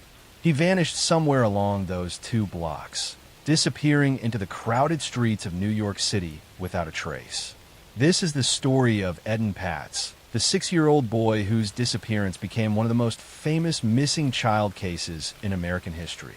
For decades, his case remained unsolved, tormenting his family and haunting a nation.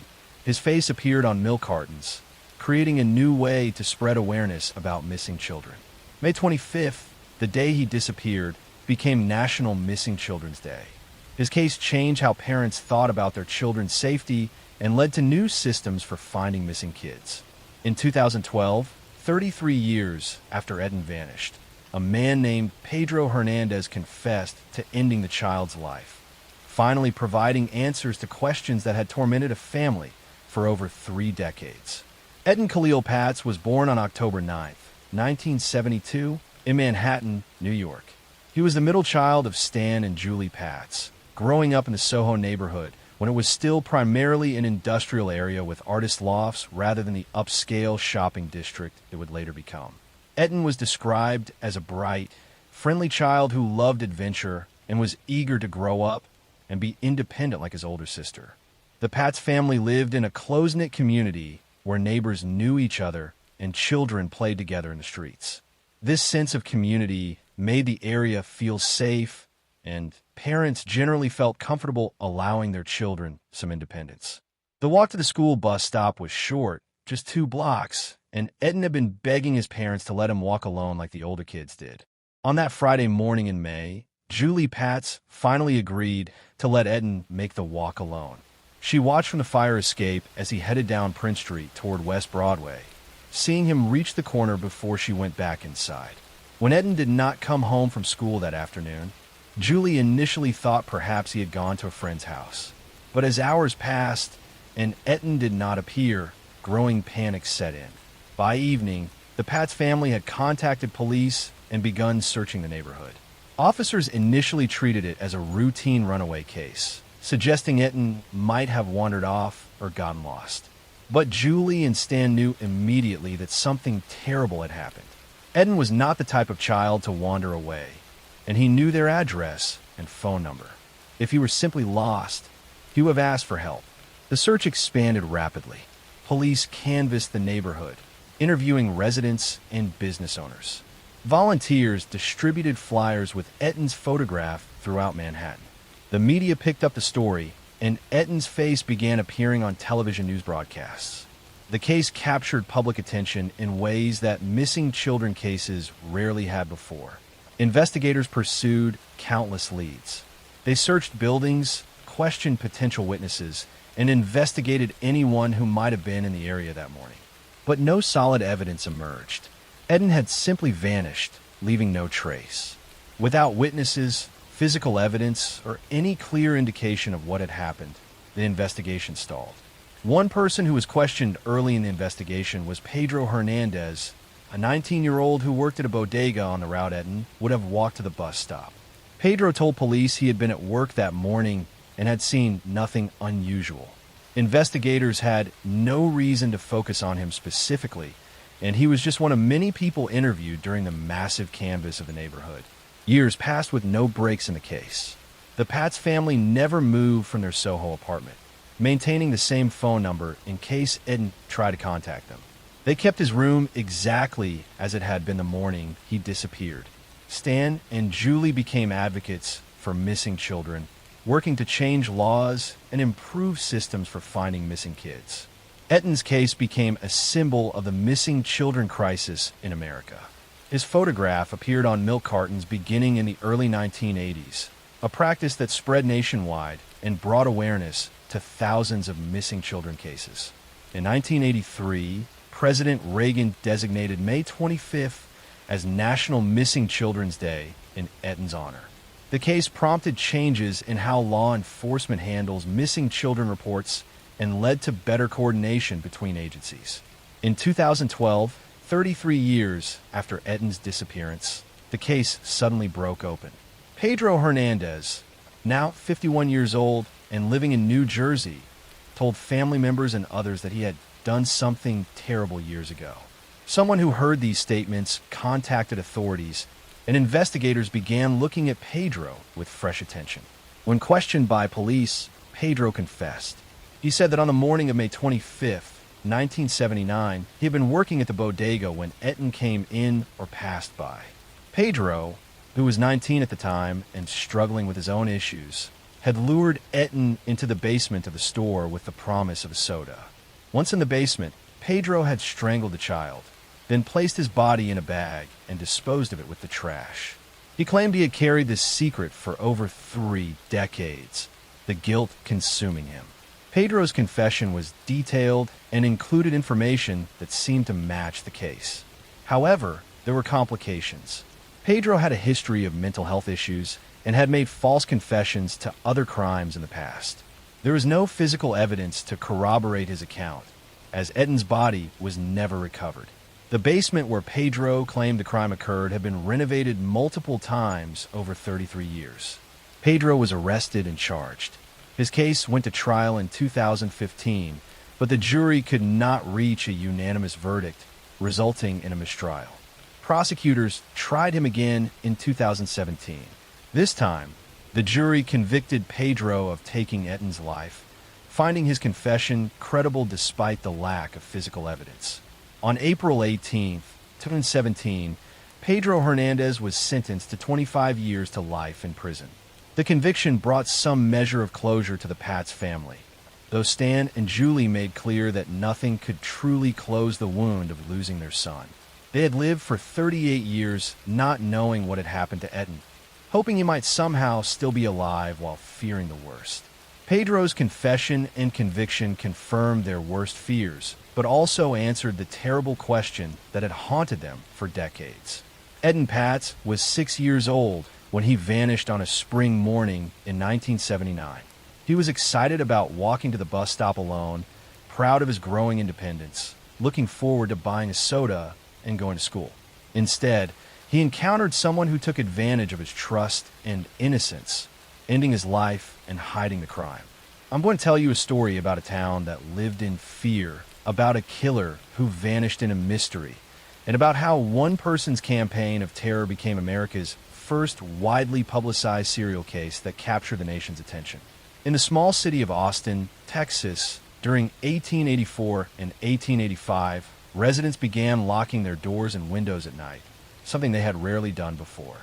Women were being attacked in their homes as they slept, targeted by someone who entered through unlocked doors or windows in the darkness. The attacks were brutal and seemed to follow a pattern, though police struggled to identify any connection between the victims beyond their vulnerability. For over a year, Austin lived under a shadow of fear as the attacks continued and the perpetrator remained unknown. This is the story of the Servant Girl Annihilator, an unidentified person who terrorized Austin, Texas, between 1884 and 1885. 8 women were fatally attacked, and at least 8 more were seriously injured in a series of nighttime home invasions. The attacker targeted women who were alone or vulnerable, striking them while they slept and often dragging them outside before inflicting fatal injuries. Despite a massive investigation and widespread fear that gripped the city, the Servant Girl Annihilator was never caught, and the attacks stopped as mysteriously as they had begun. The attacks began on New Year's Eve 1884, when a young woman named Molly Smith was found deceased behind her residence. She had been attacked with extreme violence while she slept, then dragged outside.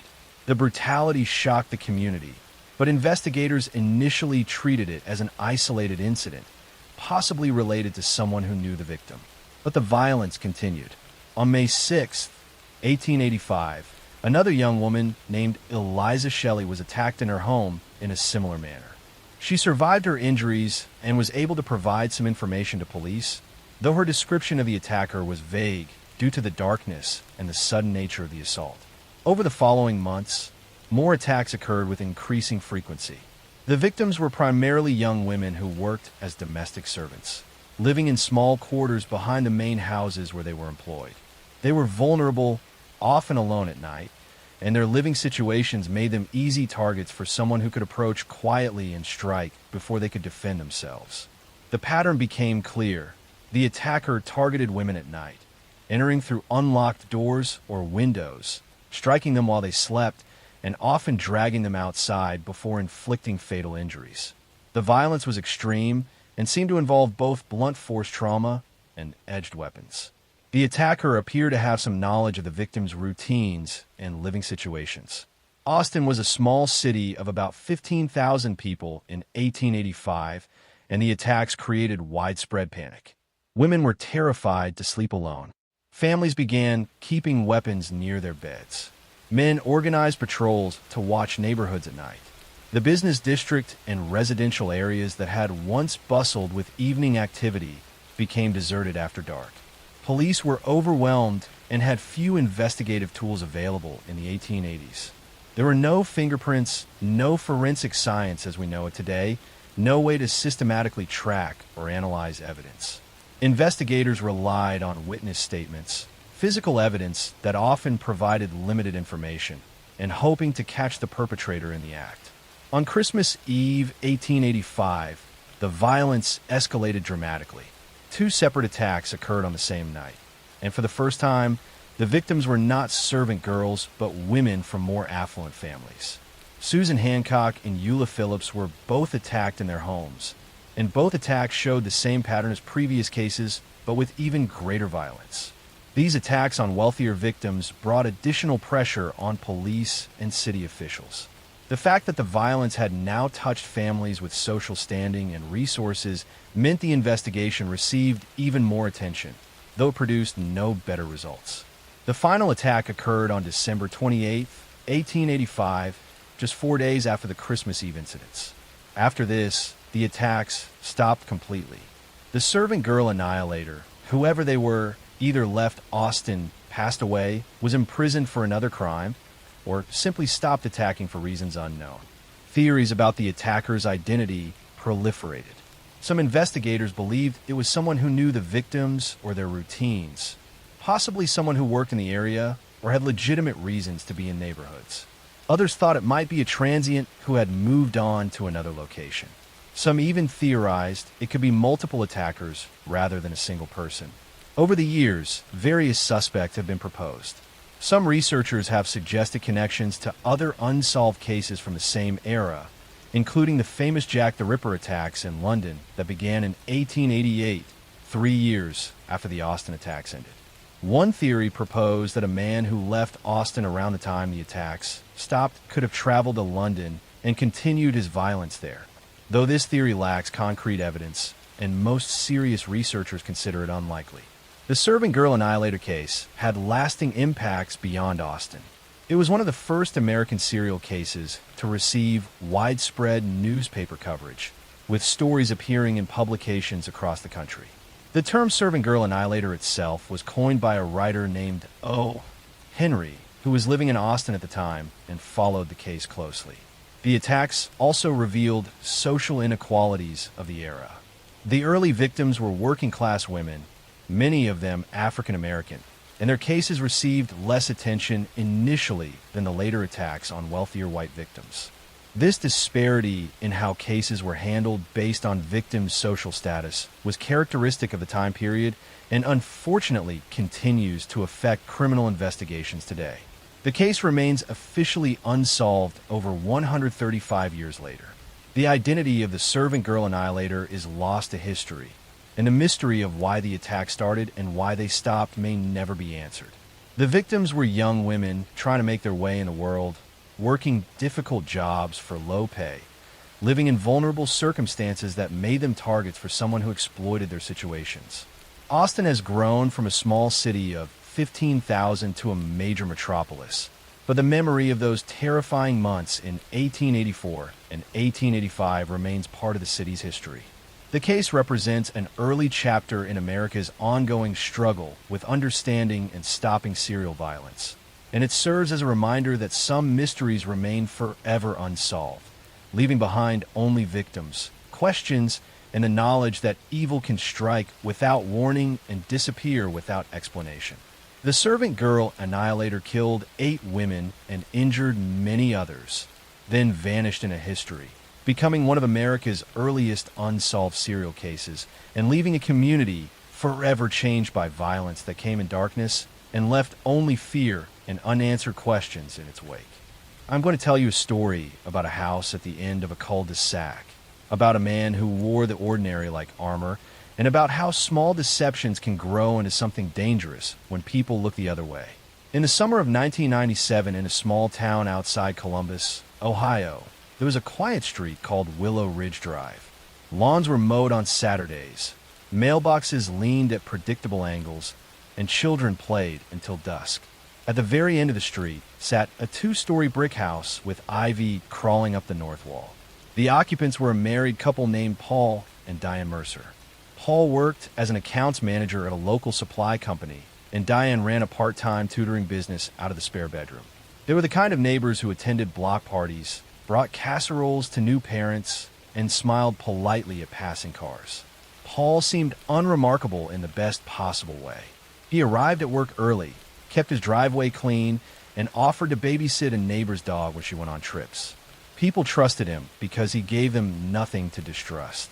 But over the course of 6 years, that trust became the cover for a pattern of behavior no one noticed until it was far too late. The first disappearance happened in late 1998. A young man named Marcus, who had recently left a halfway house and taken a job at a warehouse down the road, failed to show up for work. Marcus had no close family in town and few friends who stayed in touch. He was last seen walking past a convenience store near Willow Ridge Drive. Neighbors assumed he had moved on. No missing person report was filed. For months, nothing seemed unusual. Then in 2000, a woman named Rosa stopped coming to the morning bookkeeping class Diane ran at the community center. Rosa was new in town and had limited family ties. Diane told classmates that Rosa had found full-time employment and was too busy to attend. Again, nobody pressed the matter. By 2002, rumors began to circulate quietly. A man who had been a transient returned to town and said he remembered Marcus spending evenings on Paul's porch, talking about finding steady work. A teenager recalled seeing a stranger carrying a large duffel bag into the Mercer's house at night. These memories were fragmented and unreliable on their own, easy to dismiss as misremembered details. People in small towns forgive a lot because they prefer harmony to suspicion. What finally moved officials into action was the disappearance of a well-known local teacher named Harold Green in the spring of 2003. Harold had family, a steady schedule, and close friends who would not let his absence be ignored. He missed classes for 2 days, and then his car was found in a supermarket lot with his keys still inside. The school filed a report. Detectives opened an investigation and began tracing Harold's last known movements. Phone records placed Harold near Willow Ridge Drive the night he vanished. A neighbor reported seeing him walk purposefully toward the Mercer's house the evening before he disappeared. That detail drew attention because Harold was known to be cautious and deliberate in his routines. Investigators sought a search warrant for the Mercer's property. Paul and Diane cooperated at first, offering tea and plausible explanations. Their kitchen smelled of cinnamon and coffee, and their living room displayed family photos that showed polite smiles and birthdays celebrated. Under normal circumstances, such a scene would calm any visitor. But detectives discovered things that did not fit the image. In a shed behind the house, they found a stack of photocopied bills in Harold's name dated months after his disappearance. They found a small stack of photographs of other residents who had vanished, worn at the edges as if they had been carried and studied. And in the back garden, beneath a shallow layer of disturbed soil covered by a recent patch of sod, they found personal items linked to multiple missing people. When forensic teams expanded the search, they uncovered evidence that forced a broader inquiry. Items traced to Marcus and Rosa were found in sealed containers in the basement. A ledger documented deposits into a joint account opened by the Mercers that matched benefit payments and pension checks belonging to people who had disappeared. The pattern pointed to exploitation and cover-up, not accidental misfortune. Paul eventually stopped speaking in the polite, practiced way that had once calmed his neighbors. Under sustained questioning, he offered a narrative that mixed neglect with a chilling rationality. He said he had helped people who had nowhere else to go, that he had taken responsibility for their affairs when they drifted, and that he had paid bills and cashed checks to keep their names active so benefits would not lapse.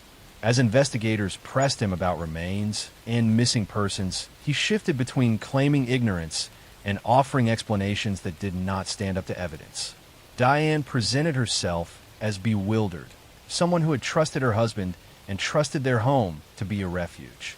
She said she had been occupied with tutoring and afternoon classes and had not paid attention to the small discrepancies that investigators described. Witnesses later contradicted that account, describing times when Diane collected paperwork for tenants and signed forms on their behalf. The trial that followed revealed how easy it had been for harm to hide behind normalcy. Witnesses testified that the Mercers had positioned themselves as caretakers of people who would otherwise slip through the social safety net. They offered rides, helped fill out applications, and provided a warm place to sleep.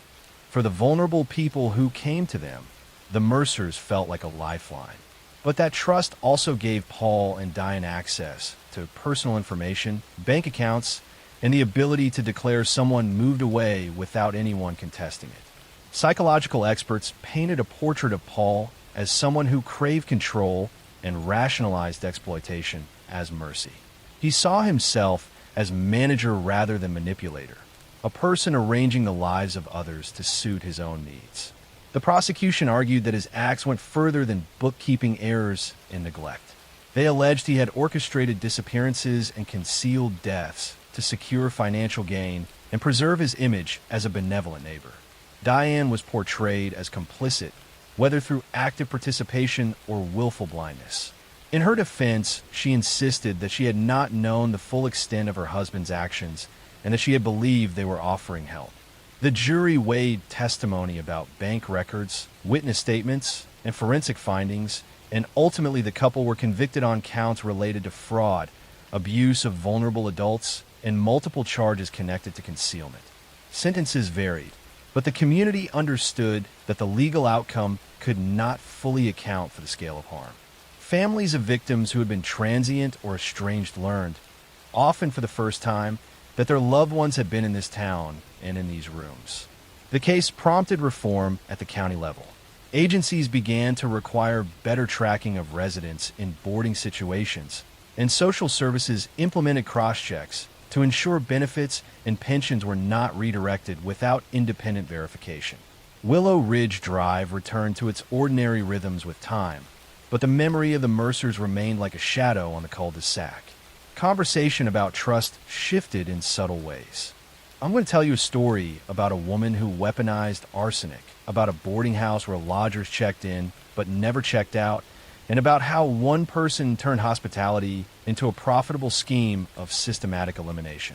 In the working-class neighborhoods of Chicago during the early 1920s, a Hungarian immigrant named Tilly Klimek was known in her community as a woman with an uncanny and disturbing gift.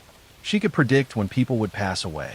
She would tell her neighbors that she had dreamed of funerals, that she saw death coming for specific people, and then within weeks her predictions would come true. What her neighbors did not realize was that Tilly was not psychic at all. She was simply announcing her plans in advance, using the guise of premonition to mask premeditated poisoning that would claim at least 5 lives and possibly many more. This is the story of Tilly Klimek, one of a group of women in 1920 Chicago who became known as the Poison Ring.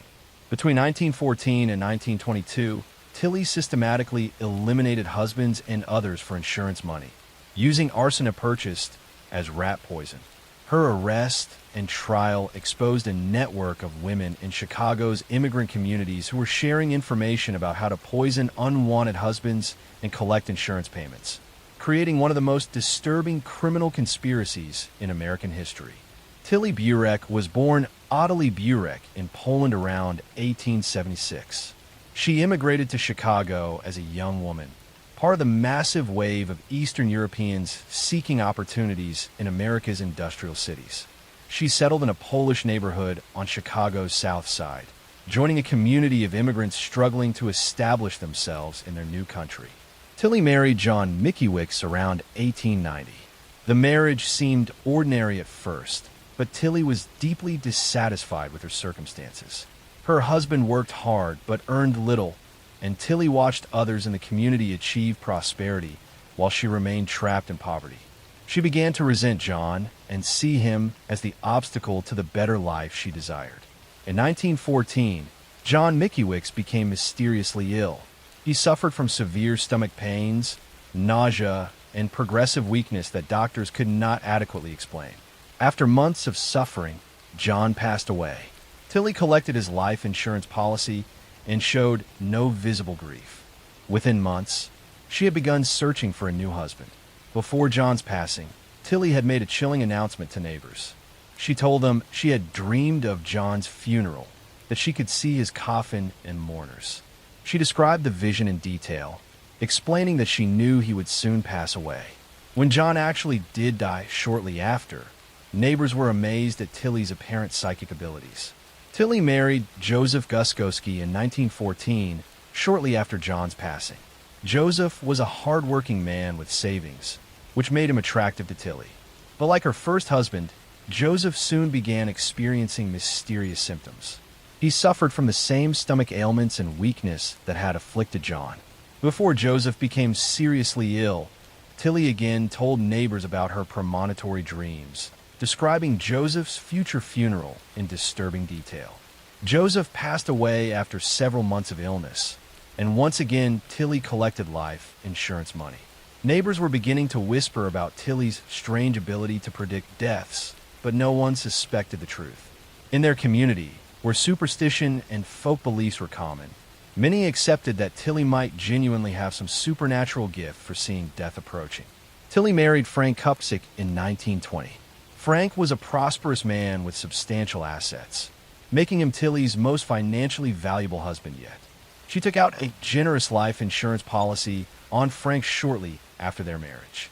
Within weeks, Frank began experiencing the now familiar symptoms of severe gastrointestinal distress and weakness. But this time, Frank's relatives became suspicious. Frank had been healthy and robust before marrying Tilly, and his sudden decline seemed wrong.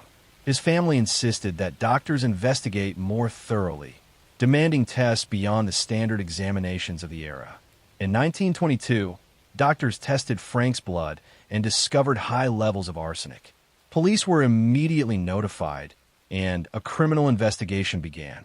Detectives started examining Tilly's history and discovered the pattern of deceased husbands and insurance collections. They exhumed the bodies of John Mickiewicz and Joseph Guskowski and found both contained lethal amounts of arsenic. Further investigation revealed something even more disturbing. Tilly was part of a network of women in Chicago's immigrant neighborhoods who were sharing information about poisoning unwanted husbands. These women, many of them from Polish, Hungarian, and Italian communities, would discuss how to purchase arsenic under the guise of pest control, how to administer it to avoid immediate suspicion, and how to file insurance claims after their husbands passed away. The poison ring, as it became known, included several other women who were subsequently arrested and tried. The network had operated for years, with women protecting each other by providing alibis and supporting each other's claims that their husbands had died from natural illnesses. Tilly Klimek was arrested in 1922 and charged with the passing of Frank Kupczyk. Her trial revealed the full extent of her crimes and the existence of the poison ring. Prosecutors presented the toxicology evidence showing fatal arsenic levels in multiple bodies. They demonstrated Tilly's pattern of marrying men, insuring them, and then poisoning them for profit. What made Tilly's case particularly memorable was her habit of predicting the deaths. Prosecutors argued this showed clear premeditation and planning. She was not acting impulsively, but was carefully orchestrating each elimination and even announcing it in advance, using the cover of supposed psychic dreams to mask her criminal intent. The defense attempted to argue that the arsenic could have come from environmental sources or that the deaths were coincidental. But the evidence was overwhelming. The pattern was too clear, the arsenic levels too high, and the financial motives too obvious. On November 27, 1922, Tilly Klimek was convicted of taking Frank Kupczyk's life. She was sentenced to life imprisonment at the Illinois State Penitentiary. Several other women from the poison ring were also convicted and sentenced, though Tilly received the most publicity due to her eerie predictions and the number of her victims. Tilly served her sentence at Joliet Prison in Illinois. She maintained her innocence throughout her imprisonment, claiming she was being persecuted for bad luck rather than criminal behavior. She passed away in prison in 1936 at approximately age 60, having served 14 years of her life sentence. The Tilly Klimek case and the broader poison ring scandal shocked Chicago and the nation. It revealed how groups of women in immigrant communities, frustrated by poverty and unhappy marriages, had turned to systematic poisoning as a solution to their problems. The ease with which arsenic could be purchased as rat poison and the difficulty of detecting it in an era before sophisticated toxicology made it an attractive method for those willing to commit such crimes. The case led to stricter regulations on the sale of arsenic and other poisons. I'm going to tell you a story about a woman who turned grief into greed, about insurance policies that became deadly investments, and about how one person discovered that being a widow could be very profitable. In the coal mining regions of Alabama during the early 1900s, Nanny Doss seemed like an unlucky woman plagued by tragedy. Her husbands kept passing away under mysterious circumstances, one after another across several decades. Her children experienced sudden illnesses. Her mother and sister also met untimely ends while in Nanny's care. The woman moved through life, leaving a trail of deceased family members behind her, always collecting insurance money, always moving on to new relationships.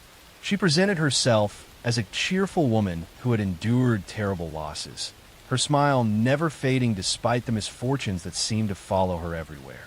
This is the story of Nanny Doss, known as the Giggling Granny. Between 1927 and 1954, she ended the lives of 11 people, including 4 husbands, 2 children, her mother, her sister, a grandson, and a nephew.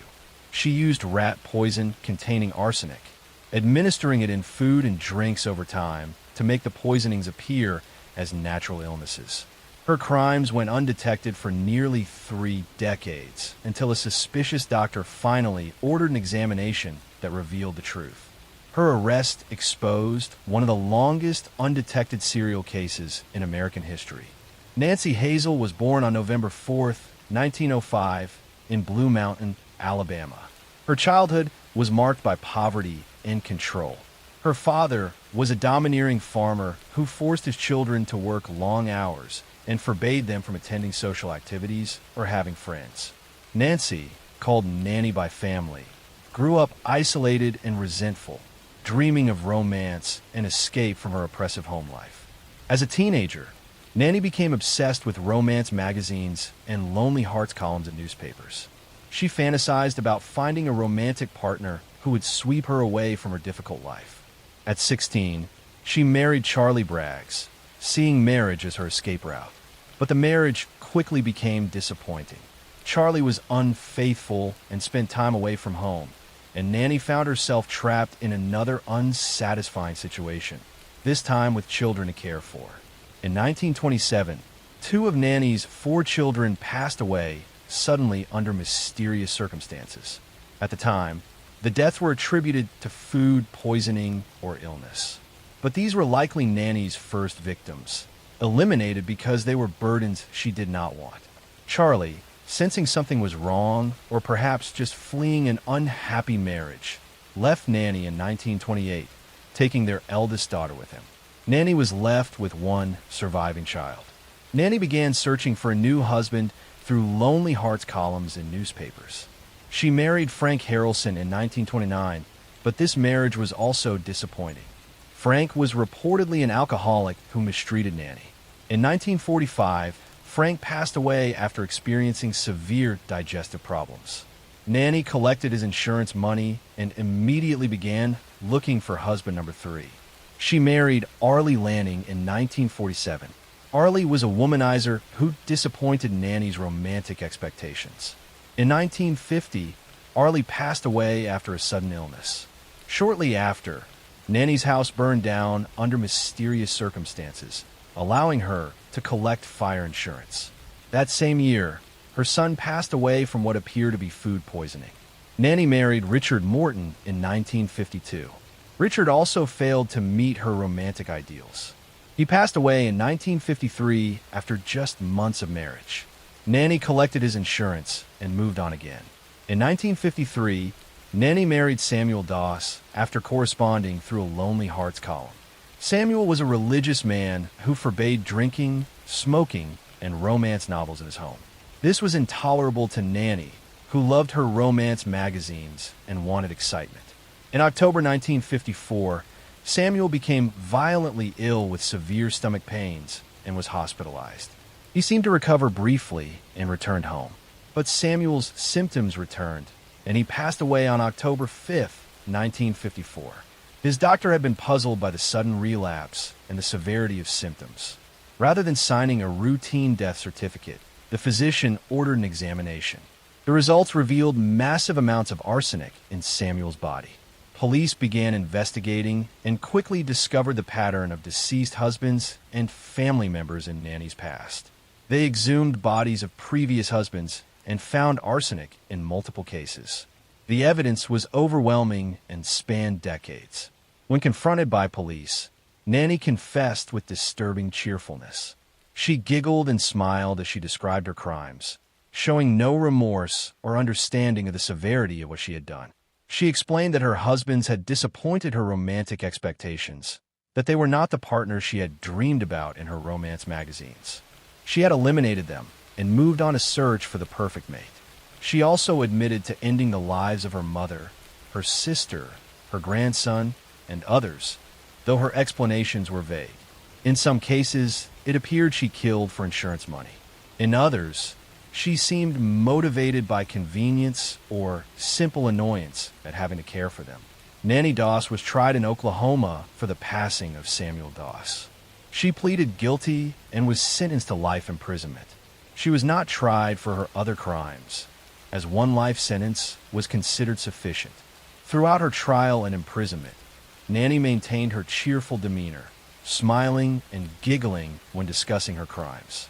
She seemed to view her actions as reasonable solutions to disappointing circumstances. Nanny spent the rest of her life in the Oklahoma State Penitentiary. She gave occasional interviews where she continued to show no genuine remorse, explaining matter-of-factly that her husbands had not been romantic enough or had disappointed her expectations.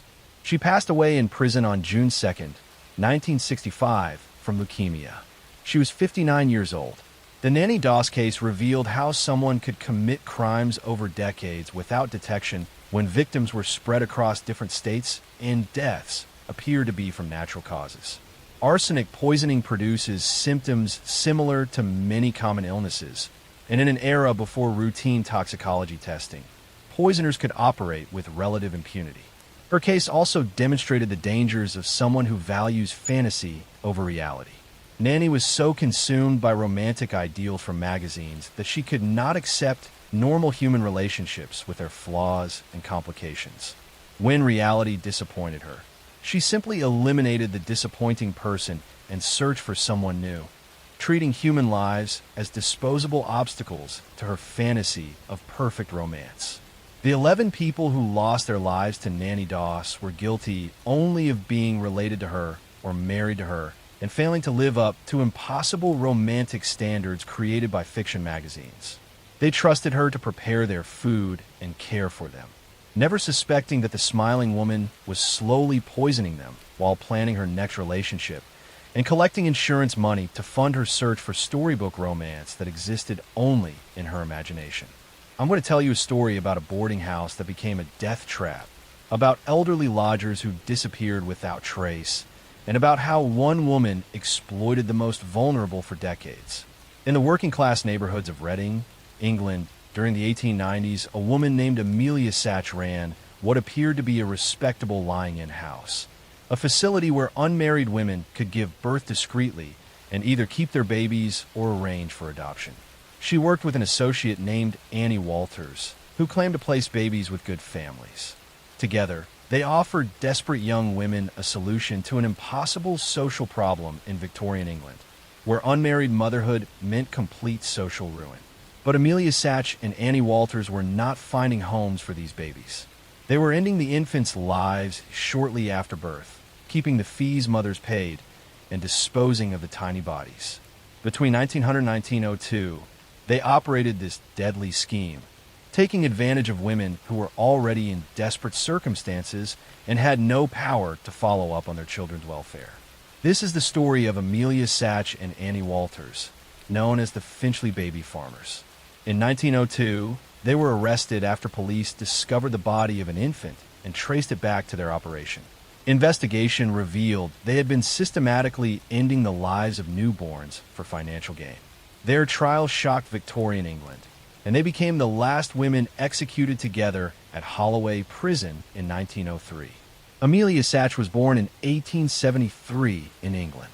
She came from working-class origins and worked as a nurse before establishing her lying-in house.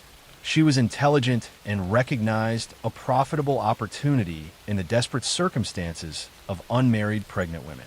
Victorian society was unforgiving toward women who bore children outside marriage, and many would pay substantial sums for discretion and promises that their babies would be cared for.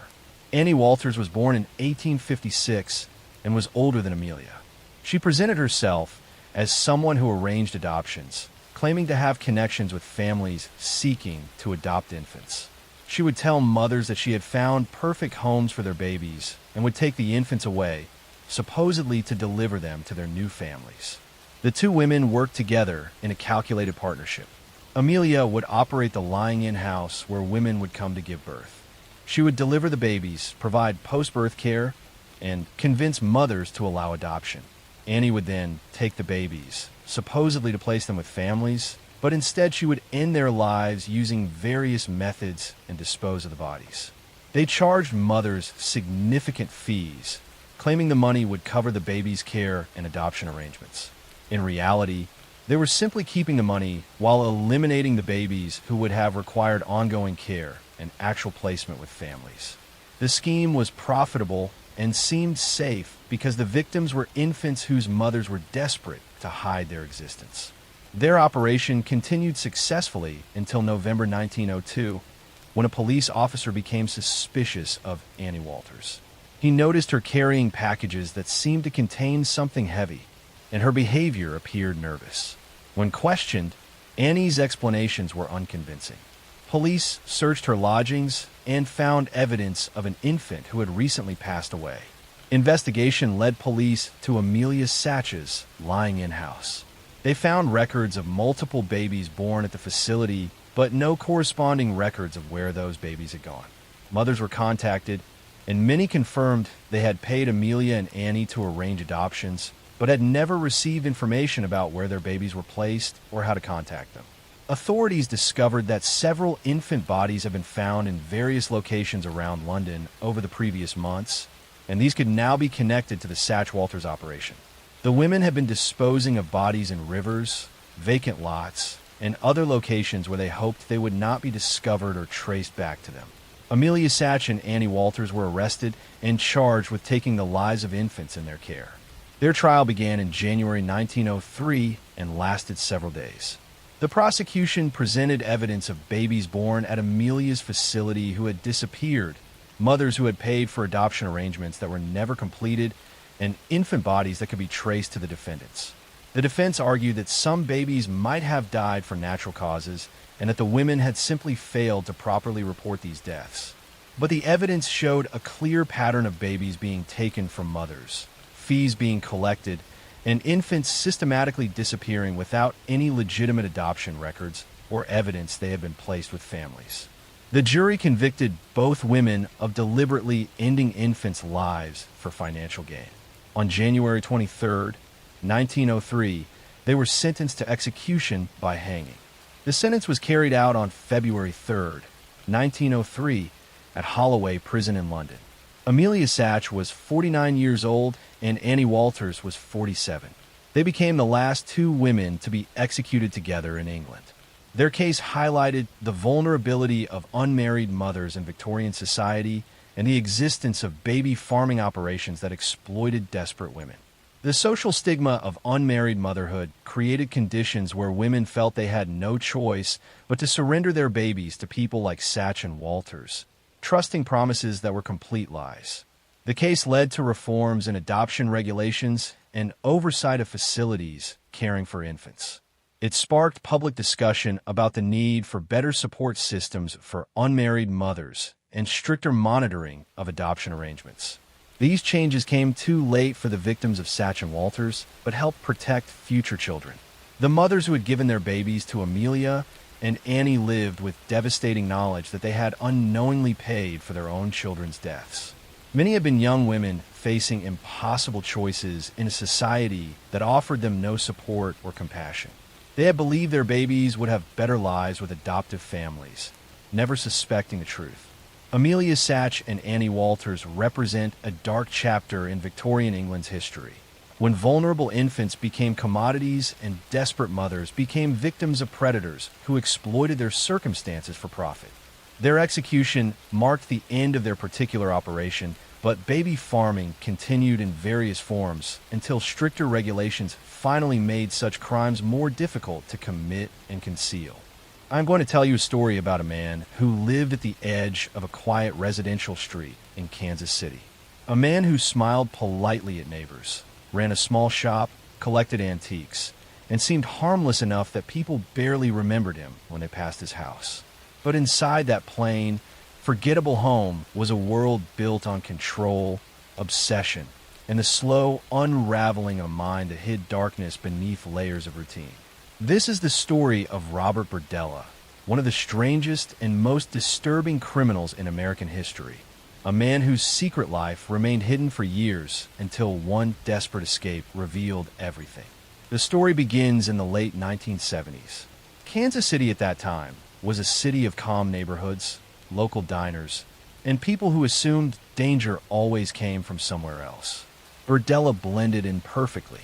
He ran a booth at a local flea market, selling odd items, handmade jewelry, antiques, and things he found discarded around the city. He had a reputation for being strange but intelligent, a man with a sharp memory, a sarcastic humor, and a knack for finding rare objects. Some considered him eccentric. Others simply avoided him. but no one thought of him as dangerous. Yet beneath that quiet exterior, Burdella was retreating further into isolation. His relationships failed. He withdrew from friends. He stayed indoors for long hours. His house became cluttered with boxes, books, chemicals, and personal projects only he understood. There was something off about him. Neighbors noticed, but nothing alarming enough to make them intervene. Sometimes the most dangerous thing in the world is not a loud threat, but a quiet person who slowly builds a private universe where no one else is allowed. Burdella spent much of his time watching people. He watched how they walked, talked, interacted. He watched the vulnerable, the lost, and the lonely. Kansas City in the 1980s had a growing number of young men who lived on the margins. Runaways, men who struggled with addiction, men who drifted between temporary shelters and odd jobs. Burdella knew many of them because they visited the flea market or lived in the surrounding areas. He offered them food sometimes, or small amounts of money, or the promise of jobs. He positioned himself as someone helpful, someone harmless, someone who could be trusted. And that is how the disappearances began. The first man to vanish around Burdella's orbit was a young cook from a nearby restaurant. He had been struggling financially, and Burdella offered him a place to stay. After that night, he was never seen again. His friends assumed he moved away.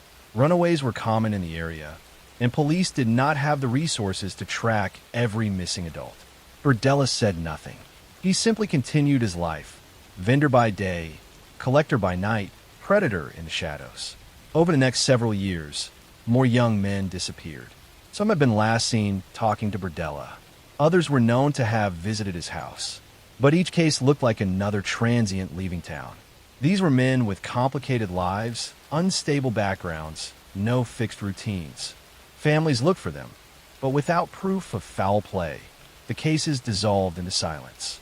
Meanwhile, Burdella's behavior inside his home grew darker. He wrote in journals. He kept lists. He treated people not as human beings, but as objects in an experiment he believed he could control. The isolation deepened his obsessions, and the walls of his home became a barrier that separated him entirely from reality. He convinced himself he was smarter than everyone else. He believed he would never get caught. He believed that people who lived unstable lives would never be missed long enough for anyone to trace them back to him. But arrogance is often what brings people like him down. In April 1988, something happened that Burdella never expected. A young man escaped from his house. He ran into the street wearing almost nothing, terrified, bruised, and in shock. A passerby found him and called police immediately. Officers arrived, expecting perhaps a domestic dispute or an argument. They had no idea they were about to uncover one of the most disturbing crime scenes in the history of Kansas City. When they reached Burdella's home, they knocked. He opened the door as calmly as if nothing unusual had just happened. He tried to talk his way out of it, offering explanations that made no sense, acting confused, playing the harmless, eccentric neighbor. But the officers, seeing the condition of the escaped victim, pressed further. They entered the house and froze. The interior was a maze of clutter, boxes, tools, photographs, chemicals, devices, and journals. Nothing about it felt normal. Nothing felt safe. The deeper officers went into the house, the worse it became. They found rooms that looked like laboratories. They found items that looked designed for control. They found Polaroids, hundreds of them, images of men who had disappeared over the years.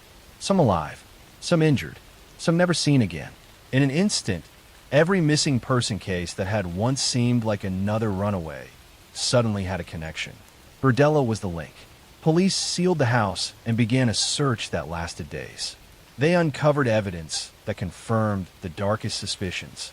They found belongings of victims. They found tools. They found diaries where Burdella had documented actions with chilling precision. Page after page, written in neat handwriting, showing that for him everything had been planned, organized, and controlled. He saw people as experiments, as objects, as projects. News spread quickly. The quiet man from the flea market was suddenly at the center of a national story. Reporters filled the street. Neighbors watched in disbelief as boxes of evidence were carried out of the house. Families of missing men came forward. Old police reports were reopened. The city realized that for almost a decade, a predator had lived among them, hidden in plain sight, protected not by intelligence alone, but by the painful truth that society often overlooks people who live unstable lives. In court, Berdella tried to present himself as misunderstood. He claimed that some victims participated willingly. He claimed the missing men had chosen their fate, but the evidence showed otherwise. His journals showed otherwise. The photographs showed otherwise. And the survivors who had fallen into his orbit described a man who switched between calm friendliness and cold detachment with no warning. The trial ended with a life sentence. Then another, and another. He would never walk free again. In prison, Berdella remained an enigma. He cooperated with some investigators, but never expressed genuine remorse. He talked about his crimes as if they were academic studies, as if removing emotion made the truth easier to control. He filled his time reading, writing, and avoiding other inmates who despised him. He seemed to understand that outside his home, without control, he was powerless. In 1992, 4 years after his arrest, Berdella died of a heart attack in prison. Some believed it was natural. Others suspected inmates or guards played a role, though no evidence ever proved it. His death ended the possibility of learning more about the victims whose lives he took without leaving behind clear explanations. Today, Berdella's house no longer exists. It was demolished by the city to erase the physical memory of what happened inside those walls. The lot is empty now, quiet. Grass covers the space where the home once stood. People walk past without knowing what once happened there, without realizing that behind those walls, a man who looked unremarkable had lived a double life so dark that even investigators had difficulty understanding the full scope of it. The case remains one of the most disturbing examples of how someone can hide in plain sight. A man who sold trinkets at a flea market by day, while at night he drifted into a world built entirely on domination and secrecy. He did not rely on charm alone. He relied on society's blind spots, on the way people overlooked certain lives, on the way missing persons reports were dismissed if the victims were transient. He operated inside the cracks of the system. That is the part that still chills people the most. Not just the crimes themselves, but how long they went unnoticed. How many warnings were missed. How many lives intersected with his without understanding the danger. How easy it was for him to operate while appearing completely forgettable. It raises a question that haunts anyone who studies the case. How many times did people walk past him, exchange a greeting, and continue their day without knowing that they were looking directly into the eyes of someone living a double existence? Even decades later, the Berdella case remains a reminder that evil does not always look wild or violent. Sometimes it looks calm. Sometimes it wears glasses, sells antiques, and talks about history. Sometimes it blends into the world so completely that no one sees it until someone escapes, running into the street, desperate, terrified, and begging for help, revealing the truth that had been hidden behind a closed door for far too long.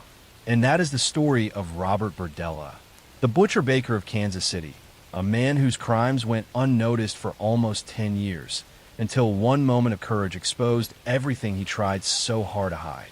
I'm going to tell you a story about a disappearance that changed the way an entire country looked at its own landscape, a disappearance that began on a long, empty road cutting through the Australian outback.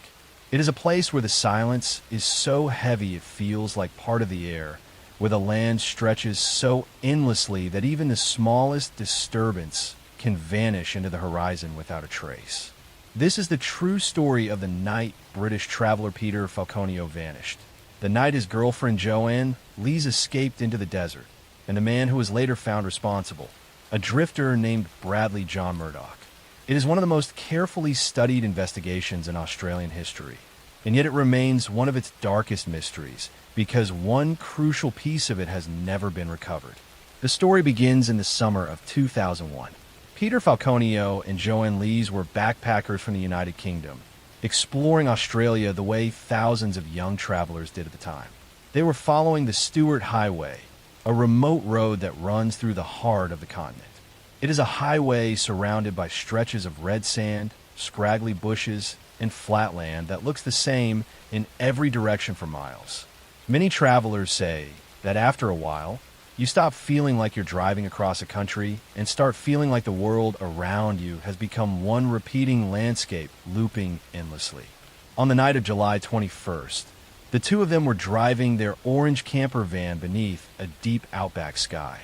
Stars in that part of Australia are brighter than anywhere else because there is no city nearby to dim them. The night was quiet, the road empty except for the occasional road train thundering past. It felt peaceful, the kind of night where nothing unusual should happen. But behind them, a white four-wheel drive vehicle trailed them for miles. It got closer, then farther, then closer again. It flashed its lights, signaling them to pull over. The driver claimed something was wrong with their exhaust pipe. What happened after that moment became the center of one of the largest investigations the Northern Territory ever conducted. In the minutes that followed, Peter stepped out of the van. Joanne heard a sudden loud noise. She never saw Peter again. She was tied and restrained by a man she had never seen before, a man she sensed was completely comfortable in the darkness around them. She eventually escaped, running into the night, stumbling through bushes and thorny scrub, cutting her hands and knees while crawling deep into the shadows. She hid there for hours, terrified, listening to footsteps and movements as the man searched with a flashlight. She remained still, breathing as quietly as she could, trying to blend into the landscape. Eventually, after what felt like an entire night, she saw headlights in the distance. A passing truck. She ran onto the road and was rescued. When police arrived, the empty land gave them nothing. Peter was gone. The attacker was gone. The white vehicle was gone. Even footprints were fading quickly in the shifting dust. The investigation launched immediately. Police combed the roadside, searched for tire tracks, interviewed every driver who had been seen in the region. But the Northern Territory is vast, and the Stewart Highway alone stretches more than 2,000 kilometers. The case quickly became international news. Back in the United Kingdom, Peter's family pleaded for information. In Australia, people argued over what might have happened. Some believed Joanne completely. Others insisted something didn't add up. The absence of a body, the lack of clear evidence, and the remoteness of the outback created countless theories. But detectives noticed something early on. The attack had been precise. It seemed like someone who knew the area intimately, someone comfortable with long roads, someone used to traveling alone at night. They began compiling a list of possible suspects. One name slowly rose to the top: Bradley John Murdoch. Murdoch was a long-haul driver, mechanic, and occasional criminal who drifted across the Northern Territory and Western Australia. He often traveled with his dogs, slept in his vehicle, and kept to himself. People who met him described him as unpredictable. Some said he had a calm, almost detached way of speaking. Others mentioned he could become angry quickly. He knew remote roads well. He knew how to navigate the bush. And he knew how easily someone could disappear in the outback without anyone noticing. Investigators began matching the timeline. Murdoch had been seen near Alice Springs days before the attack. He had been spotted driving a white four-wheel drive vehicle similar to the one Joanne described. And, perhaps most importantly, surveillance footage from a roadhouse captured a tall man resembling him around the same period. As detectives built their case, they started to focus heavily on this one suspect. The real breakthrough came months later, when forensic teams examined Murdoch's vehicle. Inside, they found a tiny sample of Joanne's blood. It was not visible to the naked eye. It required serious forensic work to detect. But that single drop linked Murdoch directly to her. It was a critical piece of evidence in a case where almost everything else had vanished into the landscape. The DNA match changed the direction of the investigation permanently. Detectives then uncovered that Murdoch had cut his long hair shortly after the date of the disappearance. They learned he had altered his routines, avoided old acquaintances, and appeared nervous during stops on the road. Witnesses recalled strange behavior. Service station employees remembered seeing a man who looked deeply unsettled, moving mechanically, as though he were trying to avoid attention, but failing to hide his anxiety. Prosecutors built a meticulous case. They relied heavily on forensic evidence, eyewitness sightings, Murdoch's travel patterns, and the inconsistencies in his explanations. The trial lasted for weeks. The world watched.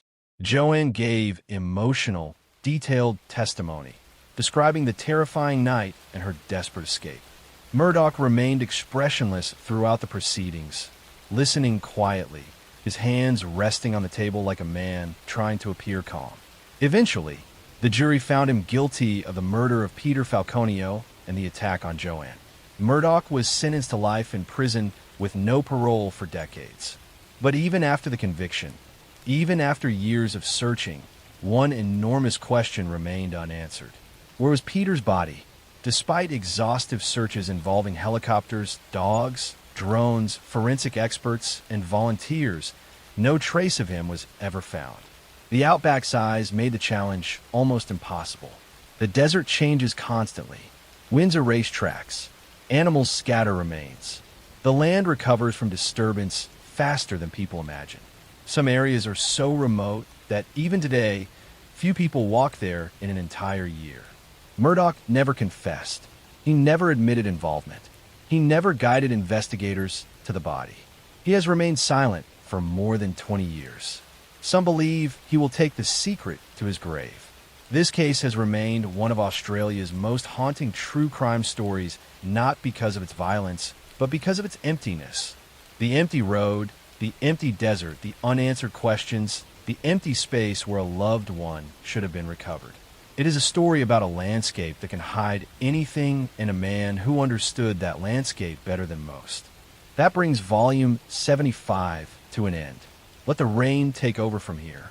Settle in, breathe slow, and let the rest of the night carry you towards sleep. Good night. I'm going to tell you a story about a nurse who was supposed to care for premature babies, but instead became their killer. About a hospital ward where infant deaths suddenly skyrocketed, and about how one woman's actions devastated dozens of families before anyone realized what was happening. In the early 1980s, Behar County Hospital in San Antonio, Texas had a problem. The pediatric intensive care unit was experiencing an unusual number of infant deaths and medical emergencies. Babies who had been stable would suddenly go into cardiac arrest for no apparent medical reason. The staff was baffled and concerned, but they couldn't identify what was causing these mysterious crises. What they didn't know was that one of their own nurses was deliberately harming the babies in her care. Her name was Janine Jones, and between 1981 and 1982, she is believed to have injured or ended the lives of up to 60 infants and children, making her one of the most prolific killers in American history. Janine Jones became a licensed vocational nurse in 1977 and began working in the pediatric intensive care unit at Behar County Hospital in San Antonio. She seemed dedicated to her work, often volunteering for extra shifts and showing deep emotional investment in her young patients. When babies under her care experienced medical crises, she would spring into action, working frantically to save them. But colleagues began noticing a disturbing pattern. The medical emergencies seemed to happen disproportionately during Janine's shifts. Babies would be fine, then suddenly crash when she was caring for them. She always seemed to be present when these crises occurred, always ready to jump in and try to save the day. Janine's method was insidious. She would inject babies with dangerous substances, including digoxin, a heart medication that in large doses can cause cardiac arrest, and heparin, a blood thinner that could cause hemorrhaging. She would also inject succinylcholine, a paralytic drug that stops breathing. These drugs were available in the hospital, and as a nurse, Janine had access to them. After injecting a baby with one of these substances, she would wait for the inevitable medical crisis. The baby would stop breathing or go into cardiac arrest. Alarms would sound. Other staff would rush in, and Janine would be right there, performing CPR, calling for help, doing everything possible to save the baby she had just poisoned. Sometimes the babies survived these episodes. Sometimes they didn't. But whether they lived or died, Janine got what she wanted: attention, drama, and the opportunity to play the hero. She craved the excitement of medical emergencies and the recognition that came from being seen as a dedicated nurse fighting to save young lives. The hospital staff grew increasingly suspicious. Doctors noticed that the pediatric ICU death rate had increased significantly.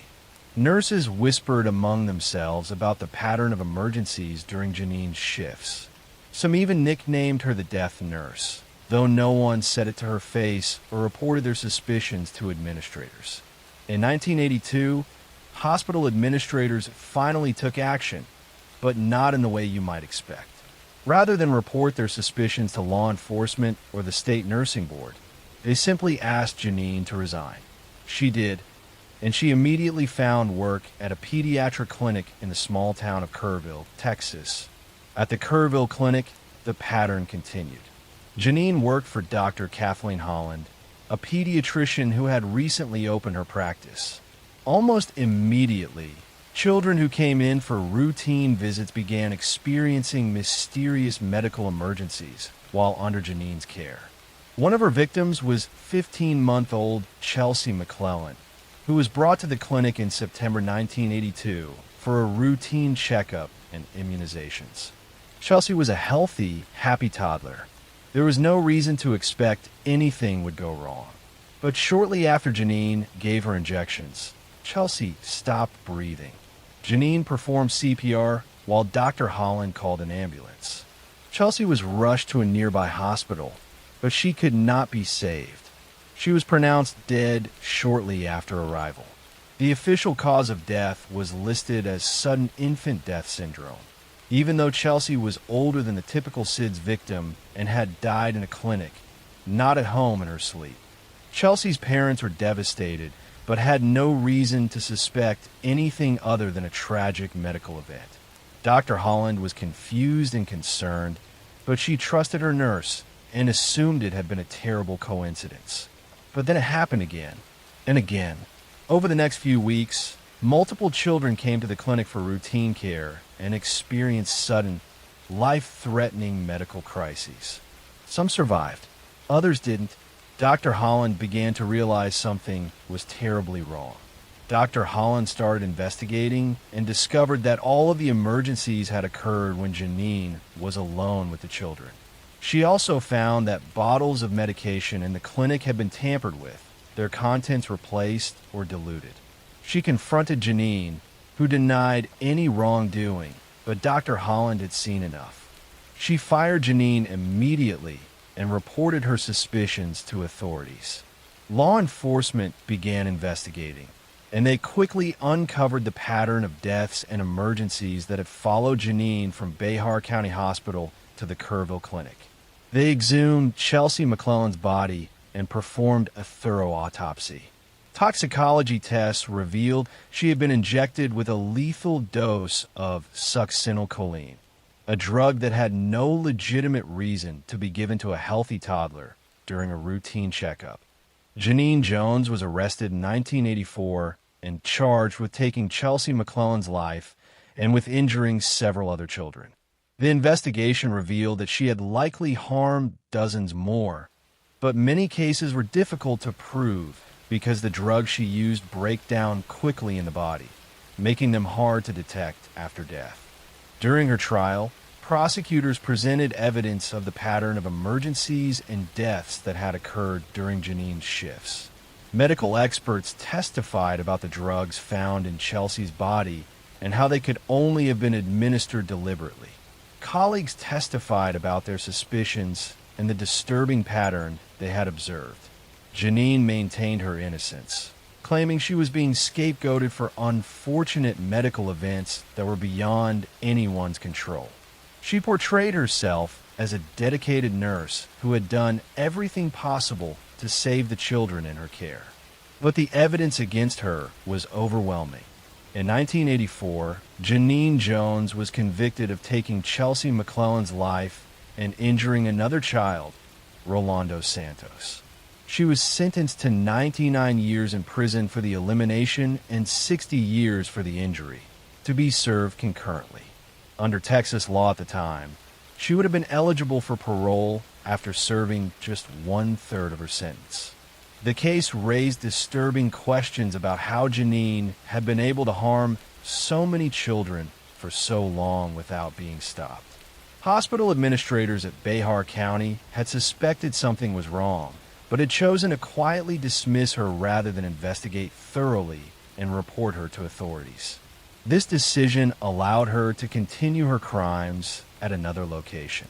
The case also highlighted gaps in the healthcare system's ability to track and prevent medical professionals who harm patients.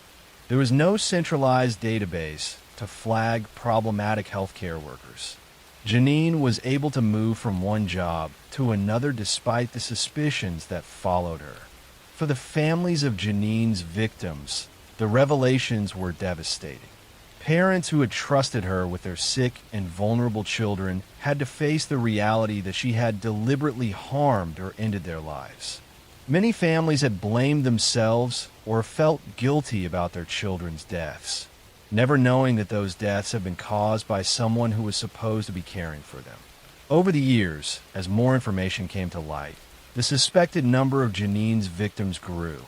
Some estimates put the number as high as 60 children who died or were injured during her time as a nurse. Most of these cases could never be proven in court because too much time had passed and evidence was no longer available. In 2017, Janine Jones was scheduled to be released from prison on mandatory parole due to Texas laws that were in effect when she was sentenced. The prospect of her release caused outrage among victims' families and the public.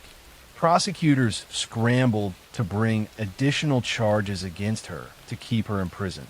They successfully indicted her for the deaths of several more children, including 5 infants who had died at Behar County Hospital during her time working there. In 2018, Janine pleaded guilty to taking the life of 11-month-old Joshua Sawyer in 1981. She was sentenced to life in prison. The new sentence ensured that Janine Jones would remain in prison for the rest of her life. She is currently incarcerated in Texas and will never be released. She is now in her 70s and has spent decades behind bars for her crimes. The motive behind Janine's actions remains a subject of debate among criminal psychologists. The most common theory is that she suffered from Munchausen syndrome by proxy, a psychological disorder where a caregiver deliberately harms someone in their care to gain attention and sympathy. Janine seemed to crave the drama and excitement of medical emergencies and the recognition she received for responding to them. Others believe she had a hero complex, wanting to be seen as the nurse who could save babies from the brink of death. By creating medical crises, she put herself in a position to be the hero. The fact that some babies died didn't seem to bother her as much as the attention and recognition she received. Whatever her motivation, Janine Jones's actions caused immeasurable harm. She betrayed the trust that families placed in healthcare professionals. She turned places of healing into places of danger. She destroyed families and traumatized colleagues who had to live with the knowledge that they had worked alongside a killer. The case of Janine Jones led to significant changes in how hospitals track and respond to unusual patterns of patient deaths or medical emergencies. Healthcare facilities now have better protocols for investigating suspicious patterns and reporting concerns to appropriate authorities. Laws were changed to ensure that dangerous healthcare workers couldn't simply move from one facility to another without their history being known. But for the families of Janine's victims, no amount of systemic change can undo the harm she caused. Parents lost their children to someone who was supposed to protect them. Siblings grew up without their brothers and sisters. Entire families were shattered by losses that should never have occurred. Janine Jones will spend the rest of her life in prison. but that provides only limited comfort to the families whose lives she destroyed. The babies and children she harmed were innocent and vulnerable, deserving of care and protection. Instead, they encountered a nurse whose need for attention and drama was more important to her than their lives.